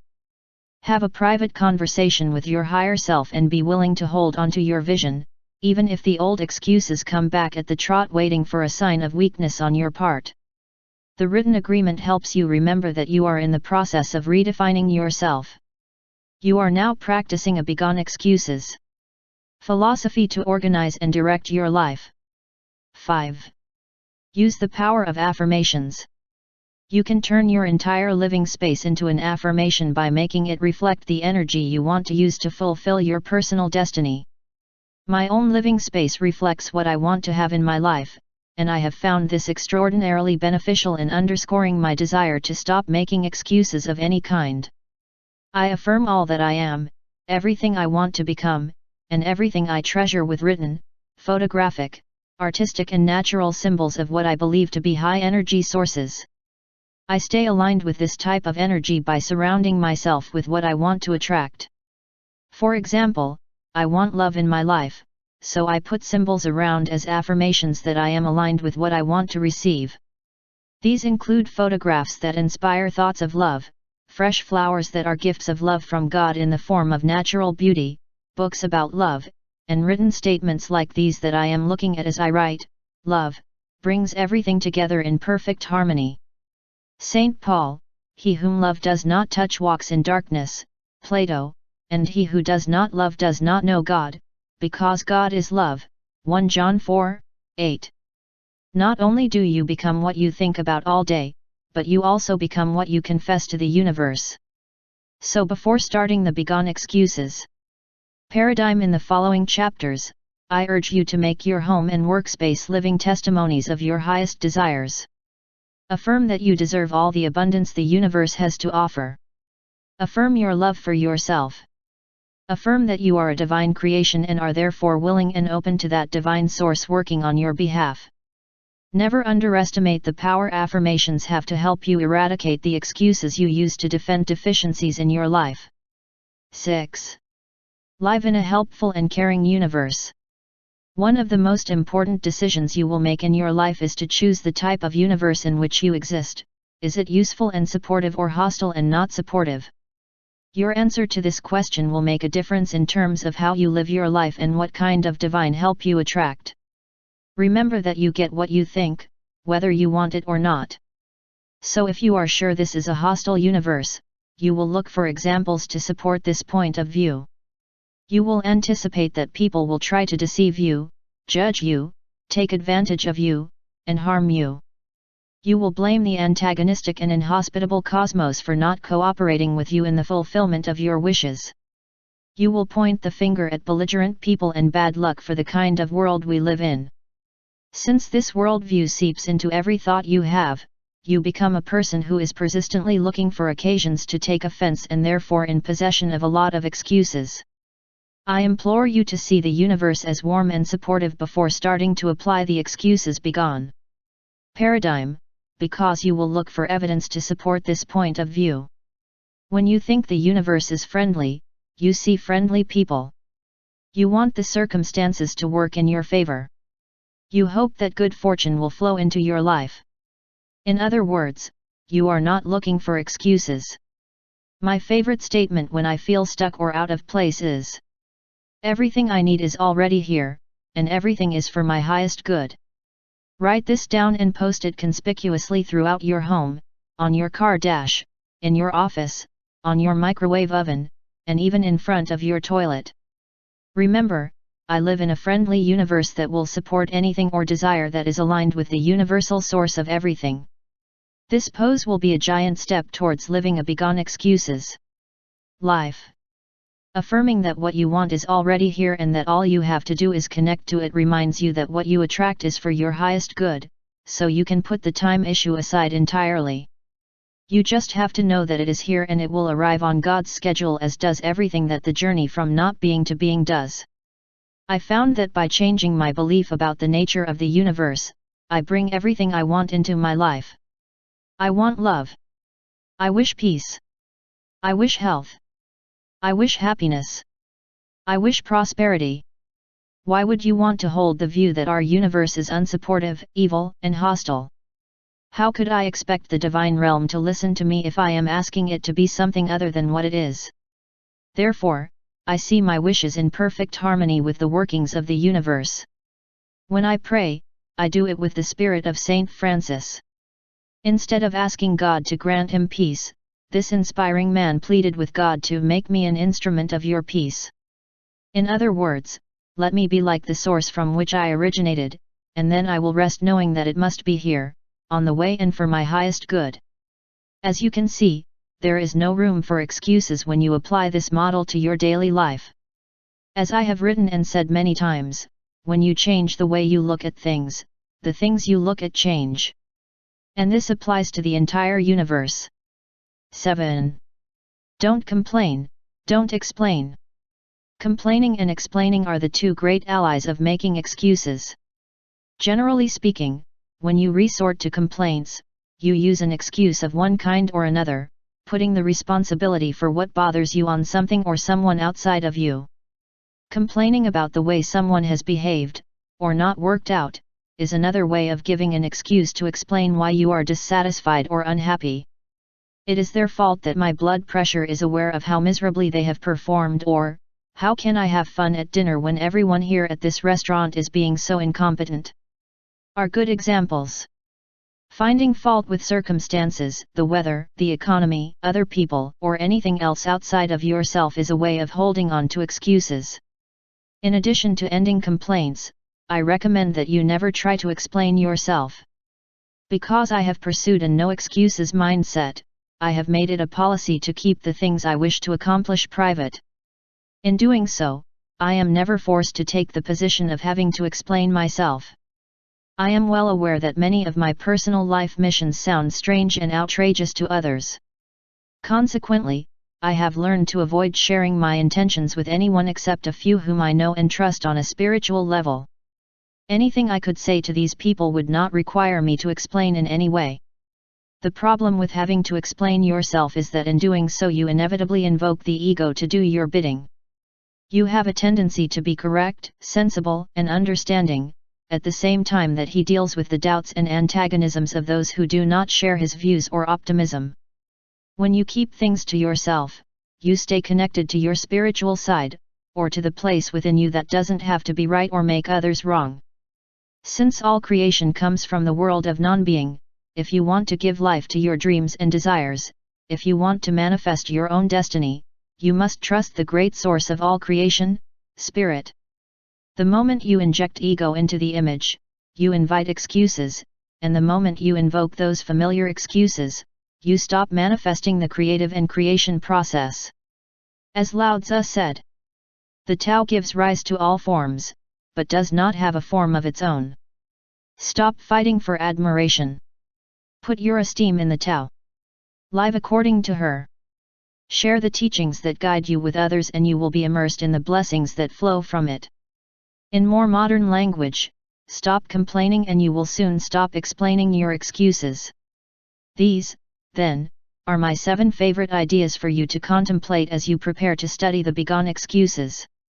Paradigm. How to use the paradigm. I created the excuses begone. Paradigm because of my firm belief in the spirit of the quote at the beginning of this chapter, never underestimate your power to change yourself.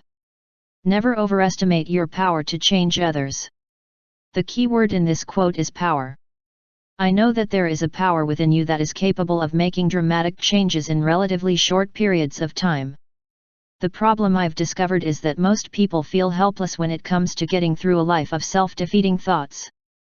It is actually quite easy to change the way we think and act, regardless of how long we have done it or how much reinforcement we have received that solidifies a way of being. I have put myself to the test many times and have always found that making these changes is much easier than others would lead me to think. I believe that in the same way that our body knows how to maintain an optimal state of health without any external interference, our mind is also programmed by the energy of the source to know how and what to think in order to optimize our emotional and spiritual development. I stopped underestimating the power we have within us to make seemingly radical changes and applied the begone excuses. Paradigm to overcome addictions of all kinds in my life. I've also used it to help me attract the right people, the right circumstances, the right jobs, the funding I needed, the healing I wanted, etc. I have seen many people leave old thoughts and behaviors behind with very little time or effort dedicated to the result. The impact of early imprinting and conditioning is felt throughout life until a change begins, but I have never accepted the idea that our early childhood programming is second to none. Nor do I accept that we have an unconscious mind that cannot be accessed. And you know that I even reject the idea that our genes and our DNA are excuses for all kinds of thinking and behavior. Rather, I have chosen to believe in the innate power within each of us to change. Each chapter that follows in this last part of this book is presented as a question to ask yourself. Take some time before answering and read the chapters with an open mind to everything and not attached to anything. Consider the examples I present, examine both sides, and remain neutral in your assessment of how they apply to you today. In other words, just let it all come, particularly the parts that you immediately think don't apply to you. There are no exercises to do, lists to do, rules to follow, or complicated instructions to memorize. All you need to do when reading the following pages is to remember the words of Lao Tzu: if you correct your mind, the rest of your life will fall into place. This paradigm for changing habituated thinking is about helping you correct your mind. Enjoy, as everything else falls into place. Chapter 12. The first question, is IT true? I will try to correct mistakes when they are proven to be mistakes, and adopt new points of view as quickly as they seem true. Abraham Lincoln. I have heard estimates from those engaged in such accounting practices that the average adult has approximately 6,000 separate thoughts in a 44-hour period. Even more surprising is that we think the same thoughts today that we had yesterday and that we will have tomorrow. Therefore, many of us go through our daily lives in a habituated pattern, endlessly repeating the same thoughts over and over again. Now let me add some fuel to this firestorm. I suggest that the vast majority of these continually reiterated notions, particularly those that fall into the category of excuse, are most likely false. It follows that we use our incomparably brilliant minds to unconsciously process false thoughts on a daily basis. It's true? It has to be the first challenge to this repetitive, habitual, and unconscious activity of making excuses. This first question on excuses begone. The paradigm will lead you to become aware of the personal nature of your justifications. When you discover how your mind selects false thoughts to guide you, it will also reveal an important impetus to break that habit that has prevented you so much in life. Finding the truth in 4 popular excuses. If you found out that a thought you use to define who you are to yourself and others is false, would you want to keep using it?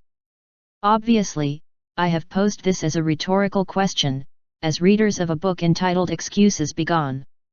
You probably don't want to hold on to anything that will keep you from improving your quality of life. It is much more beneficial and desirable to be guided by the simple teaching that the truth will set you free. So be open to the truth as you read this chapter. Your honest answers will go a long way to uncovering your thought patterns. The question, is it true? It demands that you determine whether or not you can be absolutely certain that those mental crutches you've been relying on are actually accurate. If not, you must immediately decide to invalidate them using these excuses to avoid what you are drawn to do or be. It is similar to managing your life on the basis of a lie. In the early days of our democracy, Thomas Paine wrote, "But the irresistible nature of the truth is such that all it asks for and all it wants is the freedom to appear." This suggests that the truth just wants to appear, he does not want to overwhelm or rule us. So let's let the irresistible nature of truth make its appearance right now. Under close scrutiny, old familiar explanations almost always turn out to be false, so it is important to prove their truth. Here, I will use the categories of excuses that I detailed in the chapter to illustrate the work with the first question in our new paradigm. 1. It will be difficult. This is without a doubt one of the most common excuses. Such a meme prevents you from fulfilling your highest vision, but is it even correct? Are you 100% sure that what you want to achieve will be challenging? Is it plausible that what you want is not really difficult, but actually requires very little effort? While you may feel that this is not likely, you must admit that the possibility that it is easy rather than difficult is real. Note that all the seemingly impossible events that occur under the guise of what Carl Jung called synchronicity do so with a kind of ease and an inexplicably strange twist of fate, in which little or no effort is invested. This happens to all of us quite often, particularly when we are more aligned with spirit than with the material world. There seems to be a collaboration with destiny, and a magical connection occurs that makes what was perceived as difficult quite easy. If the thought that it is going to be difficult may not be true, then something could very well happen so that it is not difficult, which means that the habituated meme is false. So now you have a choice with this excuse. A. You can believe a thought, it will be difficult, that is very likely to be false and that surely prevents you from achieving what you want, or, B. You can believe an opposite thought, it will be easy, that could also be false but that will help you to fulfill your wish. When there is a choice, the notion that something is possible or easy is certainly more attractive than the notion that it is impossible or difficult. So what thought do you wish to have? I remember the advice I received about publishing my first textbook about a year after completing my PhD studies. This is what I kept hearing: it sure is going to be difficult, getting it published is impossible, you don't know who would want to publish what you one-year rookie have to say. And the like. However, I never believed in that logic, consequently, I didn't adopt the excuse meme. It's going to be difficult. I submitted 100 copies of my manuscript, and within a week I received 99 rejection letters, but I also had an offer from a small New Jersey publisher. Essentially, what others viewed as a challenge did not strike me as such. He knew instinctively that someone somewhere would be interested in what he had to say, and it all happened with relative ease. I also remember quite clearly my experience getting national publicity for Your Erroneous Zones, my first book written for the general public, et. All the experts proclaimed that it was almost impossible to get a reservation for The Tonight Show, The Phil Donahue Show, Today, etc. This ready-made excuse would have been as good a reason as any to give up. It turned out that Howard Papush, talent coordinator for The Tonight Show, read Your Erroneous Zones on a flight from New York to Los Angeles. He called me for a pre-interview, and I was signed up for the program a week later. Over the next 3 years, I made 37 appearances on The Tonight Show, and was also a guest on virtually every other national talk show. It turns out that this first excuse did not apply at all. Actually, it was pretty easy to get coverage from the national media. I just had to answer the phone. So once again, if the belief that it will be difficult is not 100% true, why would you choose to support that notion? Not once did I say that it would be difficult to participate in a national television program. I trusted that the universe would provide experiences that matched my wishes and that everything would work out for my highest good. The most important point is that by staying aligned with this thought, I had no need to resort to a tired, and false, old excuse. 2. There will be family drama. This is one of those fundamentals that people use all the time to explain why they feel stuck or excluded from living the life they want. Over and over, the reasons for staying and doing the orders of family members: my parents would have a seizure, everyone would be so upset with me, no one in my entire family has ever done anything like that, they would label me as a troublemaker or a rebel, no one has faced my father before, it would be a nightmare, etc. If you tend to use this excuse, ask yourself, can I be 100% sure that there will be family drama if I take the action I am contemplating? Is there a possibility that I can do what I want and not generate outbursts? If there is a possibility that there is no problem, then this excuse has to fall into the category of not true. The opposite thought of there will be family drama is there will be no family drama if I carry out my plans as I would like them to unfold. You may think that without this excuse, you would automatically be on the risky path of doing something that you have been avoiding. But think again. You have the option of believing that there will be a family disruption or not. Since either has the potential to be true, why not go for the thought that could produce the desired result? If you stay aligned with the idea of loved ones who will understand you and support you in your desire, it is very possible that you will see that happen. Or your family members might react in the puzzling way your excuse predicted. But which thought do you think is most likely to produce the kind of results you would like to have? The point is, you can't be absolutely sure what this excuse predicts, so I urge you not to select an explanation for your habituated behavior that is clearly false. I can tell you with some degree of certainty that by not expecting to be shocked in a negative or scary way, you have a much better chance of eliciting the reaction you want. You are more likely to be supported by family members when you support your own wishes and intentions. And be willing to put up with any disapproval you may face by affirming your strong beliefs about your purpose in life. That disapproval is sure to morph into respect, gratitude, and even wonder.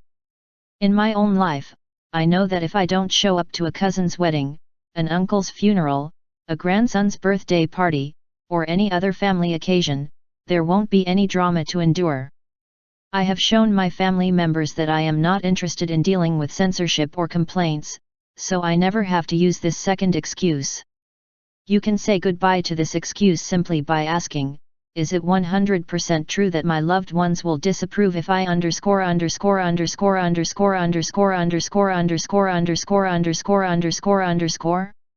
Since you can't guarantee family drama all the time, check your thoughts to reflect that there won't be any, period.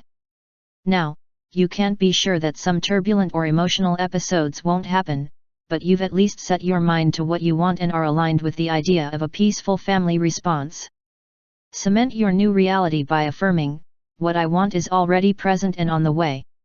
When you remove the belief that there will be family drama from your life entirely, you will once again remember what happens when you stay aligned with an expectation of the higher energy of peace, tranquility, and love.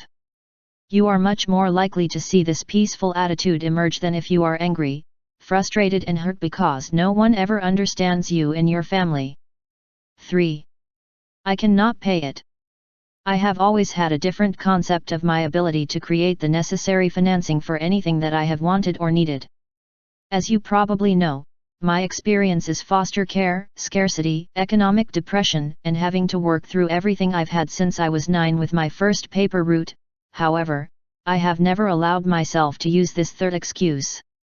Let's examine this very common meme to see if it's true. Can you be 100% sure that you cannot afford whatever it is that you would like to achieve or buy? If you have any doubts in your mind, no matter how unlikely prosperity seems to you now, then you must reject this excuse. The opposite of I can't afford it is that I can afford it, even if I don't know at this point how I can make it all come true financially. Once again, the importance of this question about your ability to raise money becomes apparent. If the thought that I can afford it is true or false, and the same can be said that I can't afford it, why go for the idea that is almost guaranteed to prevent you from reaching your goal? Perhaps you are convinced that you are in a bad situation and cannot attract the financing of your dreams. One of the basic principles of excuses be gone. The mindset is that you get what you think about whether you want it or not. Therefore, thinking about cash scarcity aligns you with the concept of scarcity and shortage. The more you focus on what you don't have and can't get, the more opportunities you provide the universe to offer experiences that reflect those beliefs. By stating that you cannot afford something, you confirm this expectation, which, by the way, is as likely to be false as it is true.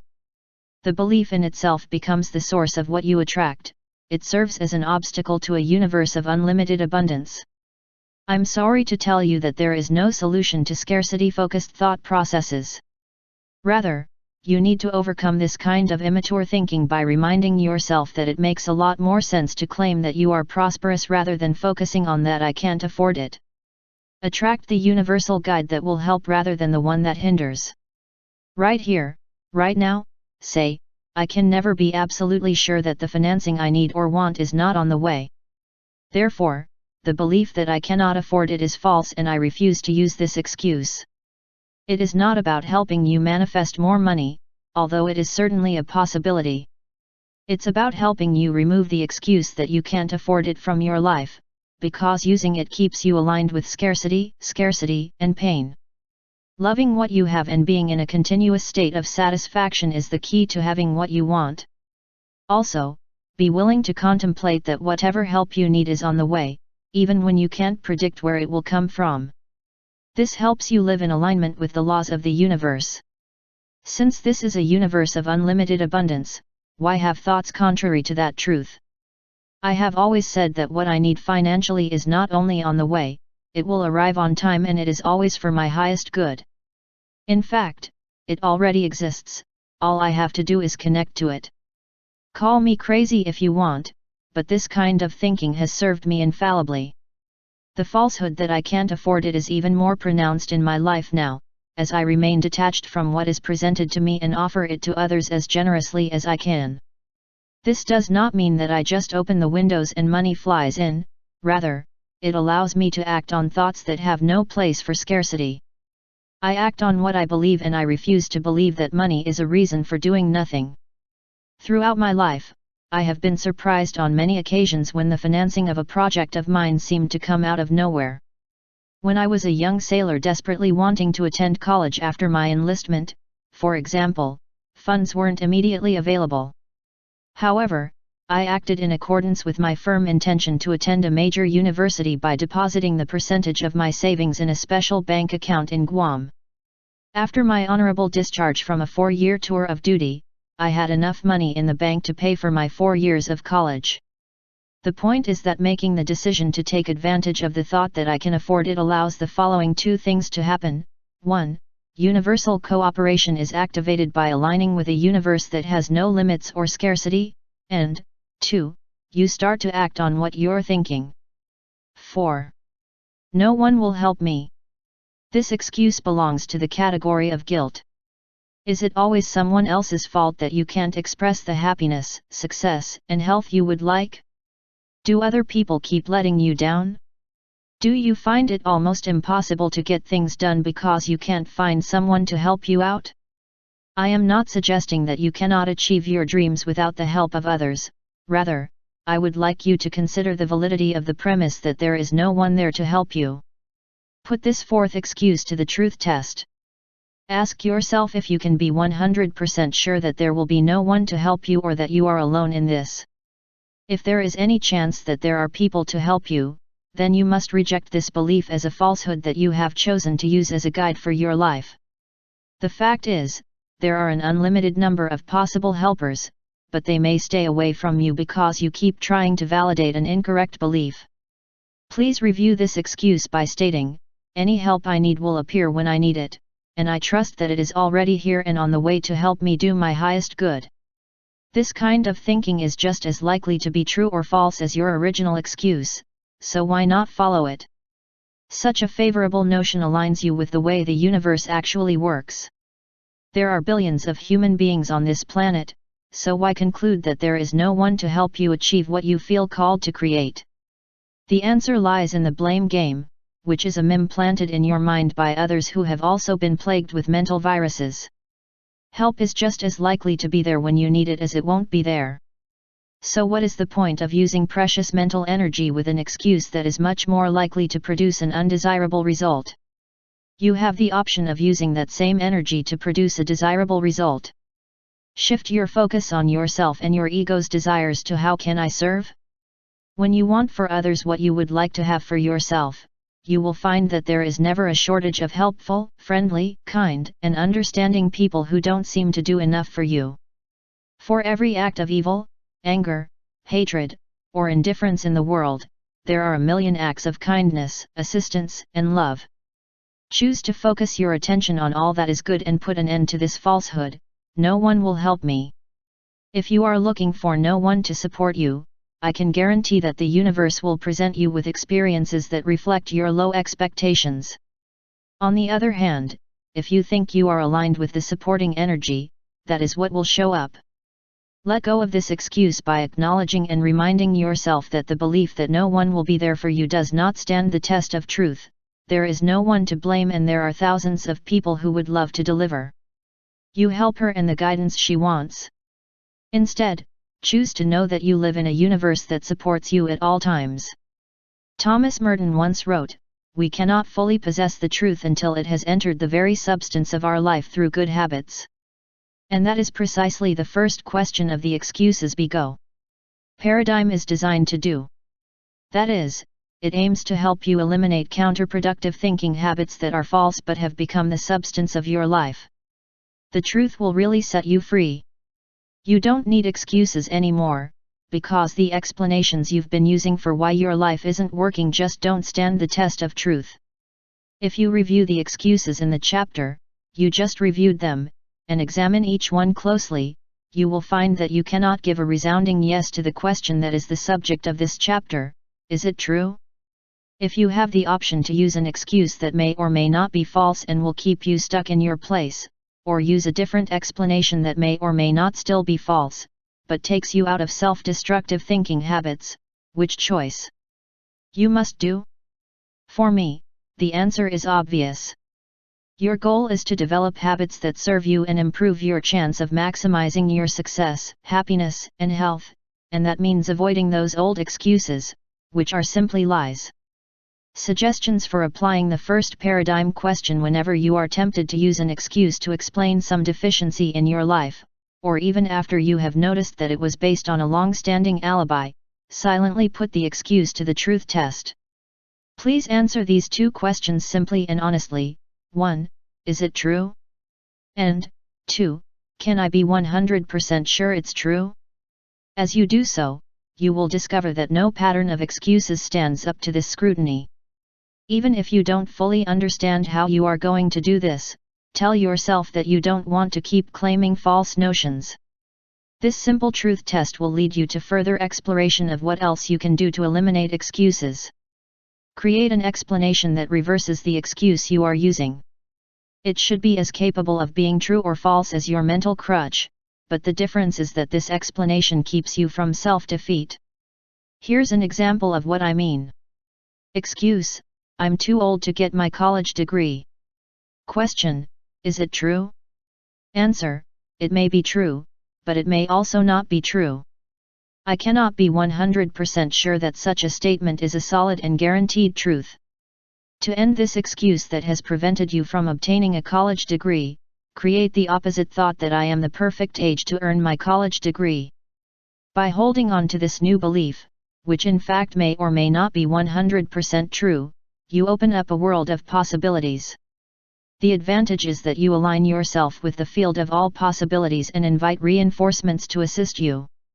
Since neither your old excuse nor your new belief can be guaranteed 100%, and you are free to have either of these two visions for yourself, why not select the one that will work for the highest aspirations you have, rather than against them? The creative source that gave you birth from not being to being supports you in this endeavor. As the Bible says, trust in the Lord with all your heart, and do not lean on your own understanding, in all your ways acknowledge Him, and He will make your paths straight. Proverbs 3:5-6. Your insight has led you to all the excuses you've relied on for much of your life.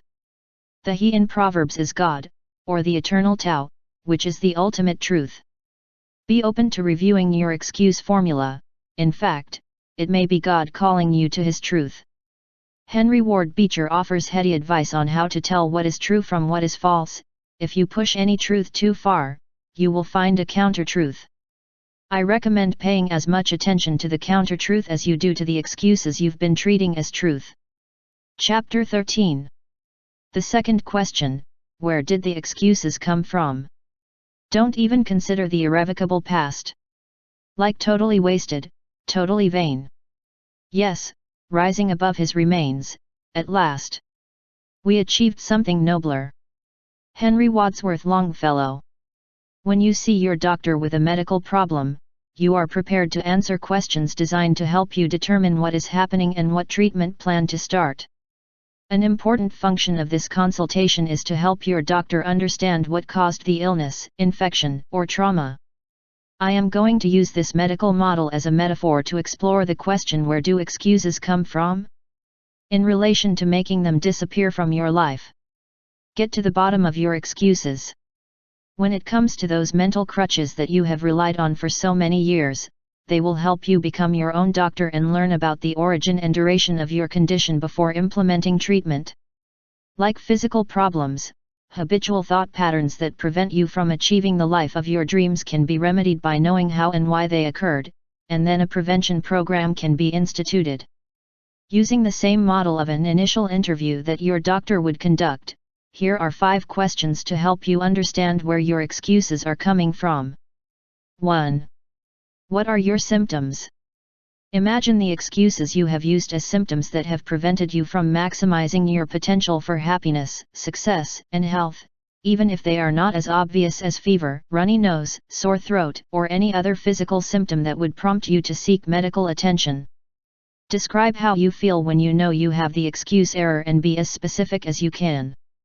Common symptoms include frequent bouts of blame and fault-seeking, when almost anyone or anything you think about is responsible for your unhappiness, shame that sneaks up on you, anger towards yourself and others, arising at the slightest irritation, envy that explodes when you compare yourself with others, and laziness, inactivity, and complaints. As the excuse error takes hold, you find that you spend a lot of time looking for occasions to take offense, as another person's success, happiness, and good health only serve to intensify your symptoms. Doubts, resentment, anxiety, worry, hopelessness, sadness, unworthiness and more can also occur. 2. When did your symptoms first appear? Your symptoms could stem from childhood memories that still linger in the adult versions. For example, the rationalization that I am too old may have appeared as I am too young when you were a teenager, and the grown-up excuse that I'm too busy could have originated because I can't play with my friends because I have to do my chores, study, and go to bed when you were at school. Perhaps you also admired family members who modeled seemingly successful behavior to make excuses. These lifelong habits of thought have become so embedded in your being that you are only now beginning to see them as symptomatic of a disease process. While there is no remedy for the conditions you were exposed to that contributed to the presence of your excuse sickness today, you can now see how you got infected at a young age. And the best medicine for this can be found in humor like that of actress Tallulah Bankhead, particularly in the observation she is said to have made that the only thing I regret about my past is the length. If I had to relive my life, I would make the same mistakes, only before. 3. Who were you with? Simply knowing who you were with when you suffered from the sickness of excuses, sadly, won't change it. You will gain a modicum of knowledge, but the bottom line remains the same: your past will always be as it was and there is no way to alter it. The people you were with when you discovered so many counterproductive thinking habits should be pretty obvious to you by now. They include members of your immediate and extended family, especially your parents and grandparents, teachers, classmates and friends, members of religious organizations, and even people who appeared on the television shows that I watched, in the magazines and newspapers that I read, and in the music that I listened to. I could go on to list all the ways you were exposed to mind viruses. The sole purpose of these viruses was to replicate, infiltrate, and spread whenever possible, and their inquisitive, open, and willing mind was surely an attractive place for them to establish themselves. So when you ask who you were with when you contracted the excuse disease, you can realistically answer that it was most of the people and everything that you came into regular contact with from the first moments of your life. 4. Did the people around you have similar symptoms? Were they contagious? If you were receiving medical treatment for a disease, it would be important to reduce its spread. Not only you would need to receive the corresponding treatment, but also whoever gets it. Additionally, you will be told how to minimize endangering others, and you may even be able to isolate yourself to stop the growth of the epidemic. The people you came into close contact with throughout your life suffered from the disease of making excuses. Obviously, no medication or isolation is required here, but you must make the decision to rehab if you want to overcome habitual lifelong thinking habits. As he grew up and was exposed to the disease of excuses, he did not realize what was happening. The means of transferring the mind viruses he caught was through the magic of mimetics, which I discussed in the first chapters of this book. Remember that mimicking is the root of mimetics, and you certainly mimicked the infected people around you. You were a clever, willing, and gullible little pack for memes to take hold, replicate, and spread. If your environment hadn't been so fertile, you wouldn't be dealing with the effects of those excuses today. This is not a reason to blame anyone. There were many opportunities, particularly as you grew up in your teens and beyond, when you had the option of allowing excuses to take over or not. Rather, it's about seeing that in your early years, you were a magnet for the energy that went to you. And as you got older, you kept making excuses and began to attract and nurture the ways that would have allowed you to leave them behind. 5. Were you exposed? The short answer here is yes.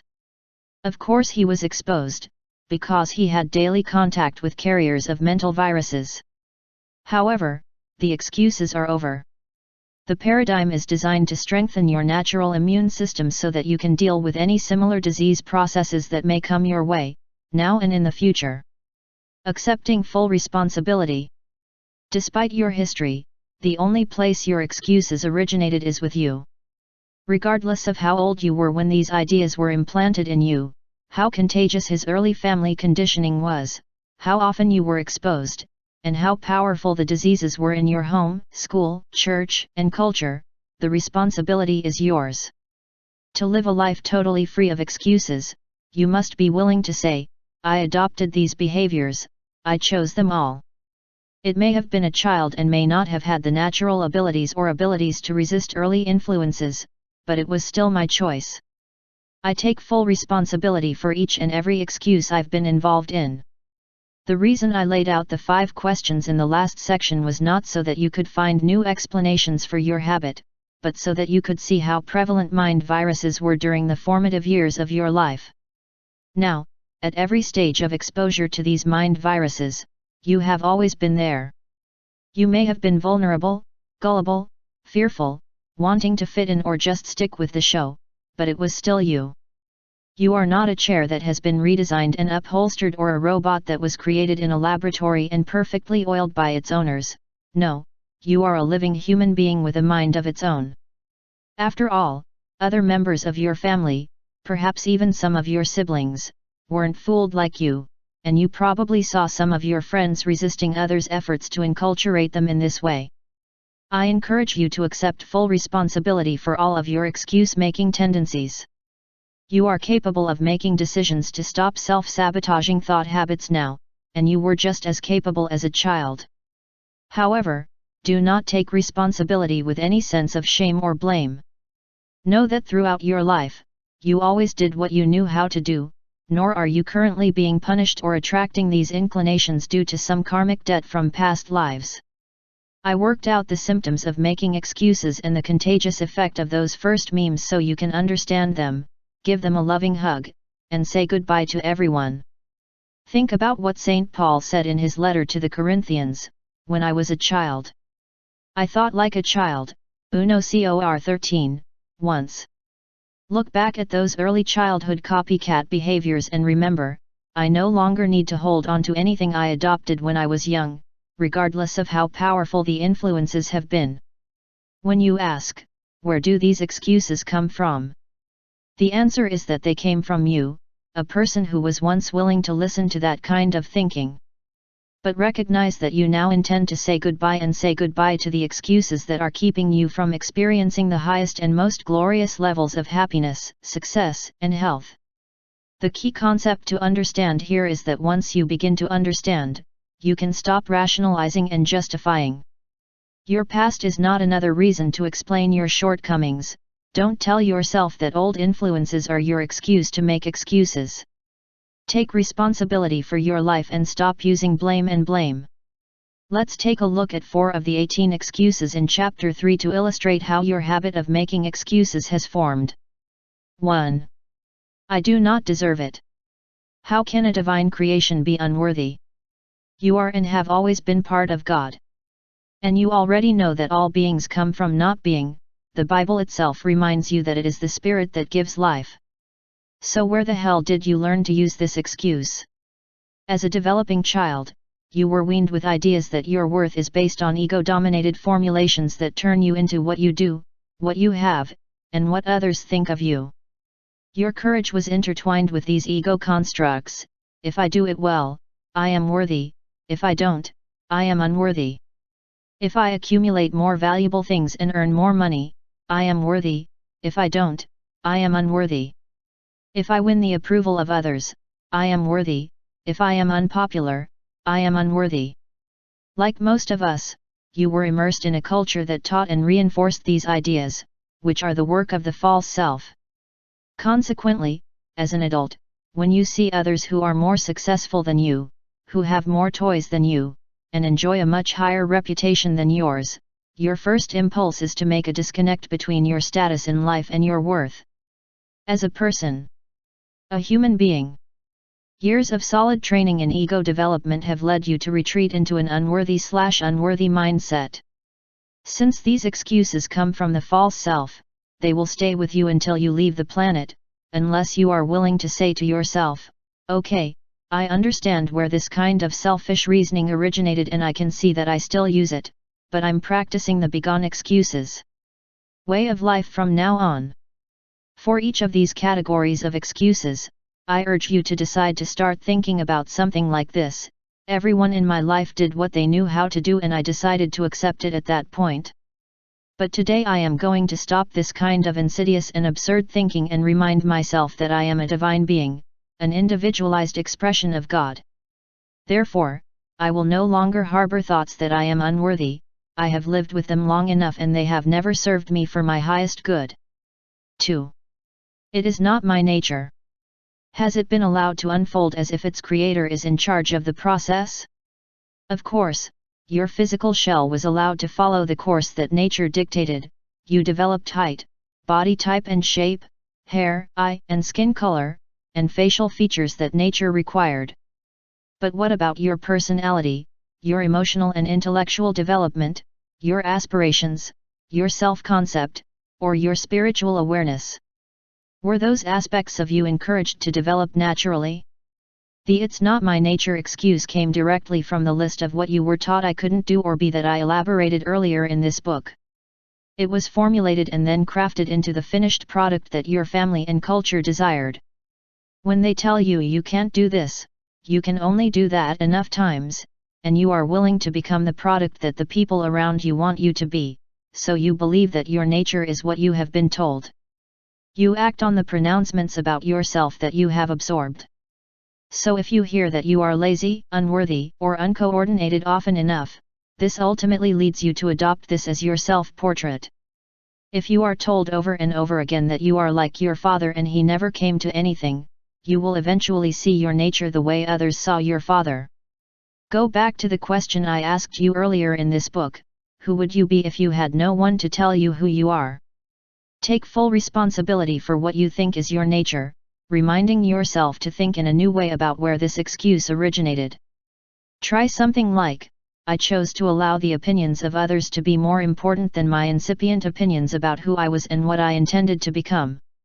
Yes, he was small and vulnerable, but he was still my choice. This causes the old excuse to come down the stairs and help you love the person you were then, causing you to tenderly undo what you, not someone else, have done. While you can never change the actions of others, taking responsibility for your own life will help you make the change to the missing excuses. Existence. 3. I am not smart enough. Where do you think you found out you were misled a bit in the brain department? Well, you were enrolled in an educational system that assigned numbers to your brain power. A test gave him an IQ number to take for life. He learned to listen to a teacher whose lesson plan was not designed for the variety of learning modes in the classroom, so all students were exposed to the same instruction. At the end of the week, a test gave him a grade that compared him to the performance of all his classmates. They all had their place in a bell curve depending on their abilities that day, that week, and in that particular subject area. She developed a self-image based on teacher feedback, test scores, and academic performance. He learned that he was average in spelling, above average in art, but mentally challenged in math. Soon you had the makings of a great excuse, I'm not smart enough, that you pulled out when it was convenient. What you didn't learn is that IQ tests only measure how well you take IQ tests. It turns out that academic performance has nothing to do with your potential for intellectual mastery. However, his young mind latched onto those school experiences and added them to the messages he had already absorbed that he is not as smart as his siblings, that he has never been good at solving number problems, or that he is not as talented as children next door. This cascade of criticism directed at your intellectual abilities can easily lead you to defend yourself against these blows with excuses. The fact is, since you are a creation that originated in the world of spirit, you have exactly the right amount of intelligence to accomplish everything you will do while here. Everything is perfect, and so are you. For me, a person like my son-in-law Joe, who can lay down a beautiful hardwood floor and make it look spotless, is a genius. Whether he performed well on some aptitude test or not, Joe's genius is displayed in his artistic sense in that magnificent mind that fixes and positions the grain of the wood, leveling and sealing, with infinite measurements and calculations. You also have all the intelligence you need for anything that ignites your creative and problem-solving passion. Believe it about yourself and you will never want or need to bring up the excuse that I am not smart enough again. 4. The rules won't let me. Always obeying the rules is a meme or mind virus that has become an acceptable indicator of your honesty and integrity. But note this phrase in a letter that Martin Luther King, Jr., wrote from Birmingham City Jail on April 16, 1963, we can never forget that everything Hitler did in Germany was legal and everything the Hungarian did what the freedom fighters did in Hungary was illegal. I also love this observation by Ralph Waldo Emerson: no law can be sacred to me except that of my nature. I am not advocating being illegal and indifferent to the edicts that govern a civilized society. I encourage you to acknowledge what some of our best minds say about ruling your life with rules. I include here what my great teacher Lao Tzu wrote in the Tao Te Ching. When the greatness of the Tao is present, action arises from the heart itself. When the greatness of the Tao is absent, action comes from the rules. Live your life according to a Tao-centered or God-realized point of view. You know what is right, what your heart tells you. You know that you don't need cumbersome rules imposed by others, some of which make no sense to obey, to guide you. This fourth excuse is a great escape in every sense of the word. I want to quote another famous American who was adamant about the need for a sense of independence as a criterion for living a full, happy, successful, and healthy life. Read his words carefully: the care of the soul of each man belongs to himself. But what if you neglect its care? Well, what happens if you neglect the care of your health or your property? The magistrate will enact a law so that you are not poor or sick. The laws provide for damages by third parties, but not from ourselves. God Himself will not save men against their will. The person who wrote those words was none other than Thomas Jefferson. There you have some of the most admired teachers in history who remind you that rules should never be a final factor in determining anything about you. Instead, these sages ask you to go inward and be guided by what your passion dictates, as long as it doesn't hurt anyone else, of course. If you tend to use the excuse the rules don't allow it, know that it was passed on and applied by those who wanted to control your behavior. Again, it is important to take full responsibility for your own actions. You are no longer a child who needs rules to ensure that you are safe, healthy, and functional within a family or a classroom. Be willing to consult with your adult sense about what is right for you. Firmly pursue that vision, keeping a silent vigil in your inner passion. Ignore pressures to do things by following instructions and edicts that simply no longer apply to you. As you can see, all of these excuses originated in the early years of his life. But even when you take responsibility for your role in making excuses, always be kind to yourself. Remember that you only did what you knew how to do as a child. So go visit those shipwrecks Longfellow talks about in the quote that begins this chapter and find out where they come from and why they have persisted as long as your usual ways of thinking. Do as the poet suggests and go to excuses begone. Life, which is much nobler than an existence full of self-sabotaging explanations. Suggestions for applying the second paradigm question. The most useful suggestion I can offer you regarding the question where do these excuses come from? Is to answer it with the following 4 words: they came from me. Take full responsibility for your thoughts in the form of the words that come out of your mouth today. Of course, study the proliferation of mind viruses and early childhood conditioning practices that went your way. But also practice thinking and saying this: I chose to use excuses as a kid. I didn't realize at the time that I had other options available. I realize that I have continued to choose those excuses until now. Be the only one responsible, you have no one to blame. You don't need to wait for someone to come and undo what you did, as you can't become an excuse maker without consent. And if you have consented, the excuses go away. The paradigm revokes it now. Forgive everyone, including yourself. All those individuals who proliferated mind viruses and conditioning were only doing what they knew how to do given the circumstances of their lives, and those mem dispensers are only a generation away from receiving the same habit of thinking. Remember the line of the St. Francis prayer: it is by forgiving that we are forgiven. Avoid guilt and free yourself from whatever has been plaguing your life and preventing you from activating your highest calling.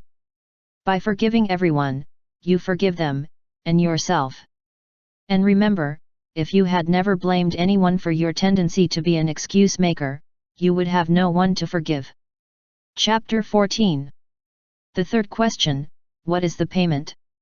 We lie to ourselves, so that we can still have the excuse of ignorance, the alibi of stupidity and misunderstanding, possessing which we can continue in good conscience to commit and tolerate the most monstrous crimes. Aldous Huxley. In the quote above, from Huxley's essay Words and Behavior, monstrous crimes are committed by and against yourself, allowing you to continue habitual and harmful thought patterns through dishonesty. This third question will help you clarify the psychological system that sustains such a lie. Why maintain a habit of thinking that prevents your highest view of yourself? The solution seems easy enough: just stop making excuses. But obviously it takes more than this to remove your mental crutches, otherwise you would have already given up on them. It is similar to the alcoholic or drug addict who knows that his reasons for not quitting are holding him back, but his behavior continues unabated. Somehow, you must feel that you are benefiting from your self-sabotaging thoughts, even when the facts indicate otherwise. Your answer to what is the reward? It will give you an idea of the reward system that you have carefully built. It's the reason you can reach into your bag of excuses and pull out some royal gems whenever it's convenient. And the fact that these thought patterns have been with you for most of your life makes them almost automatic responses. Take a moment now to reflect on why your thoughts may support behaviors that do not serve your highest ideals. William Wordsworth, The insightful English poet once remarked, "Habits rule the thoughtless flock," and the flock is used as a pejorative term for thinking like everyone else. Your goal is to break those habits that have led you to act like just another member of the obedient pack, and that requires a new kind of understanding. Such understanding may be more accessible now than in the early part of your life, which was when you tended to form and accumulate your habits. Thoreau's words encourage you to make this second part of your life work for you by changing your path. Just as a single step will not make a path on earth, a single thought will not make a single path in the mind. To make a deep physical path, we walk over and over again. To make a deep mental path, we must think over and over again about the kinds of thoughts that we want to dominate our lives. Excuses are over. The paradigm invites you to explore the same types of reasoning that created your habit of making excuses and then to develop a new set of beliefs. Just as an elephant can be tied by a thread if it thinks it is captive, if you think you are chained to your excuses, you are in captivity. Asking what is the reward? It allows you to gain insight into the nature of your bondage to old thought processes and helps you form a new path in your mind that will soon wear out. For example, there was a time in my life when I consumed 8 or more artificially sweetened sodas a day. My excuse was that I had always done this, so it would be too difficult to break the habit. Then I read Epictetus' Manual of Conscious Living, written by students from their oral teachings over 2,000 years ago, and this passage caught my attention. Nothing is actually pleasant or unpleasant by nature, but all things become that way out of habit. This was a great idea for me. The garbage I drank every day was not pleasant for what it was or how it tasted, it was simply something I had done for so long that I had left a behind path in my brain from which I thought there was no escape. In 1086, armed with this new insight and nothing else, I began to create a new path. I kept reminding myself that this artificially sweetened brown water was not pleasant in itself, it was just my habit that made it so. To this day, I haven't even had a sip of any kind of soda. So, as you can see, getting to the bottom of why we follow the same path day after day can be very helpful and life-changing.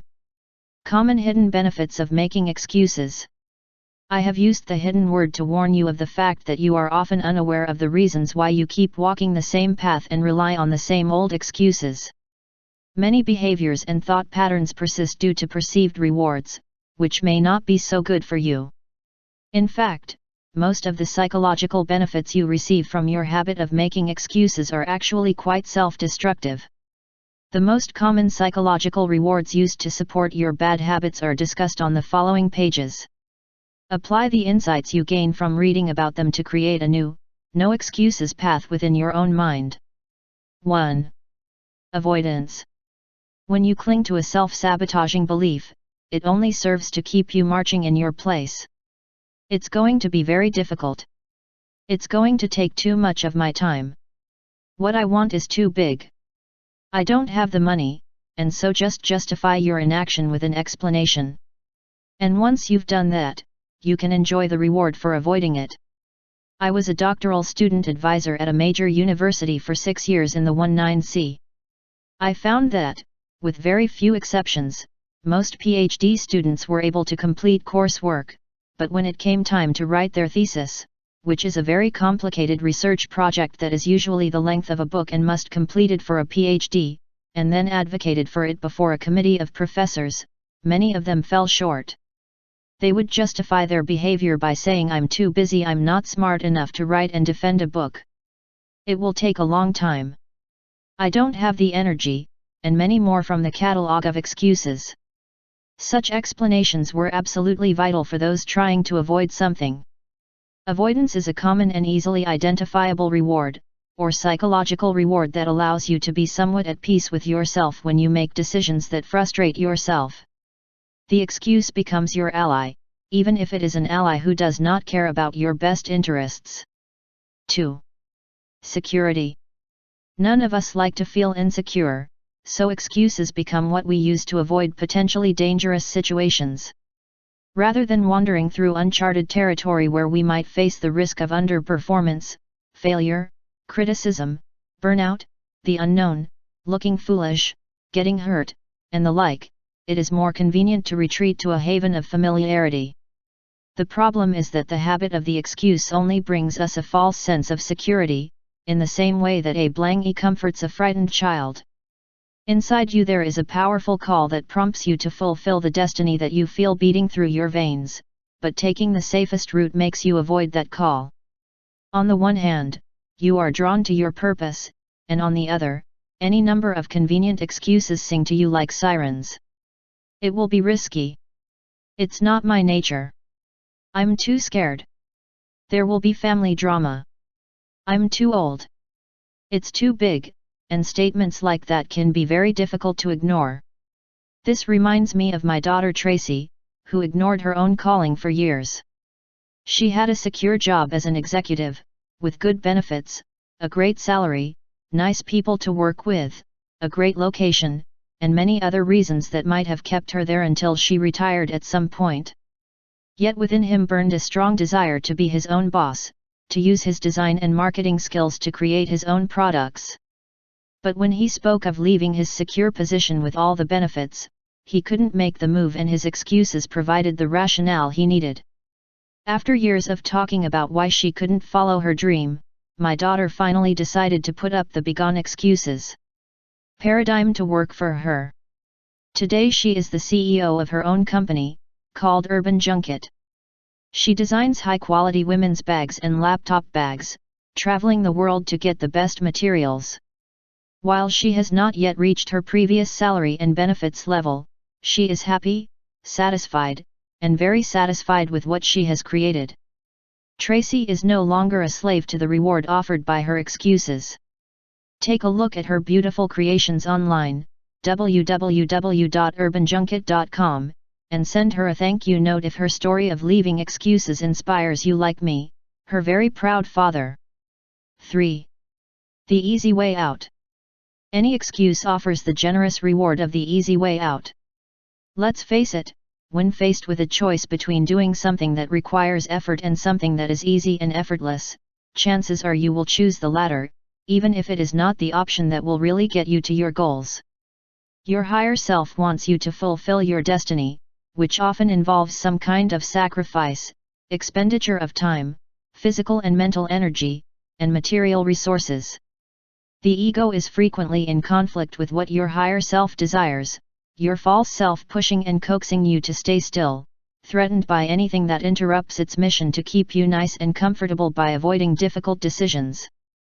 Therefore, there is a great payoff for using excuses that allow you to take the easy path. I know the daily effort and struggle that I find myself in when I choose to sit down and write, day after day, often for a whole year, until I complete a book. I've done this long enough to know with sweet certainty that the completion of the project is completely in line with my life purpose.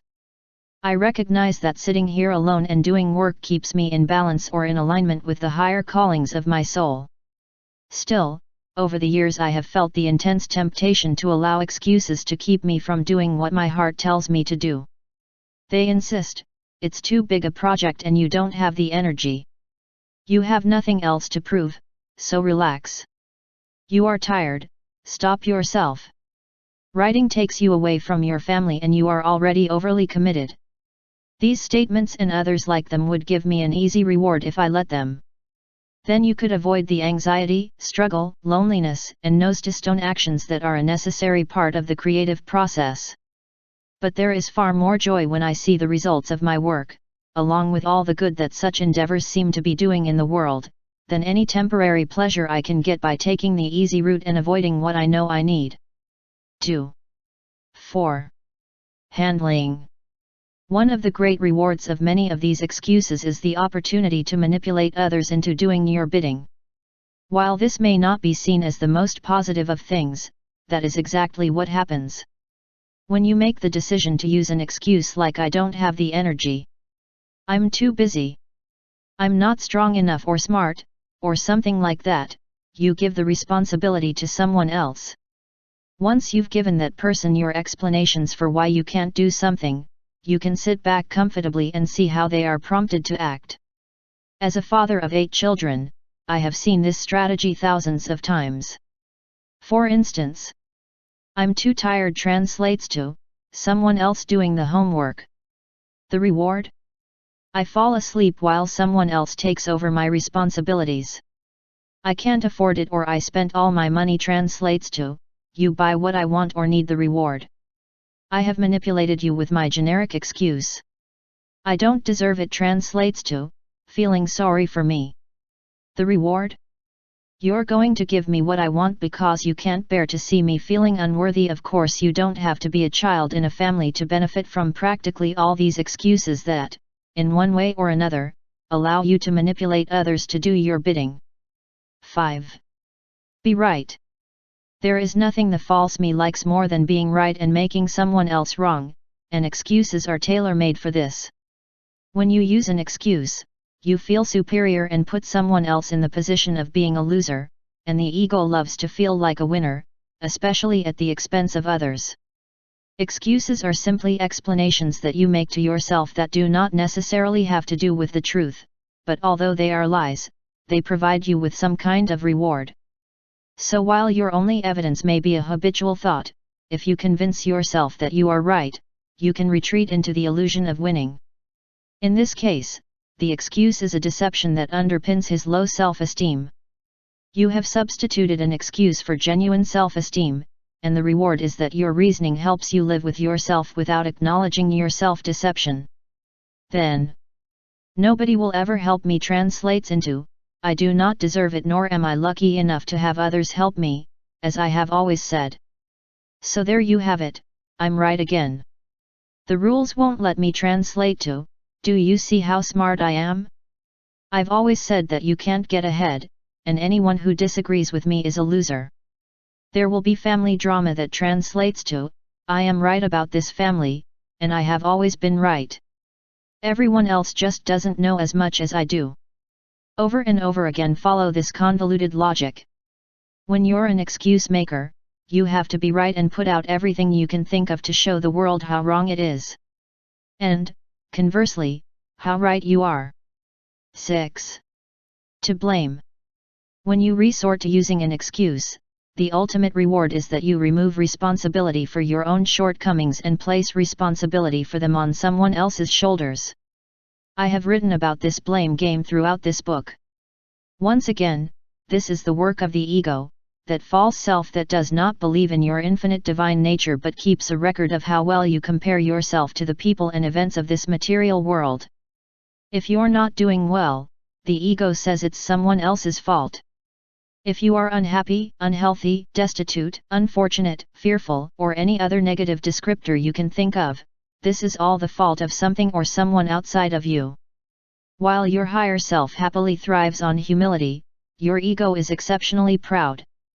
Therefore, when something goes wrong, the ego's inclination is to blame someone else and maintain its pride. Guilt pays a colossal dividend, so the ego builds something to achieve it whenever possible.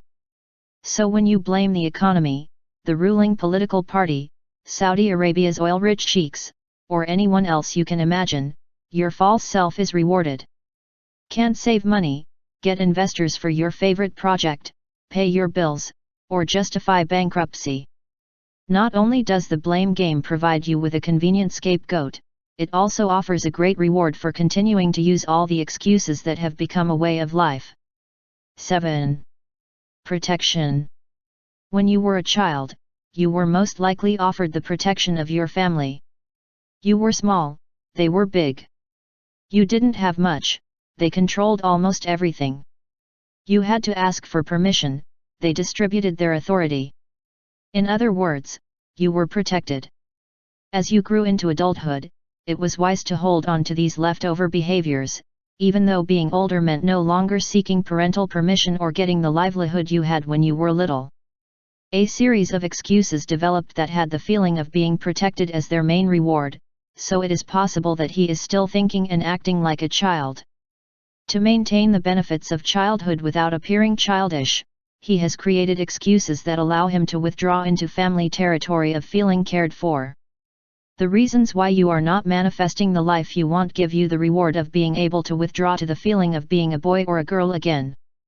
In fact, this is a powerful reward, although it doesn't serve you very well as an adult. As a parent, I have felt that my job is not to be someone my children can lean on, but to help them realize that leaning is unnecessary. However, when some of my children reached adulthood, I noticed that they were obviously reluctant to take on the full mantle of self-responsibility. When excuses arose, I saw that they were seeking the protection of having everything decided for them. "I'm not strong enough" translated to, "Do it for me, Dad, and then I can feel protected again." "And I can't pay it" translated to, "You pay it, and then I get free." Similarly, many of the excuses you can use have that built-in dividend of allowing you to explain your shortcomings and feel like a protected youth again. While the regression to childhood may allow you to feel temporarily protected, it will obviously keep you trapped in place. After all, reality dictates that mom and dad cannot protect you ad infinitum.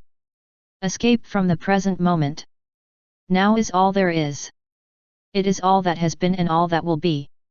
However, just as there are many ways to live gloriously and happily in the present moment, there are also many ways to try to escape living fully in the now. And that's where excuses come in. Like all other mental activities, making excuses takes place entirely in the here and now. When you engage in this practice, this is how you use the present. If you are dedicating the moment to justification and defensiveness, then you cannot use it to do something constructive, work to change, make love, marvel at your children, enjoy every breath you take, etc. The reward is that you have something to do with your time. Although it may be neurotic in nature, it is a convenient escape mechanism to keep you stuck in your old habits. The present is all you will have, and every excuse you use will keep you from being here now. While you can never avoid now, making excuses ensures that you won't change old habits as you will be too busy filling your precious seconds with excuses. Tips to reverse these benefits. Now let's flip the 8 rewards and see how they can work for you rather than against you. Read these suggestions with the intention of overcoming old habits of thought, as well as discovering the harmony of living from your highest vision. 1. Avoidance. Make the decision that you will no longer use excuses to walk away from what you know is best for you. Today, act on something that you have always avoided and explained with a convenient excuse. Make that phone call you've been putting off, write a letter to a distant friend or relative, put on a pair of walking shoes and go for a mile walk, clean a section of your closet, do anything, as long as it's something you've been justifying not doing with excuses. Affirm, "I have free will and there is nothing I should avoid. I will refrain from using excuses to justify my avoidance behavior." 2. Security. Plan to take a vacation with no guarantees, just go ahead and be guided by your instincts rather than a detailed itinerary. Eat at a restaurant that serves unfamiliar food, attend a symphony or soccer game, visit a mosque, take a yoga class, go on a nature walk, or do whatever else you have. Afraid. Decide to leave behind the excuses you have used and adopt the philosophy of having an open mind to everything and not attached to anything. Affirm, "I choose the road less traveled and resist seeking familiarity and an illusion of security." 3. The easy way out. Have a conversation with your subconscious mind, which has become used to choosing the familiar path, and explain to it that you are no longer interested in living this way. Then go into reverse mode. Instead of congratulating yourself on avoiding something difficult, take heart for having the courage and determination to move in a new and possibly uncomfortable direction. At one point, my payment system for a counterproductive smoking habit was the belief that I was receiving pleasure from this activity, so I am not going to quit. Clearly, my mind felt that continuing this dirty habit was much easier than quitting. But after many conversations with my subconscious mind, the day came when I changed my reward system. Instead of using my old checkout procedure, I began to congratulate myself on having the inner strength to make the difficult decision rather than the easy, familiar one. Affirm, "I am open to making difficult decisions when they are in harmony with my highest good." 4. Handling. Have a conversation with yourself before speaking or acting in a way that is likely to make you manipulate others. A private self-talk is crucial in eliminating this old psychological reward system that you have inadvertently created. When it comes to your family members and close friends, also have these silent conversations. No one needs to know what you are doing. With your children, for example, practice non-interference and remember that, in most cases, they already know what to do. Consider what the likely consequence would be if you said something in particular. Anticipate how others in the room will react, how you would respond, and what might explode. All of this will only take a second or two. The end result may be that you simply remain silent and allow your ego to take a well-deserved rest, rather than giving advice that is actually a form of manipulation. Affirm, I am happy with myself. I have no need to control or manipulate anyone to think and act as I prefer. 5. Be right. The ego spends a lot of time practicing always being right. To remove this item from your psychological folder, start letting others be right. When someone says something that you would normally disagree with in order to make them wrong, try saying, "You're right about that." This will immediately reverse the ego's need to be right. If someone says to you, "You always ignore my point of view, and we end up doing what you want," try this answer to expand it. "You know, that's really a good point that I've never considered before. The more I think about what you are telling me, the more I realize that you are right about that." Voila, the cycle of arguments stops, the psychological support system for using excuses is reversed, and a conflict-free life begins. Make these words the cornerstone of your new policy by repeating them to others as often as possible. "You're right about that." While the ego will protest loudly, this strategy can only bring you peace and happiness. So would you rather be right or happy? Affirm, I release the inclination to make others wrong. 6. Guilt. Remind yourself that no one can make you feel anything without your consent. Therefore, there is no one to blame for what is happening in your life. With this simple concept, you permanently eliminate the payment system of blaming others for your shortcomings and eradicate the tendency to make excuses. Tell yourself, I am the sum total of all the decisions I made in my life, even the ones I made as a child. When your ego launches its blame game with "it's not my fault. I couldn't help it. They made me do it," and so on, stand firm on your decision to start abolishing rewards with the begone excuses. Guide. Affirm, I practice self-responsibility rather than finding fault, and I am willing to give up the inclination to blame others for anything in my life. 7. Protection. The words of Johann von Goethe can help you release the desire to seek the protection of childhood. If children grew up according to the first indications, we should not have more than geniuses. And, from the great Indian poet Rabindranath Tagore, every child comes with the message that God has not yet become discouraged from man. Goethe and Tagore are saying that you are someone who came here to fulfill a personal dharma, so let that genius gift of God finally be active in your life. Everything you need to fulfill your destiny was with you in the moment before, during and after your conception, so retreat to that knowledge now. Your payment system of feeling fragile and needy and wanting to be protected dissolves when you start to trust yourself. At the same time, you are trusting in the infinite wisdom that created you. Affirm, I am an adult and I came here from not being equipped with everything I need to fulfill my greatness. 8. Escape from the present moment. When you feel downcast or in a bad mood, ask yourself, do I want to use the present moment, the precious coin of my life, in this way? This will help you to become aware of the importance of being here now, not only in your body, but also in your thinking. I urge you to think of the present as just that, a wonderful present from its source. Every time you fill the now with thoughts about how you used to be, concerns about what someone has done to harm you, or concerns about the future, you are saying no, thank you to your source for this precious gift. As I have pointed out throughout this book, everything that has happened did not happen in the past, but in the now, so your relationship with life is your relationship with the now. Become aware of how valuable this present is and erase that old tendency to use excuses in order to escape the moment. Affirm, I refuse to use my precious present moments in any way that distances me from the divine love from which I originated. This concludes the third question from Excuses Begone. Paradigm. See the insanity of your self-paralyzing excuse mentality? As you close this chapter and move on to the next, reflect on these poetic words from Walt Whitman's Leaves of Grass. There was a boy who went out every day. And the first object that he looked at and received with amazement or pity or love or dread, that object became, and that object became part of him for a day or a certain part of the day, or for many years or cycles of extended years. So look what you look at. Even more significantly, don't create a reward system of excuses to defend, pity, or fear. This is a good time to remember this thought, which I repeat often: when you change the way you look at things, the things you look at change. Chapter 15. Question 4. What would my life be like if I could not use these excuses?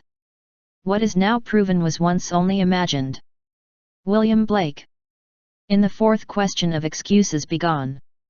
Paradigm, you switch to the powerful world of your own imagination. The above observation, by the English poet William Blake, reveals an important truth: the things you take for granted and treat as gospel were initially imagined. Just as the cell phone had to be an idea before it became a reality, the same goes for everything you encounter in life. Imagination is crucial to bring things from the world of not being to the world of being. Jesus of Nazareth said that it is the Spirit that gives life, and Lao Tzu said that all being comes from non-being. What was good enough for these two spirit giants to embrace has immeasurable importance to you as well.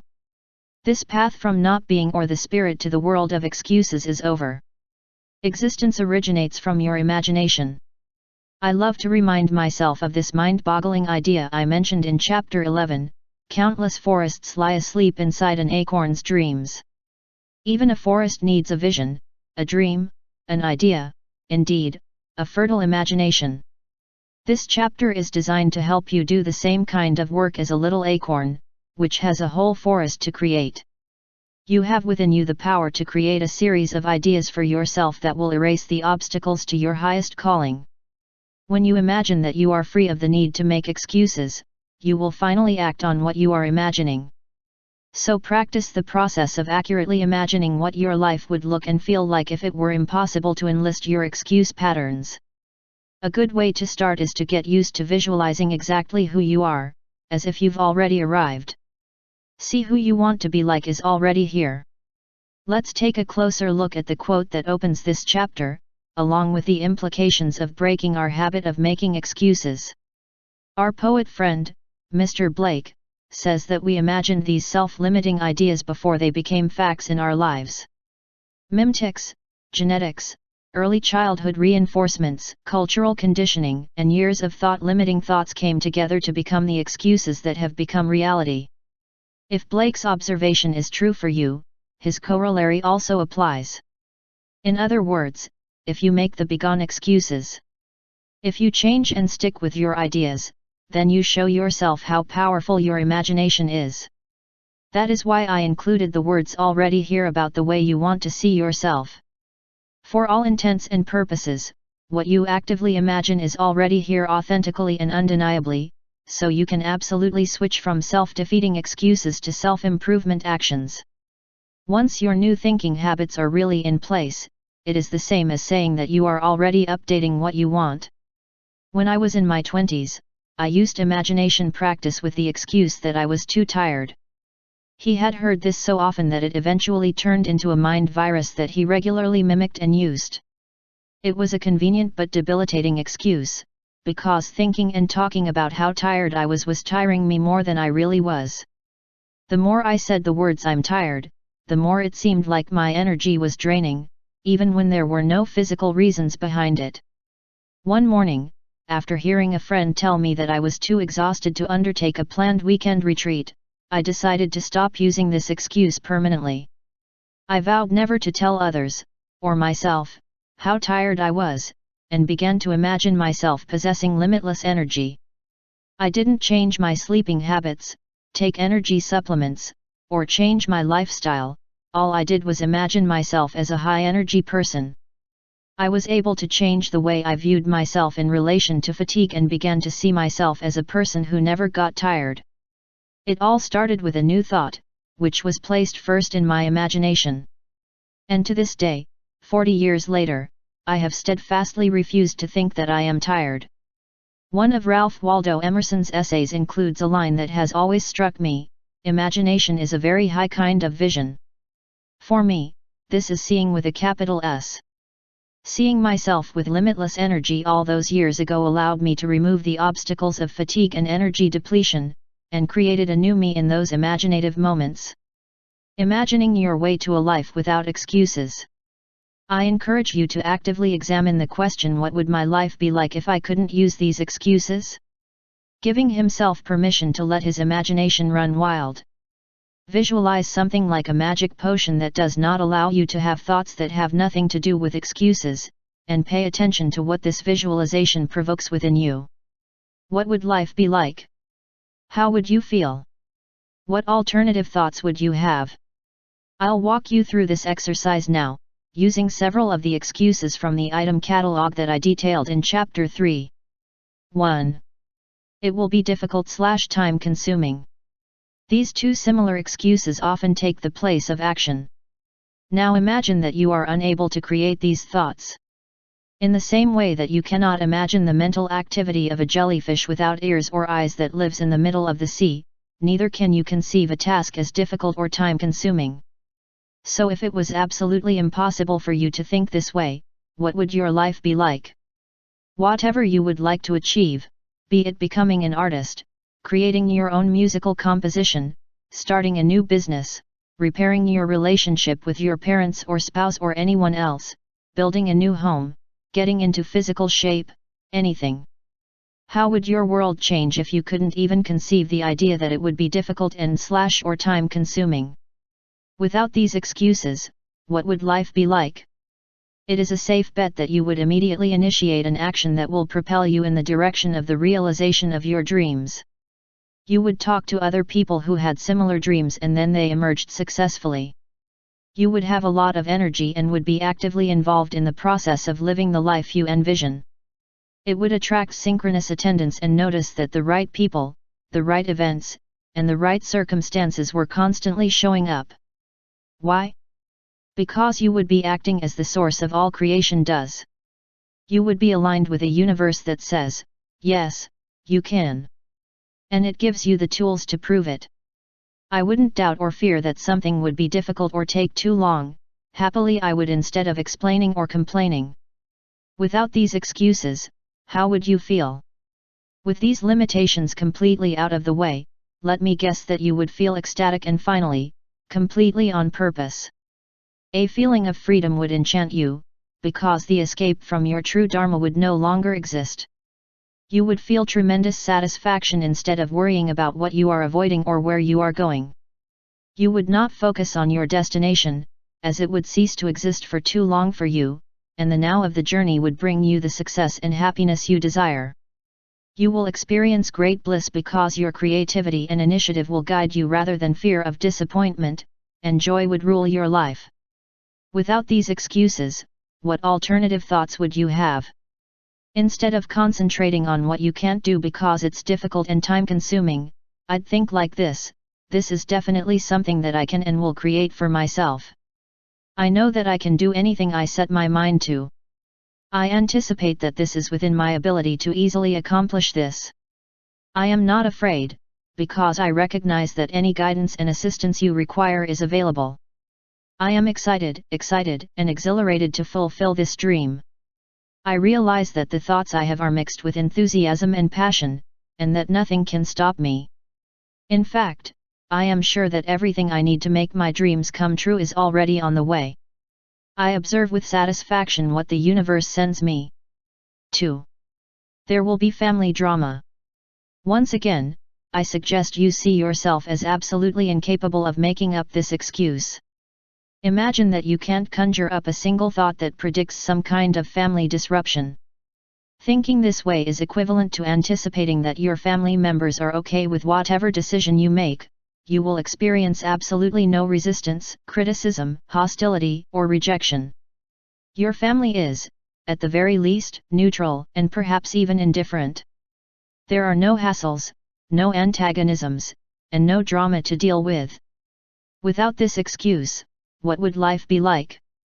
Since you would no longer have to consider the ramifications of your family getting to know your authentic self, your life would be exactly how you always wanted it to be. You would never have to consult anyone whose opinion you did not value, you would choose the type of work you prefer, you would study the subjects you wanted, you would live where you wanted, and you would come and go according to your determination without a single moment of reflection, conflict or disapproval of their relatives. By refuting the popular saying that friends are God's way of apologizing for our relatives, your family members would even become your closest friends. Without this excuse, how would you feel? You would feel free, because now drama could never be a consequence of following your bliss. Take a second now to imagine your family enthusiastically encouraging every decision you make regarding your life. This is how you would feel every day if it were impossible to entertain the thoughts that underlie this excuse. With everyone around you at peace, you will feel the relaxing effect of a harmonious and supportive environment. The anxiety and worry would disappear and you would feel in charge of your inner world, perhaps for the first time. Feeling safe would replace all the fear of possible conviction that forced you to behave like such a good little family member. Without this excuse, what alternative thoughts would you have? Your new thoughts would be based solely on the best way to conduct your life, since you could not use the excuse of family drama. You would think, I am in a position to ask anyone I love for their opinion, and I can accept or reject that advice without any negative repercussions. I am free to practice whatever religion I choose, or none. I am free to date, marry, or live with whoever I choose. I am free to pursue any line of work, live anywhere, and just live my life, and all members of my family love me and support my choices. This does not have to be a fantasy, it is your mind and you have done it. The freedom to fill it with the thoughts of your choice. This new way of thinking is immediately available to you, as soon as you make an excuses be gone. Make over on this old belief. 3. I'm not strong enough / I'm not smart enough. What if you couldn't have these excuses? If you were unable to believe that you are physically and intellectually deficient, you would focus on the opposite idea. You would think of thoughts like the following, which reflect a new way of thinking: I am as strong as I need to be to accomplish whatever I put my attention on. I am a creative genius, a piece of the divine creator, therefore, I have in my possession all the intellectual capacity that I will need to satisfy any desire of my choosing. Before you object to these lofty self-statements, remember that the goal of this exercise is to help you imagine a new existence without your old mental crutches. Without these excuses, what would life be like? Here again, you would enjoy the exquisite belief that you possess all the physical and intellectual abilities you might need. Your life will flow naturally from a position of supreme confidence in yourself and in all your natural abilities that God has given you. You would take a chance and be able to try anything, happy with the results that ensued. He would exude courage because he would be unable to fabricate doubtful thoughts that manifest as excuses. You would never compare yourself to others or evaluate your abilities based on what others are doing. How you measure the performance levels of others will not influence you or what you try. You would know that God does not make mistakes, so whatever level of personal strength and intellectual competence you possess is absolutely perfect. In short, you would be happy, grateful for who you are and all that you have been given, both physically and perceptually. Without these excuses, how would you feel? The most notable feelings you would experience would be self-confidence and personal pride. You would have a feeling of happiness derived from being completely satisfied with who you are. He would feel awe and pleasure at the miracle of his mind and body. He would no longer look outward and feel inadequate in comparison, instead, he would look inward and feel peaceful and blessed, regardless of the opinion of others. Without these excuses, what alternative thoughts would you have? Without any more excuses about physical and mental deficiencies, you would engage in all kinds of new and nurturing beliefs. The first could go something like this: I have all the mental and physical tools that I need to realize whatever dreams I have ever had. All I need to do is maintain my passion, and all the help I need will come to me. Without excuses, there would be no way to create obstacles for you. But just thinking I'm strong or smart starts to stop making excuses in their tracks. With the positive attitude of I can do it, I have everything I need here and now, you are on your way to fulfilling the destiny that was in that tiny embryo that became you. That little embryo knew nothing of limitations, weaknesses, stupidity, and the like. He had a divine nature, it was perfect, and he had everything necessary in terms of mental and material strength to fulfill the destiny that he promised to fulfill. Once the excuses are gone, there will be nothing to prevent you from thinking and acting in harmony with the gifts that were given to you at the moment of your transition from not being to being, from spirit to form, from nothing to now. Here. 4. I have no energy / I am too busy. Again, remember to play with your imagination. You are imagining that your brain is constructed in such a way that there is no apparatus for making excuses. So the moment you contemplate pursuing something that you have always wanted to achieve, your thoughts turn to the idea that you have unlimited energy to do whatever you set your mind to and that you have plenty of time to do these activities. Without these excuses, what would life be like?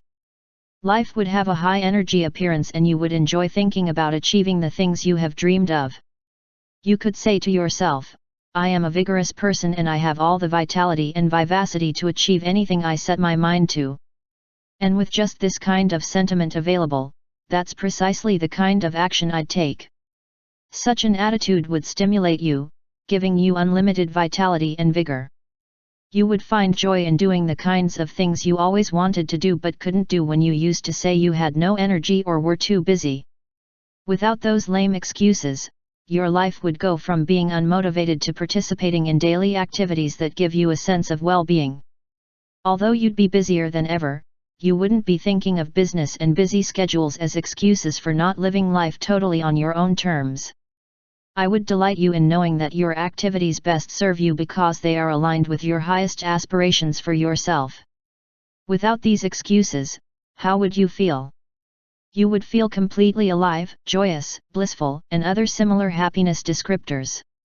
But more than this, you would notice a significant decrease in bodily sensations of fatigue, headaches, cramps, high blood pressure, cough, congestion, fever, being overweight and short of breath, and other symptoms.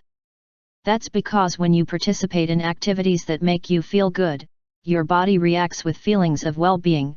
Since you cannot use an excuse to escape or explain your desire to live your life on purpose, you enjoy optimal health. This is the equivalent of feeling the presence of your source energy, which knows exactly why it is here and cooperates as soon as it lines up with the energy that you intended it to be here in the first place.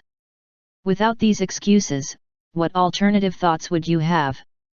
Imagine not being able to come up with the ideas that are the basis for these excuses. What would this leave as an alternative? You would think, I have all the juice and vitality that I need to fulfill my own dharma, I am very energized. I trust the wisdom of the source from which I originated to provide me with everything I need to match the great design I have for my life. The mere fact that I have the passion for what I want to achieve means that I have the necessary level. Energy required. As you know, your actions flow directly from your thoughts. So if you couldn't find excuses to explain a lack of energy or an overly busy life, your thoughts will focus on what is possible rather than what is not.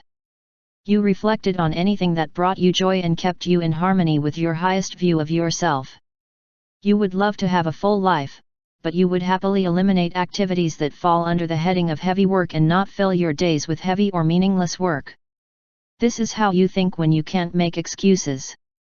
Victor Hugo once made an observation that succinctly and emphatically sums up the message I have tried to convey in this fourth question in Excuses Go. Paradigm: the invasion of armies can be resisted, the invasion of ideas cannot be resisted. To that end, treat this exercise in imagination as the welcome arrival of a new idea. I found it so powerful that in just a few short applications, I have been able to permanently banish many excuses that I once relied on. If you are about to blame someone else for the fact that your life is not unfolding the way you prefer, I encourage you to think about how your world would change if you did not have the capacity to blame. Ask yourself the questions that come up in this chapter. What would my life be like? How would I feel? What alternative thinking would I engage in, since my brain cannot process any kind of excuses, which blames no one but myself? Yes, that's it, you would immediately return to yourself. You would not solve your problem, you would just get over it. That is the purpose of this paradigm, this chapter, and this entire book, to grow up and live a beyond excuses life. When you integrate this concept, you welcome these new ideas into your life. Chapter 16. The fifth question, can I create a rational reason to change? And neither believe nor reject anything because another person, or description of persons, has rejected or believed it. Your own reason is the only oracle that heaven has given you.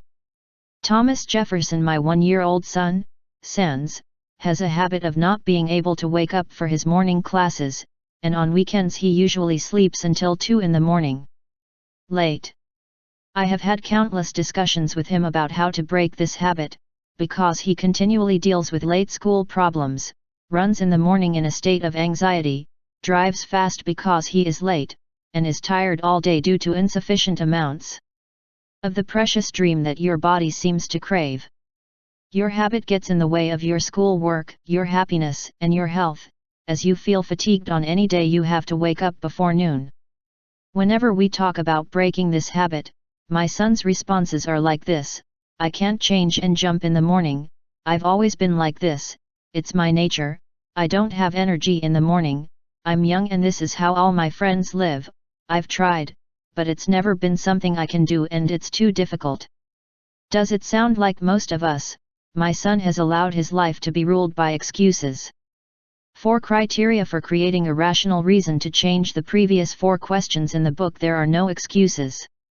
The paradigm urged you to examine whether your excuses are true, to look at your origins, to review the payments system, and then to imagine what your life would be like if you couldn't even come up with these limiting thought patterns. What is needed now is to understand the need to use logic in making a portentous change in your life, which brings us to the 5th question, can I create a rational reason to change? If your desire to break any habit does not correspond to a reasoning process that registers with you, then your work in this new paradigm will weaken to the point of ineffectiveness. So when you intellectually accept the 4 criteria below, your ability to undermine your old habitual patterns will have a solid foundation from which to proceed, and you will graduate with honors from this full course at Excuses Begone. Criterion No. Degree, it must make sense.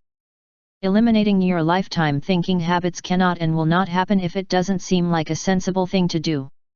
It doesn't really matter that everyone you know tells you how important change is. If it doesn't make sense to you, then you will retreat to your old ways and continue to explain them with your convenient list of excuses. If the answer to "do I really want to bring about this change?" is yes, then that is all you need to continue and be successful. But if in doubt, your old excuse will come out and you will revert to your long-standing habits. For example, when I was 30, I made the decision that I would no longer allow myself to continue the unhealthy habits that had dominated my life up to that point. I could see myself gaining weight in the middle, eating and drinking things that were not good for me, and generally not paying due attention to the well-being of this temple that temporarily houses my soul. I remember thinking, I'm going to change. I don't know how, but I know that I can't trust anyone but myself. I will not enter the afternoon of my life as an obese, breathless, and toxic man. It makes sense to me to make this change, so I'm going to stick with that. One day, I started a regimen that included exercise, drinking lots of water, taking supplements, and improving my diet. Although no one around me fully understood my drive to stay in shape, it made sense to me. Consequently, I was able to start a new life strategy that resulted in the elimination of all those tired excuses that I had been using to explain my withdrawal from wellness. Every time someone has told me over the years that they just don't understand why I am so compulsive about my health habits, I always think, if I didn't have a healthy body, I would have nowhere to live. Because my lifestyle makes sense to me, I am immune to the perplexing questions of others, and I am never tempted to reverse my decision to live as healthy an existence as possible. My rational determination to seek optimal wellness makes self-defeating decisions unappealing. Today, I enjoy noticing the long-term effects of that decision I made more than 3 decades ago. Simply deciding to be more health-conscious led me to run every day, which led me to eliminate red meat from my diet, which led me to drink water instead of alcohol, which led to giving up all sodas, which prompted me to swim regularly, which led me to eat more and more raw vegetables, which led me to practice Bikram yoga 4 to 5 times a week, which led me to study and live the Tao Te Ching, and so on. Most obese people know that their self-destructive patterns have led them to make worse decisions, explained with excuses, until the end result is out of their control. And while all addicts started small and acquired one ruinous habit after another, you can choose to be someone who breaks free from limitations right now. This basic thought, this makes sense to me even if no one else understands me and I don't know how to make it happen, and that's what I'm going to follow. It will lead you to a new path to walk.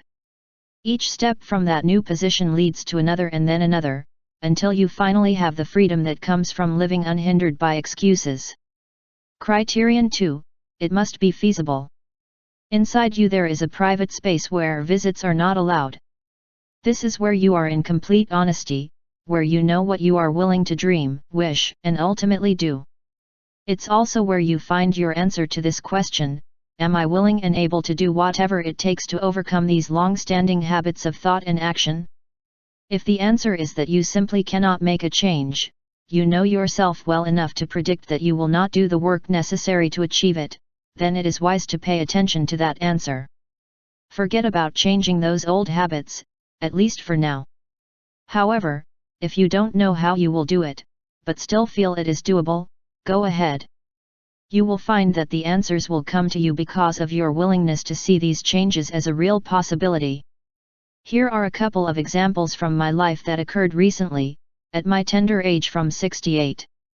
I attended a meeting with several television executives to discuss the possibility of presenting my own national program. I was drawn to the idea of spreading the word of higher consciousness and promoting a loving and compassionate approach to helping people. I've been doing just that on my radio show every Monday on HeyHouseRadio.com, registered trademark, for the past few years, so the idea of expanding this to a much wider audience was really tempting. But in that honest place within me, where the no visitors allowed sign hangs, I found that hosting a national TV show just isn't feasible. It's not about making excuses, it's about the fact that I'm not willing to give up writing, yoga practice, ocean swimming, long walks, forest walks, or time with my loved ones. Because it's not going to happen and I know it, I just let it go, no excuses necessary for my decision. It is not feasible, period. No complaints, without explanation. The second example involved a totally new experience that would take me completely out of my comfort zone. It would be an opportunity to test myself in such a way that it would be a great challenge, requiring that I have the mettle to overcome some old habits that had been backed up by excuses. I was asked to participate in a full-length film based on the teachings with which I have been associated throughout my professional career.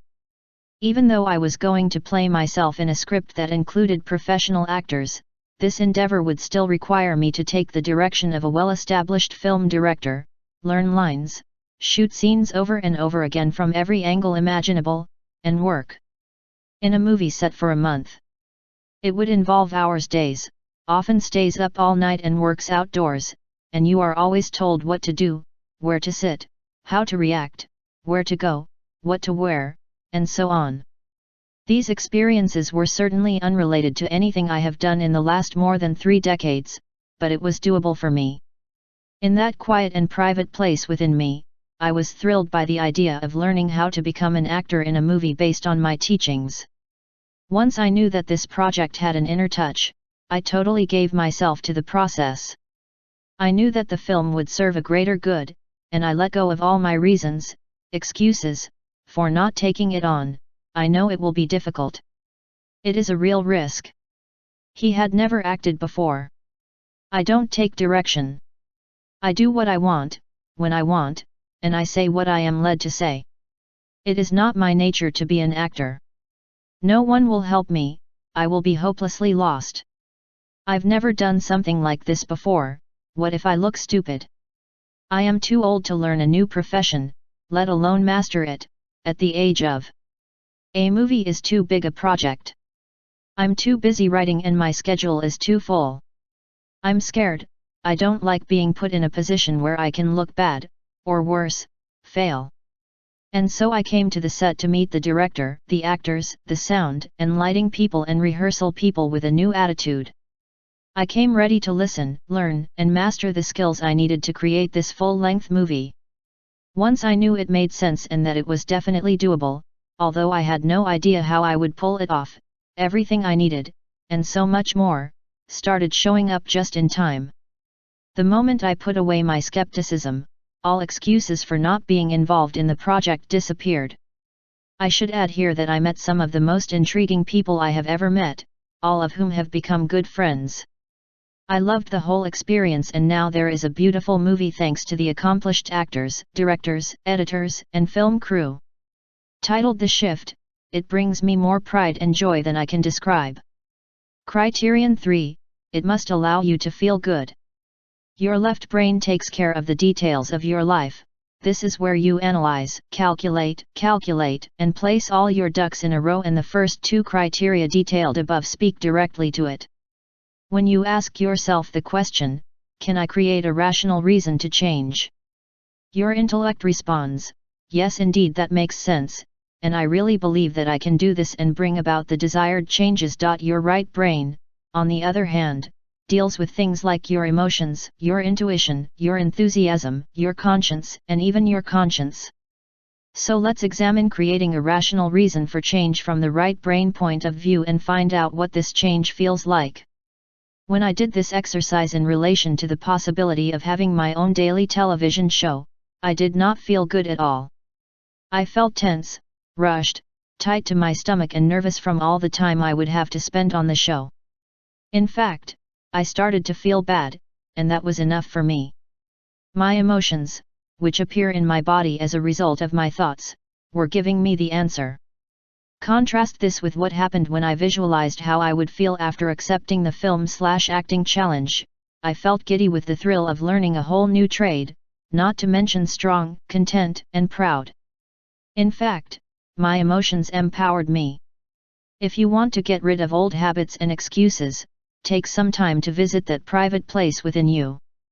Close your eyes and visualize yourself completely free of these limitations. How does your body react? If you feel good, that's all the evidence you need to prove to yourself that you have a rational reason to change. If you cling to a lot of habits that have been reinforced by excuses, know that they will make you feel bad. Your old mental crutches only serve to prevent you from having an experience inside your body that registers as good, so you may even be used to being emotionally bankrupt. Pain, anxiety, fear, anger, and the like make themselves known in your body as skin rashes, eczema, heart palpitations, arthritis, backaches, headaches, stomach aches, diarrhea, fatigue, visual cramps, and many other ailments too numerous to mention here. The point is that these emotional reactions that manifest in the body can become your way of life, to the point that they define your reality.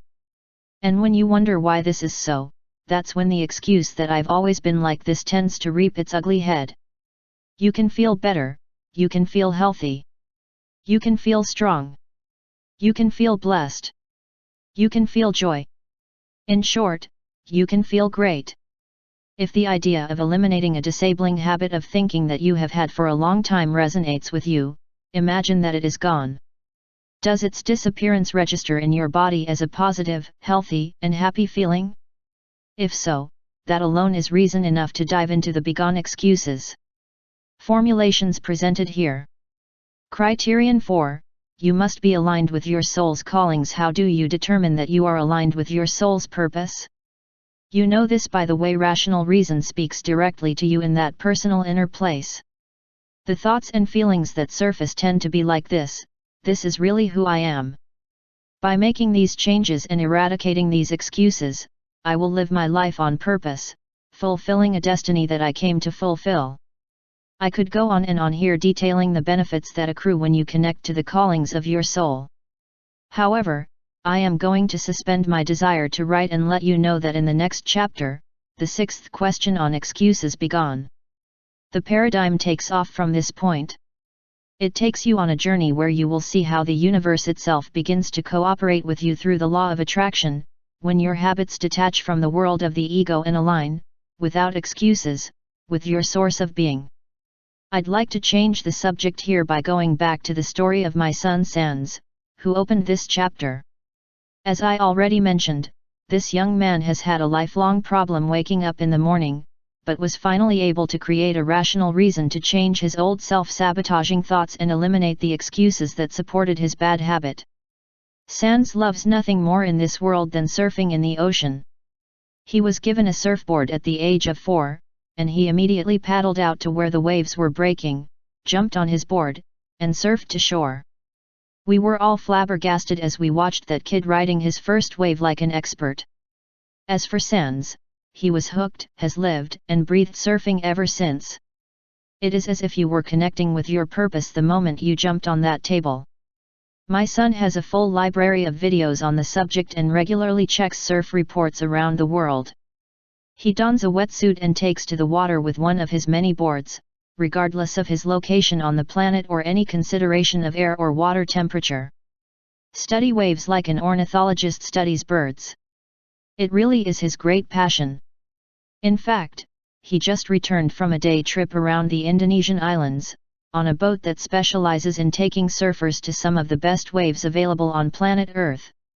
Now, during the days that he lived in cramped quarters on a boat with 8 other surfers, Sans was able to wake up every morning before sunrise.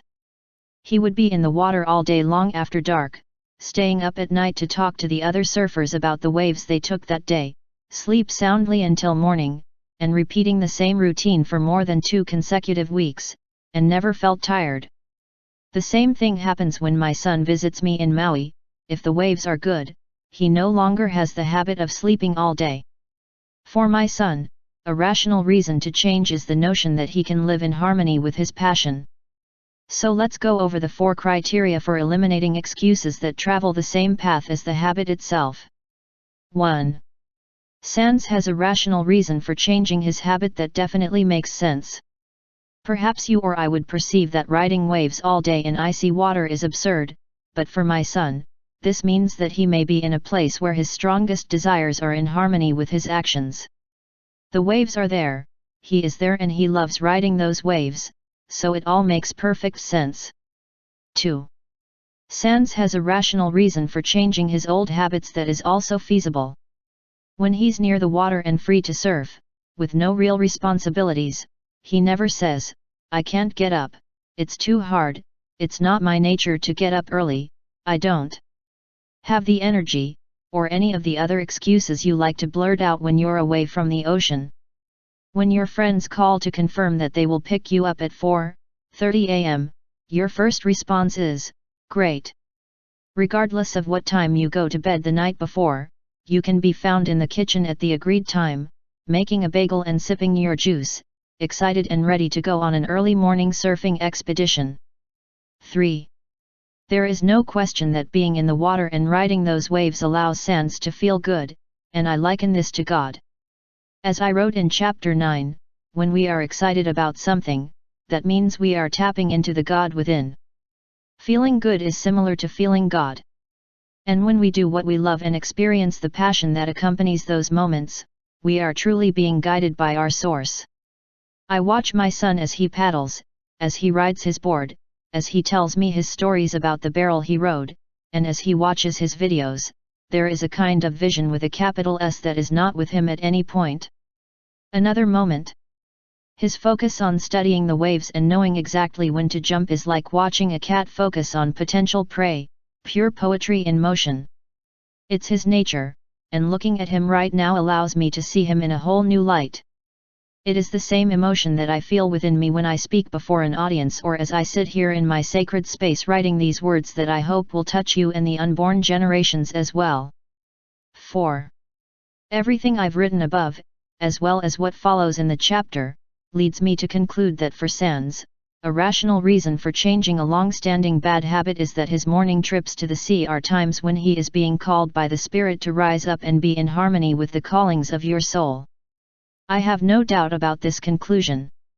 Suggestions for applying the fifth paradigm question: take a unique inventory within yourself, an honest assessment of the lifelong thought patterns that you would like to change, even if you have no idea how you might achieve it. The more firmly ingrained the path in your mind, the better. Now, without even considering how you are going to implement this change, ask yourself the first 3 criteria in this chapter and eliminate the ones that don't measure up. 1. If it doesn't make sense to you, but everyone around you tells you it's the right thing to do, delete it from your inventory. 2. By being brutally honest with yourself, determine if, given the conditions of your life and how well you know yourself, this is actually feasible. You may not know how to do it, but you can still assess whether it is indeed something that is possible for you. If not, discard it. 3. Imagine yourself free from your usual way of being, totally out of habit. If that idea doesn't make you feel good, and I mean really good, then it's not for you. Clean up the inventory of habits that you would like to break and the excuses that you would like to see disappear, based on the criteria for having a rational reason to change. You'll be left with various habits of thought for life that make sense, are doable, and leave you feeling good. Try putting one of your inventory habits to the test at Begone Excuses Paradigm. After doing so, you may not even recognize the person you used to be. I know when I think about some of the old habits I've broken free from, like drinking diet sodas, eating greasy foods, not exercising, putting off deadlines, always rushing, talking about others instead of listening, not drinking health supplements, being right instead of being nice, etc. I've noticed how much I've changed, and that those boring old excuses never seem to come up again. Really examine your habits, along with all the excuses you've made to explain yourself, and then ask yourself a simple question: do they make me feel good? If the answer is no, then it is up to you to begin the process of making decisions that actually make you feel good. It is the same as aligning with the calls of your soul, because feeling good really elevates you to align with the calls of your soul. Say this out loud: I intend to feel good, and anything I think or do that interferes with this intention must, of necessity, be permanently on file. It allows you to feel good, it is your birthright. You came out of the total bliss of oneness with God, if you will, in this human experience. According to the Tao Te Ching, all being comes from non-being. I urge you to feel your innate goodness by removing the limitations that have prevented you from experiencing the good feelings that you had before beingness, and what you will have after beingness as well. Simply saying, I intend to feel good is a powerful and rational reason to live a life without excuses. Use reason to eradicate excuses and habituated behavior. As Benjamin Franklin wrote in Poor Richard's Almanac in, When Reason Preaches, if you don't listen to it, it will hit your ears. Listen or cover your ears. Chapter 17. The sixth question: can I access universal cooperation to leave the old habits? Mystical techniques for achieving immortality are revealed only to those who have dissolved all ties to the dense worldly realm of duality, conflict, and dogma. As long as your superficial worldly ambitions exist, the door will not open. Lao Tzu: as we move to conquer limitations, we are now going to shift from an intellectual focus to a spiritual one. Why? Because self-defeating habits and the excuses that accompany them are the province of the ego, the part of us that has surpassed God. Convinced that our identity is only of this earth, most of us are controlled and manipulated by the ego's false interpretation of who we are. And as Lao Tzu reminds us in the quote above, as long as we are tied to superficial ambitions in the material world, we will remain slavishly tied to old habits. When you ask yourself this sixth question, can I access universal cooperation to get rid of old habits? You begin to apply the mystical principles of higher consciousness to your life. Step by step, you dissolve the belief that you are exclusively tied to this material world. Even taking small, hesitant steps will allow you to open the door to an amazing new existence. Take a moment to review what your intellect has learned from the begone excuses paradigm, and then trust that you will get the help you need. When you completely renounce the notion that you are separate from the mind of the universe, when you are in a place made by God or centered on the Tao, this is the point where you say goodbye to excuses. Access to universal cooperation. The time has come for you to regain your original pure perception, clarity, and light that are within you now, as they always have been. Enlightenment means that you access that light within you, which is where you find divine guidance. Now is the time to surrender your worldly ambitions and surrender to that guidance. The source of all creation is pure energy, completely devoid of material form. You came from this source and you will return to it, as I have often written in this book. You don't have to physically die to access its unlimited power, you just need to become more like Him. Your source of being recognizes only what it is, so when you are different from your source, or God, the Tao, the universal mind or spirit, it is when you are dominated by the ego and think that you need all its strength. Excuses. However, Lao Tzu warns you at the beginning of this chapter that mystical techniques for accessing divine guidance cannot and will not be revealed when you surpass God. Imagine a fish that lives 5 miles below the surface of the ocean. It has never seen light, has no experience of what air is, has no eyes, and thrives in an atmosphere so pressurized it would crush any creature living on the surface. Now imagine that deep-sea fish communicating with a bird that flies 5 miles above this creature's place of residence. You can see how unlikely this would be, since the sea creature cannot recognize something that is in a separate reality system. Similarly, your source of being knows nothing of fight, hatred, revenge, frustration, fear, tension, or excuses. All are inventions of the ego. When you behave separately and distinctly from your source, it cannot communicate with you. Since conflicts and excuses require duality, you cannot access a source that only knows unity when you find it in conflict or with excuses about why you are not all that you pretended to be. To access the infinite power of the Tao, you must become more and more like God. In other words, you must move into the space where you experience thinking and acting as you imagine God to do, and suspend your intellect. The law of attraction proclaims that the similar is attracted to the similar. So when you think as the universal mind thinks, it will join you. When you think in ways that are contrary to this divine mind, you will attract more than you are thinking. That means that if all your thoughts are focused on what is wrong, what is missing, what you cannot do or what you have never done before, that is, on excuses, you will access more than what you are thinking. Use the law of attraction to say goodbye to excuses. When you do, the universe will recognize you and help and guidance will be displayed in sync. As you align yourself with your original authentic self, rather than your ego, you will begin to feel that you are collaborating with destiny. Aligning with source in your thoughts and actions. If you are trying to figure out how your source thinks of being, the first thing to do is get rid of the ego. When you watch creation take place, you see that source energy is about giving, while your ego is about receiving. So aligning with source energy means taking the focus off what's in it for me, and changing to how can I serve? When you say, give me, give me, give me to the universe, use the law of attraction to say, give me, give me, give me. Later you feel pressured, offended, and in a bad mood because so many demands are being made of you.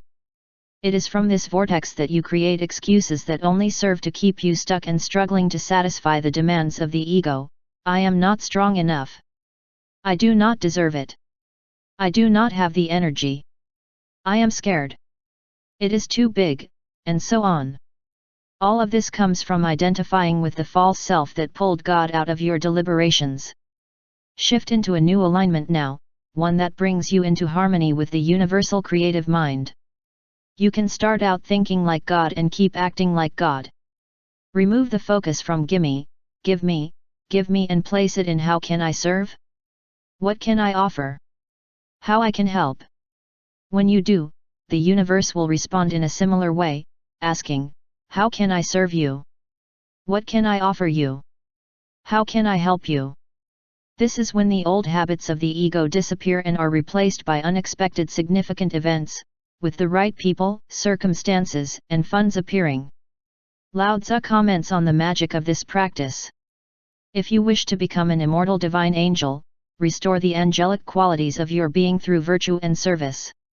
This is the only way to get the attention of the immortals who teach the energy enhancement and integration methods that are necessary to reach the divine realm. You cannot look for these angelic teachers, they are the ones who look for the student. The way to get to the point where you have abolished old habits and excuses is to petition the divine realm and restore the angelic qualities of your being. Restoring is crucial, because when you start to think as God thinks, you are actually returning to your source of being without dying. I can't stress enough here that you don't attract what you want, you attract what you are. Once again, I turn to Lao Tzu, who concludes the passage quoted on the previous page with, "When you succeed in connecting your energy with the divine realm through high awareness and indiscriminate virtue practice, the transmission of the latest subtle truths will follow. This is the path that all angels take to the divine realm." That is, you can't just wish for a change, or just think about what you want and wait for it to show up. To see old habits fade and access divine guidance to make your life work at the highest levels of happiness, success, and health, you must forget what is in it for you. Begin to practice greater awareness by serving and wanting more for others than you want for yourself. Otherwise, you will never experience the subtle joy of a happy and fulfilling life. As Lao Tzu says, this is the only way. You cannot demand guidance, it will come when you align as your source is aligned. Then, and only then, as long as you live and practice the virtues, will you win the attention of the immortals. Otherwise, I repeat that the door will not open at all. Living the virtues. About 2,500 years ago, Lao Tzu spoke of the four cardinal virtues and pointed out that when we practice them as a way of life, we come to know and access the truth of the universe. These four virtues do not represent an external dogma, but a part of our original nature. By practicing them, we realign ourselves with Source and access the powers that Source energy has to offer. According to the teachings of Lao Tzu, the four cardinal virtues represent the surest way to leave habits and excuses behind and reconnect with your original nature. That is, how you were before you acquired physical form and how you will be when you leave your physical self. The more your life harmonizes with the four virtues, the less you will be controlled by the uncompromising ego. And when your ego is tamed, you discover how easy it is to access divine guidance. You and the divine begin to operate on the same frequency. As you contemplate your life without excuses, you leave the ego part in the dust. Below are the four virtues and how they manifest themselves, along with a brief description of how they relate to your commitment to living in excuses begone. Life. The first cardinal virtue, reverence for all life. This is number one because it is the key to lowering the ego. The source of being is the source of all beings, including our planet and our universe, and it does not create that for which it has no reverence. Since the Tao or God is in the business of creating and allowing, why would he create something that is different from himself, or worse, something that he despises? To that end, the first cardinal virtue manifests itself in your daily life as unconditional love and respect for all beings in creation. This includes making a conscious effort to love and respect yourself, as well as removing all judgment and criticism from those early mental memes and viruses. Understand that you are a part of God, and since you must be like where you come from, you are worthy of love and God-like. Affirm this as often as you can, because when you see yourself in a loving way, you have nothing but love to extend outward. And the more you love others, the less you need the old excuse patterns, particularly those related to guilt. The excuses originate from the false belief that the universe and its inhabitants are not there for you. The notion that they are obstacles preventing you from living at your highest levels of success, happiness, and health is based on an inauthentic premise. As you embrace this first cardinal virtue, allow yourself to see others ready to help you maximize your human potential. The more reverence you have for yourself and for all of life, the more you will see everyone and everything as willing assistants, rather than inhibitors of your higher life. As Patanjali put it so succinctly several thousand years ago, When you are firm in your refraining from thoughts of harm directed at others, all living creatures will cease to feel enmity in your presence. The key here is to stay so steadfast that you rarely, if ever, step outside of this first cardinal virtue. The second cardinal virtue, natural sincerity. This virtue manifests itself as honesty, simplicity, and fidelity, and it boils down to the popular reminder to be true to yourself. Using an excuse to explain why your life is not working at the level you prefer is not being true to yourself. When you are completely honest and sincere, excuses don't even come into the picture. The second virtue involves living a life that reflects the choices that arise out of respect and affection for your own nature. Ralph Waldo Emerson described the meaning of sincerity in an essay, The Oversoul. It deals so clearly with the man and the woman, as to constrain the utmost sincerity and destroy all hope of playing with you. It is the greatest compliment you ever pay. And the great humanitarian Albert Schweitzer once observed that sincerity is the foundation of spiritual life. Make truth your most important attribute. Walk your talk, that is, be sincere and honest in everything you say and do. If you find this challenging, please take a moment to affirm, I no longer need to be insincere or dishonest. That's how I am and that's how I feel. From now on, when you commit, do everything in your power to deliver on what you promised. Remember that when you live your life from the perspective of your true nature, you connect to Source. And as Schweitzer said, this is the very foundation of spiritual life. As you work to be totally honest with yourself and with others, those old counterproductive habits no longer crop up. When you know and trust yourself, you also know and trust the divinity that created you. That means that if you want to live in the mountains or by the ocean, know that it is your soul that calls you to live harmoniously within your true nature. If you love sculpting and no one else understands it, so be it. If you want to become a triathlete, ballet dancer, hockey player, or aerialist, so be it. If you live honestly, sincerely, and faithful to the callings of your spirit, you will never have a chance to make excuses. This is the meaning of the second cardinal virtue offered by Lao Tzu, a powerful tool that you can employ while working on the begone excuses. Paradigm. The third cardinal virtue, meekness.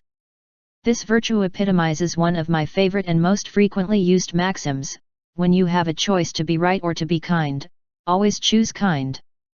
Many of your old thinking habits and the excuses that accompany them stem from the need to make yourself right and others wrong. When you practice this third virtue, you eliminate the conflicts that result in your need to explain why you are right. This virtue manifests as kindness, consideration for others, and sensitivity to spiritual truth. Gentleness generally implies that you no longer have a strong ego-inspired desire to dominate or control others, allowing you to move to the rhythm of the universe. You cooperate with him, like a surfer riding the waves instead of trying to master them. I recommend that you take a close look at your relationships and find out how much of your energy is directed toward dominating and controlling, rather than accepting and allowing. As you develop this virtue, the pronoun I is no longer the center of your communication. Instead of insisting, I've told you so many times how to deal with these frustrating and rude people, you are more likely to say, you really are having a difficult day. Is there anything I can do to help? Starting a sentence with I implies the need to control. Starting a sentence with you, on the other hand, expresses kindness and consideration for the other person. The more kindness and sensitivity you extend to everyone in your life, the less likely you are to blame others for not living up to your expectations. Meekness means accepting life and people as they are, rather than insisting that they be like you.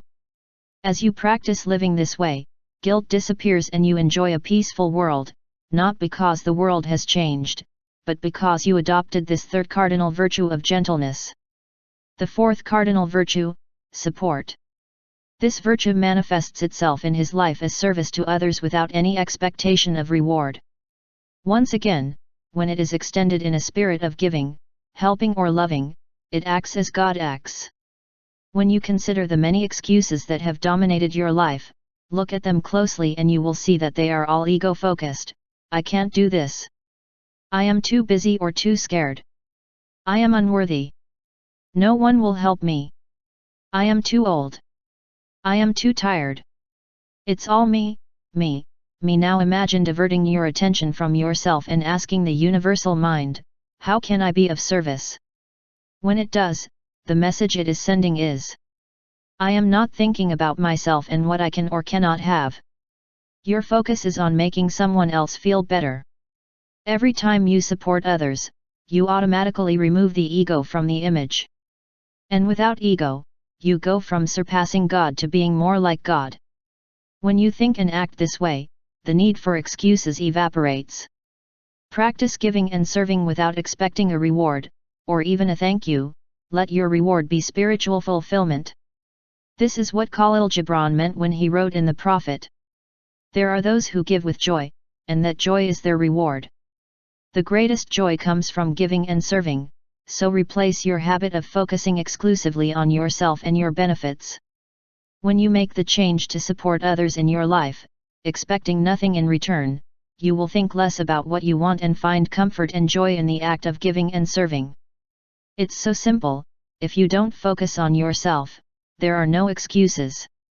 The 4 cardinal virtues are a roadmap to the simple truth of the universe.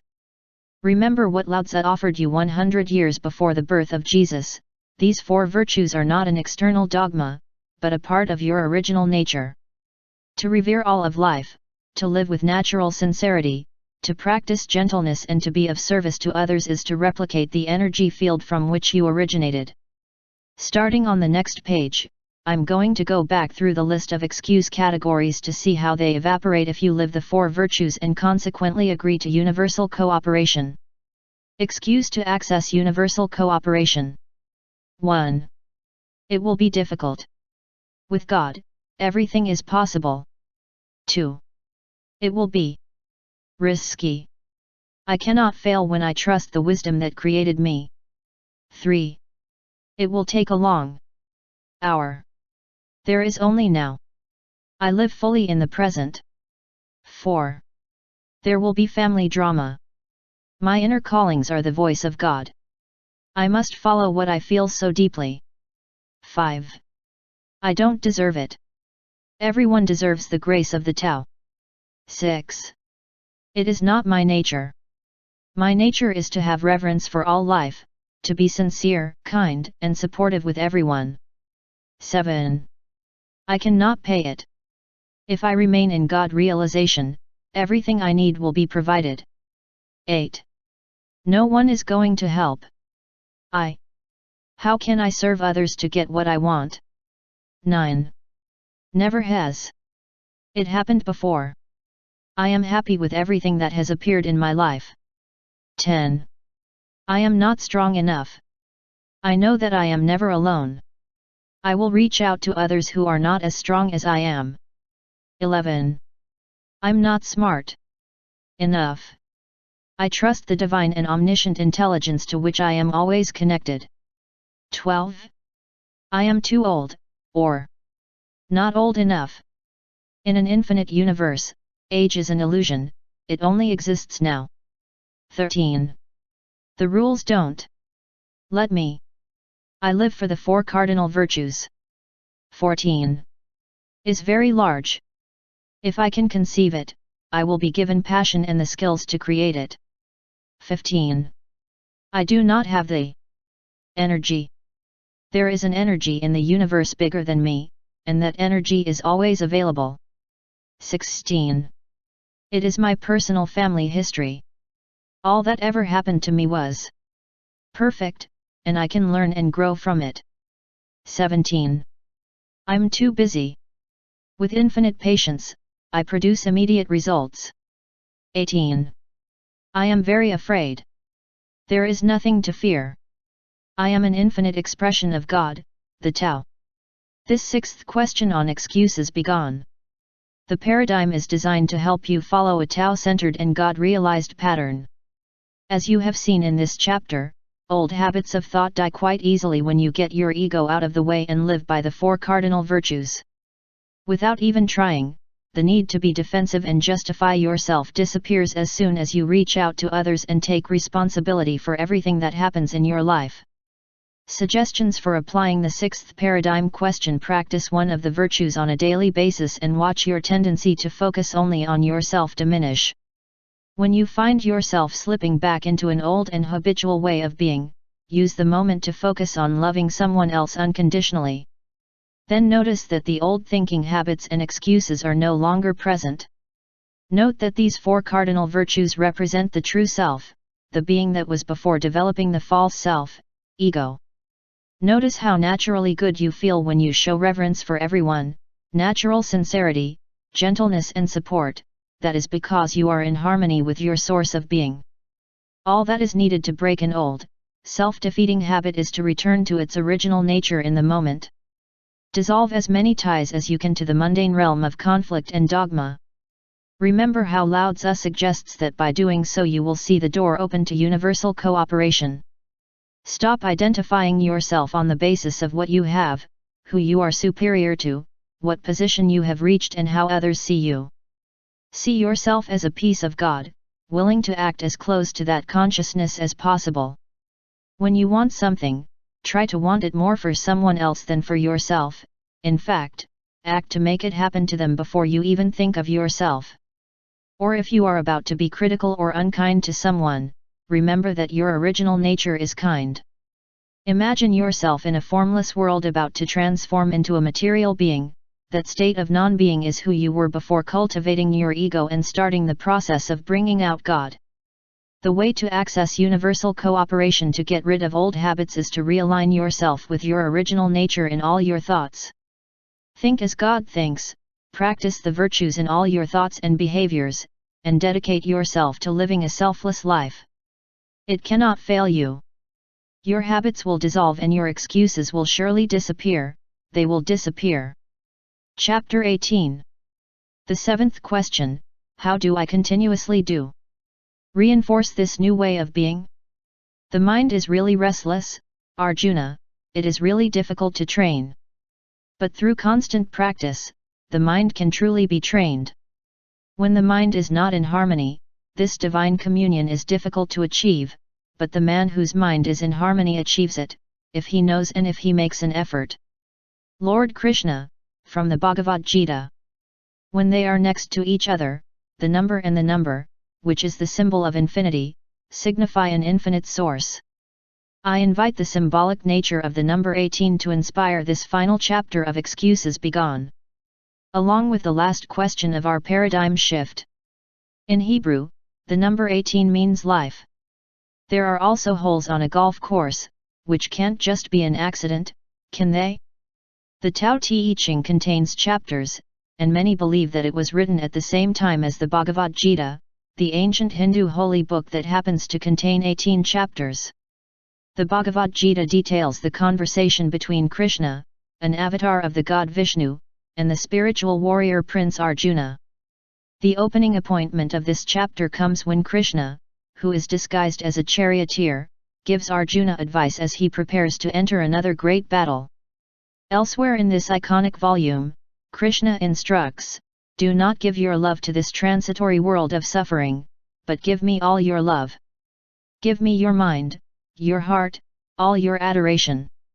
Long for forever, live for me forever, and you will be united with me." This is the essential message of Excuses Begone. Join God, the Tao, the universal mind or the source, and trust in this wisdom, which is your original nature. Know your original nature so that you can intuitively divert your consciousness from this transitory world when necessary. So you don't need or want counterproductive habits or excuses. Krishna reminds you that with constant practice your mind can be trained to overcome any habit of thought. The key is in constant practice, and that is the affirmative answer to this seventh and final question: how do I continually reinforce this new way of being? Practice the essence of Excuses Begone. Daily or even hourly, particularly the 7 questions that make up the paradigm.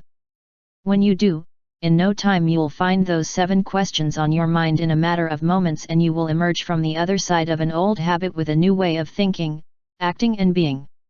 Learning to overcome excuses involves training your mind to become harmonious, or one, with your source. As Krishna says, when the mind is not in harmony, this divine communion is difficult to achieve, but the man whose mind is in harmony achieves it, if he knows and if he makes an effort. The remainder of this chapter focuses on suggestions for staying in harmony with your source of being. Thinking as God thinks is essential for all who practice, not so much to learn new techniques to overcome excuses, but to stay consciously connected to Source and away from the material world as much as possible. In this way, you will let the angelic realm guide you through all the doors that will now open for you. 9 ways to reinforce your new way of being. Throughout these pages, you've had the opportunity to examine the many ways your mind has learned self-sabotaging thoughts. You learned how those bad habits became a familiar reality system for you, with a catalog of excuses explaining why you abandoned your original nature in favor of leaving God behind. Now, however, you are freeing yourself from these excuses by training your mind to receive and cultivate your original spiritual nature. Each of the 7 principles for living an excuse-free life, as well as the 7 components of the new paradigm, are directed towards the message that Krishna imparts to Arjuna: when you bring your mind in harmony with Source, there will never be a need for bad habits or excuses again. As it says in the Bhagavad Gita, even the worst sinner becomes a saint when he loves me with all his heart. This love will soon transform your personality and fill your heart with deep peace. O son of Kunti, this is my promise. Those who love me will never perish. Still your mind on me, still yourself on me, and you will certainly join me. Here are 9 suggestions for joining your source and living from that place. 1. I know. As Krishna tells Arjuna, your mind can be trained if you know that you and your source cannot be separated. This knowledge is so close that it is only a thought away. Knowing is like having a private room that contains all the answers you need, and only you have the entry key. As it is in you, you can go there at any time and no one can prevent you from accessing what it contains. The moment his sense of knowing dissolves, however, old habits and a lot of excuses flood him. When you are aligned with your source, you are guided by the highest good. Without that alignment, your source and guide don't tend to get involved with how you choose to live your life. Create your own space where you are aligned with Source, and then ego and doubt will not be able to enter. Always keep in mind that no person, place, or thing can force you to believe or not believe in anything. Maybe that was true when you were a kid, but not now. Now you have the independence to choose what you believe in. Your knowledge is yours. This is how I talk to myself about my own knowledge. Inside of me there is a sacred space that contains a knowledge. I go there frequently and I do not allow doubt to enter that divine inner abode. It is only mine and I share it with my source of being. It is to this knowledge that I withdraw whenever I find myself falling into excusable habits. In this space of inner knowing, I have no doubt about the guidance that is available to me when I am unified with my source. I know that the doors will remain closed and the angelic teachers will not seek me if I am only attached to this corporeal world of conflict, material things, and judgment. I keep this knowledge space sacred for times when old habits and excuses try to influence my life. Be aware of how important this knowledge is undoubtedly to living a life without excuses. 2. Act as your source would in every moment. From this place of inner knowing where doubts fade, ask, what would God do right now? Or, if you conceptualize God as love, ask, what would love do now? If you are ever perplexed by your habitual thoughts, asking this question will serve as a way to reinforce that there is an alternative. When you ask what God or love would do, you draw in source energy that was lost on your journey from childhood ego development to the present. A few hours ago, the sound of a chainsaw cutting a concrete post in half permeated my writing space, and my habituated thinking began to surface. I was so resentful of the noise pollution that I thought I'd quit for the rest of the day, with the excuse built in, how can I write with all this fuss? It's their fault, not mine. But I decided to reinforce the begone excuses. Way of being asking, what would God do? Then I sat down, discarded my critical notions, and let myself be at peace. In a few moments I decided to ignore the sound and write anyway, imagining the noise of the chainsaw as music to accompany me. 5 minutes later, the noise was gone and I sent an excuse to be in a God-made space instead of continuing an ego-dominated internal dialogue. 3. Start a conversation with your habitual mind as you work to overcome your self-created limitations. Speak to your subconscious and tell it that instead of reacting, you will now respond with conscious choices. This will work pretty fast for you if you really want to break a pattern. The awareness of being trapped in automatic reactions, coupled with a serious commitment to change, will allow you to choose a new response. Here's what happened to my year-long habit of drinking caffeinated diet soda. Until that day when I decided to kick this habit, I drank 6 to 8 cans of carbonated brown water every day. I had certainly been living in what I call the reaction level, with excuses to explain and strengthen why I did this, so I made a commitment to change. I knew I wanted to free myself from the chemicals that dominated my life so much that I rarely ran out of a can of them in hand, and this became so much more important to me than continuing on my well-traveled path. I became alert to my subconscious pattern. As soon as I caught myself having a soda, I would stop and substitute a conscious response that aligned with my commitment. In the same way, if you want to break a pattern, you have to truly commit and then start conversing with your usual mind. You will be surprised how quickly excuses disappear. 4. Quiet. Decide to reduce the noise level in your life. Noise is a distraction to your higher self because it keeps your ego on red alert. The ways of discarding habits along with the excuses that accompany them are often found in the silence, in the void that is the creative source of all forms. I have always liked Blaise Pascal's observation on this subject. I have discovered that all the unhappiness of men arises from a single fact, that they cannot remain silent in their own room. And this from a scientist. Another scientist, Albert Einstein, reminds us of the importance of noise reduction as we become more adept at overcoming childhood habits. I live in solitude that is painful in youth, but delicious in mature years. Adopting a similar attitude will help reinforce your excuses. It's over. Life. So learn to take time each day for quiet contemplation. For example, when driving alone, turn off the constant chatter that bombards your inner world.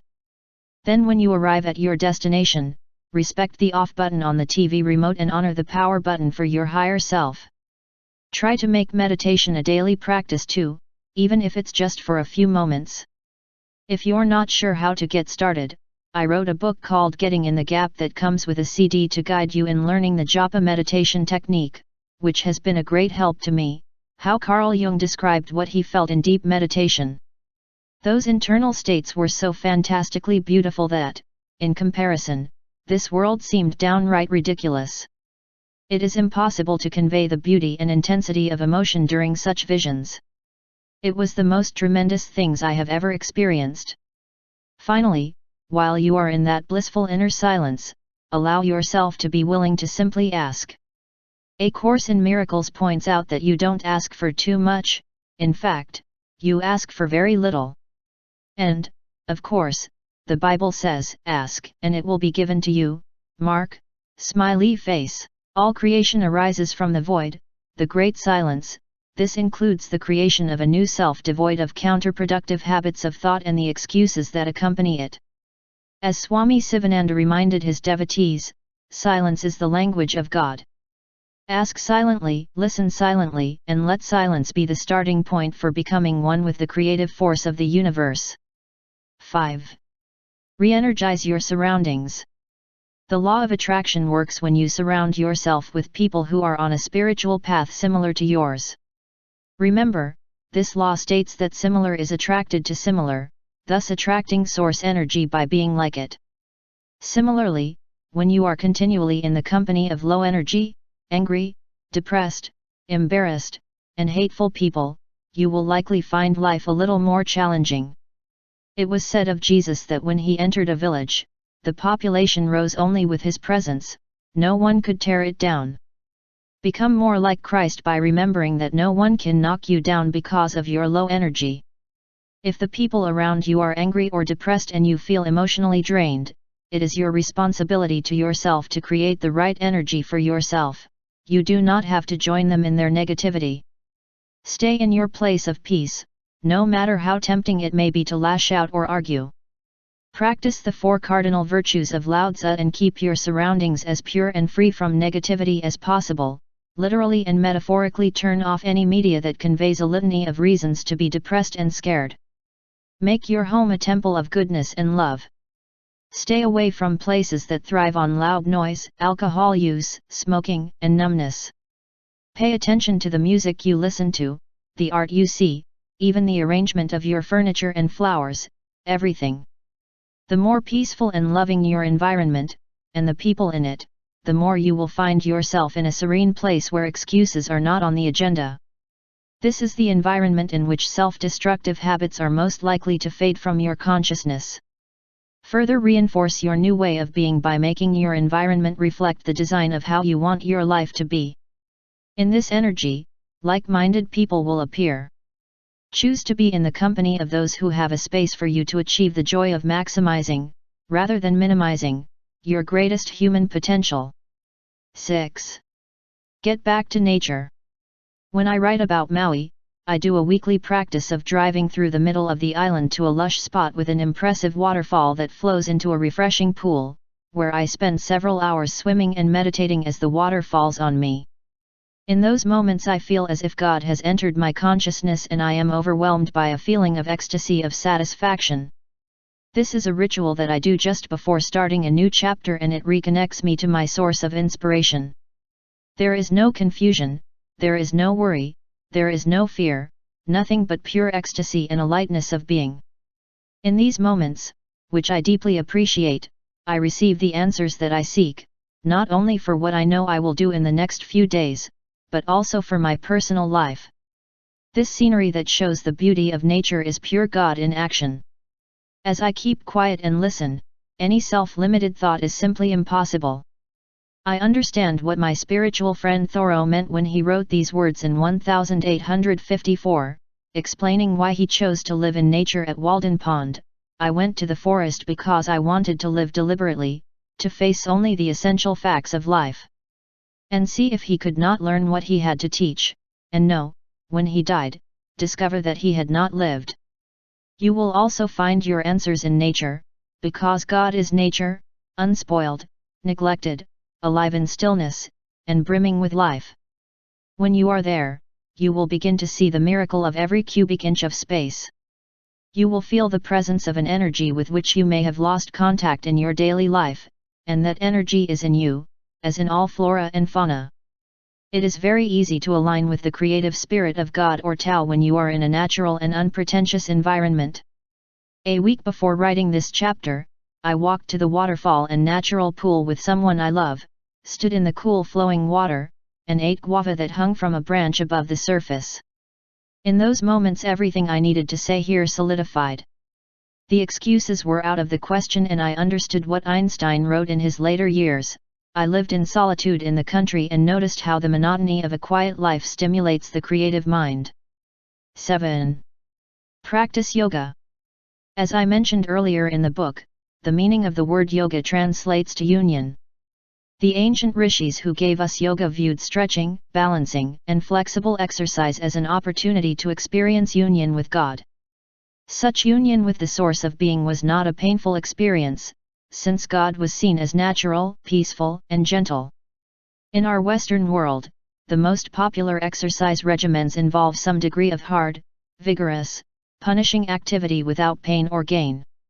These include running or jogging, bicycling, aerobics, and weightlifting, particularly on complicated machines, to add muscle tone. Yoga, on the other hand, has no harshness.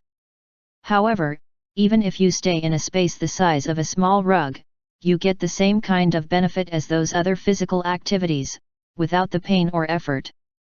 Yoga is a great exercise for the whole body, especially the joints, muscles, and even the internal organs, but especially for the mind. I have practiced it almost every day for 4 years, and it has been a great healing factor in overcoming the aches and pains I inherited from 3 decades of running and lifting weights every day, along with the endless stops and starts that accompanied years of competition. Tennis. I lived with chronic back pain for many years before beginning my practice of a daily 1-minute Bikram hot yoga class, and I am happy to say that I have been pain-free for almost 4 full years. One of the most attractive characteristics of yoga is that it is performed in silence. The mind can stop all its chattering and focus on union with God through specific asanas that are designed to align the body, mind, and spirit with the source of being. And that's why I included this little speech for yoga in a book on eliminating excuses and bad thinking habits. All of this work has been about finding a way to reconnect with the Tao in all of our thoughts and actions. When you experience bonding, let go of your ego and rely on excuses no more. In the 2nd century BC, Patanjali, who is often called the father of yoga, defined it this way: yoga is the ability to direct the mind exclusively towards one object and maintain that direction without distraction. Yoga is the control of ideas in the mind. Now this is precisely what excuses have happened. The approach of life teaches: control your mind and everything will fall into place. Give yoga an honest one-day test. Notice how your body feels better everywhere and your penchant for excuses dissipates too. 8th. Make sure your number one relationship is with your main partner. I know you have many important relationships, certainly the ones you enjoy with your children, parents, spouse/lover/partner, co-workers, and best friends rank very high on your life. Here, in excuses, go. Paradigm, however, I ask that you place your relationship with your source of being at the top of this list. When this becomes your reality, you intuitively go into inner silence and remember to send your ego to a place where it will not interfere with your deliberations. Make your relationship with Source your priority even if you claim to be an atheist. When you go to this place within yourself, you don't need any religious guidance or belief in the supernatural. It is not necessary for you to see God as a white old man with a beard floating in the sky waiting for your requests. You don't need to believe in talking snakes, whales that swallow people and then spit them out, the only Son of God being sacrificed by his Father to save us, or boats with all the creatures on board, including insects and dinosaurs, to calm the wrath of God with a flood that covers the earth. While these stories are fine, I have my own opinions on religious tales, as I am sure you do. Rather, I ask you to think of God or the Tao, the Divine Mind, Krishna, the Source, or any of the 1,000 names of God's love. Even the Bible itself declares that God is love, John, smiley face. And when Carl Jung was asked in an interview if he believed in God, he said these words, which reflect what I want to convey: I couldn't say that I believe. I have had the experience of being trapped by something stronger than me, something people call God, the old wise man, time, February. There is a loving energy in the universe that allows the creation of all beings. It is a non-being without form or limits, and it does nothing without leaving anything undone. Make this energy your main relationship, above all others in your life, consulting it before anyone else. Retreat there in silence, listen and know that this force is outside of you and within you. This is where you will be guided to change self-defeating excuse patterns. Of course, love your family, and everyone else on this planet. Treasure all of your relationships, but above all else, make your relationship with your higher self your priority. When you see God simply as love, there will be no room for excuses and bad habits. You can only give the love that is your creative essence. I vividly remember reading an essay published in Time magazine that was written by Patty Davis, the daughter of former President Ronald Reagan, describing her long battle with cocaine addiction. She wrote that after being clean for 5 years, the desire to return to the old habit was still very pronounced within her. He concluded his comment by saying that although the desire was still there, and the memory of the feeling of euphoria in his brain when he was taking the drug was still tempting, he continued to walk away from this debilitating habit because he didn't want to disappoint God by going back to those old ways. This is what it means to make your relationship with God the supreme relationship. It seems that Patty could bear to disappoint her parents, her friends, and even herself, having done it so many times.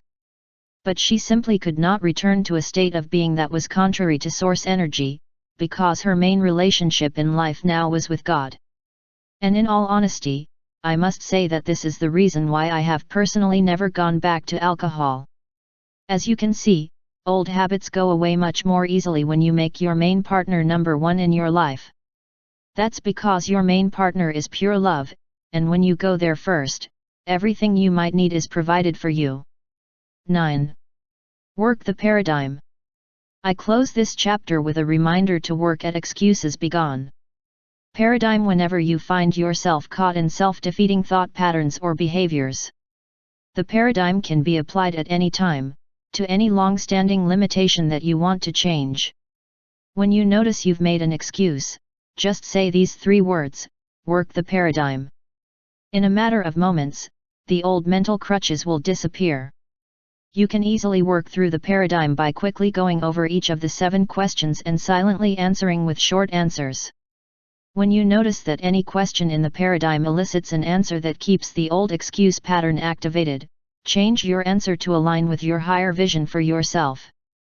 This is a powerful act to change the way you allowed yourself to be conditioned to think, but it only works as long as you are honest and keep what you are doing a private matter between you and the highest part of yourself. I do not think it is necessary for me to state the 7 questions that we have already discussed in such detail. However, I would like to give you a brief summary of the essence of excuses begone. Paradigm, with a brief answer to each of the 7 questions. 1. It's true? Probably not. 2.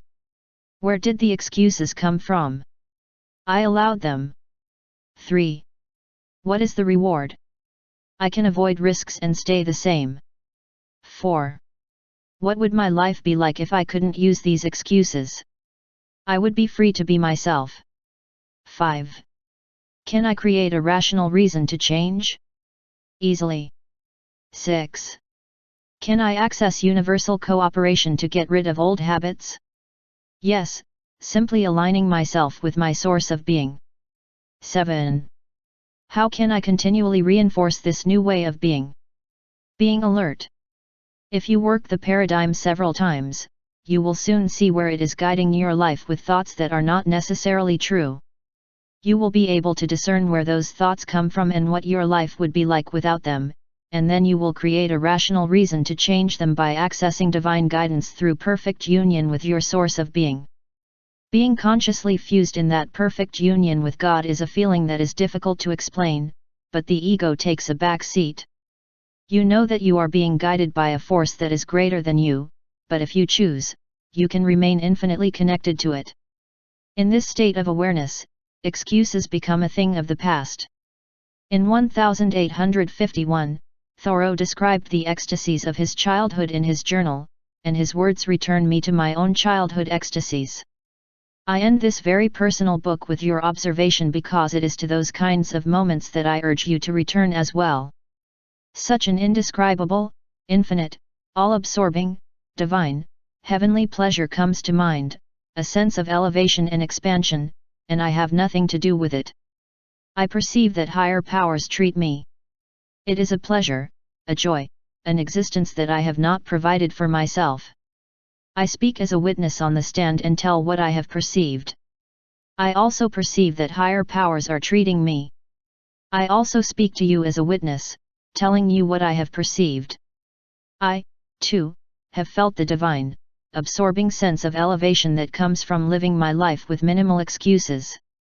And at the conclusion of this labor of love, I want you to come to know the heavenly pleasure of living each day in alignment with your source of being in such a way that you can shout, "Excuse me, I no longer need you in my life, so, go." And the excuses are going. Wayne Dyer.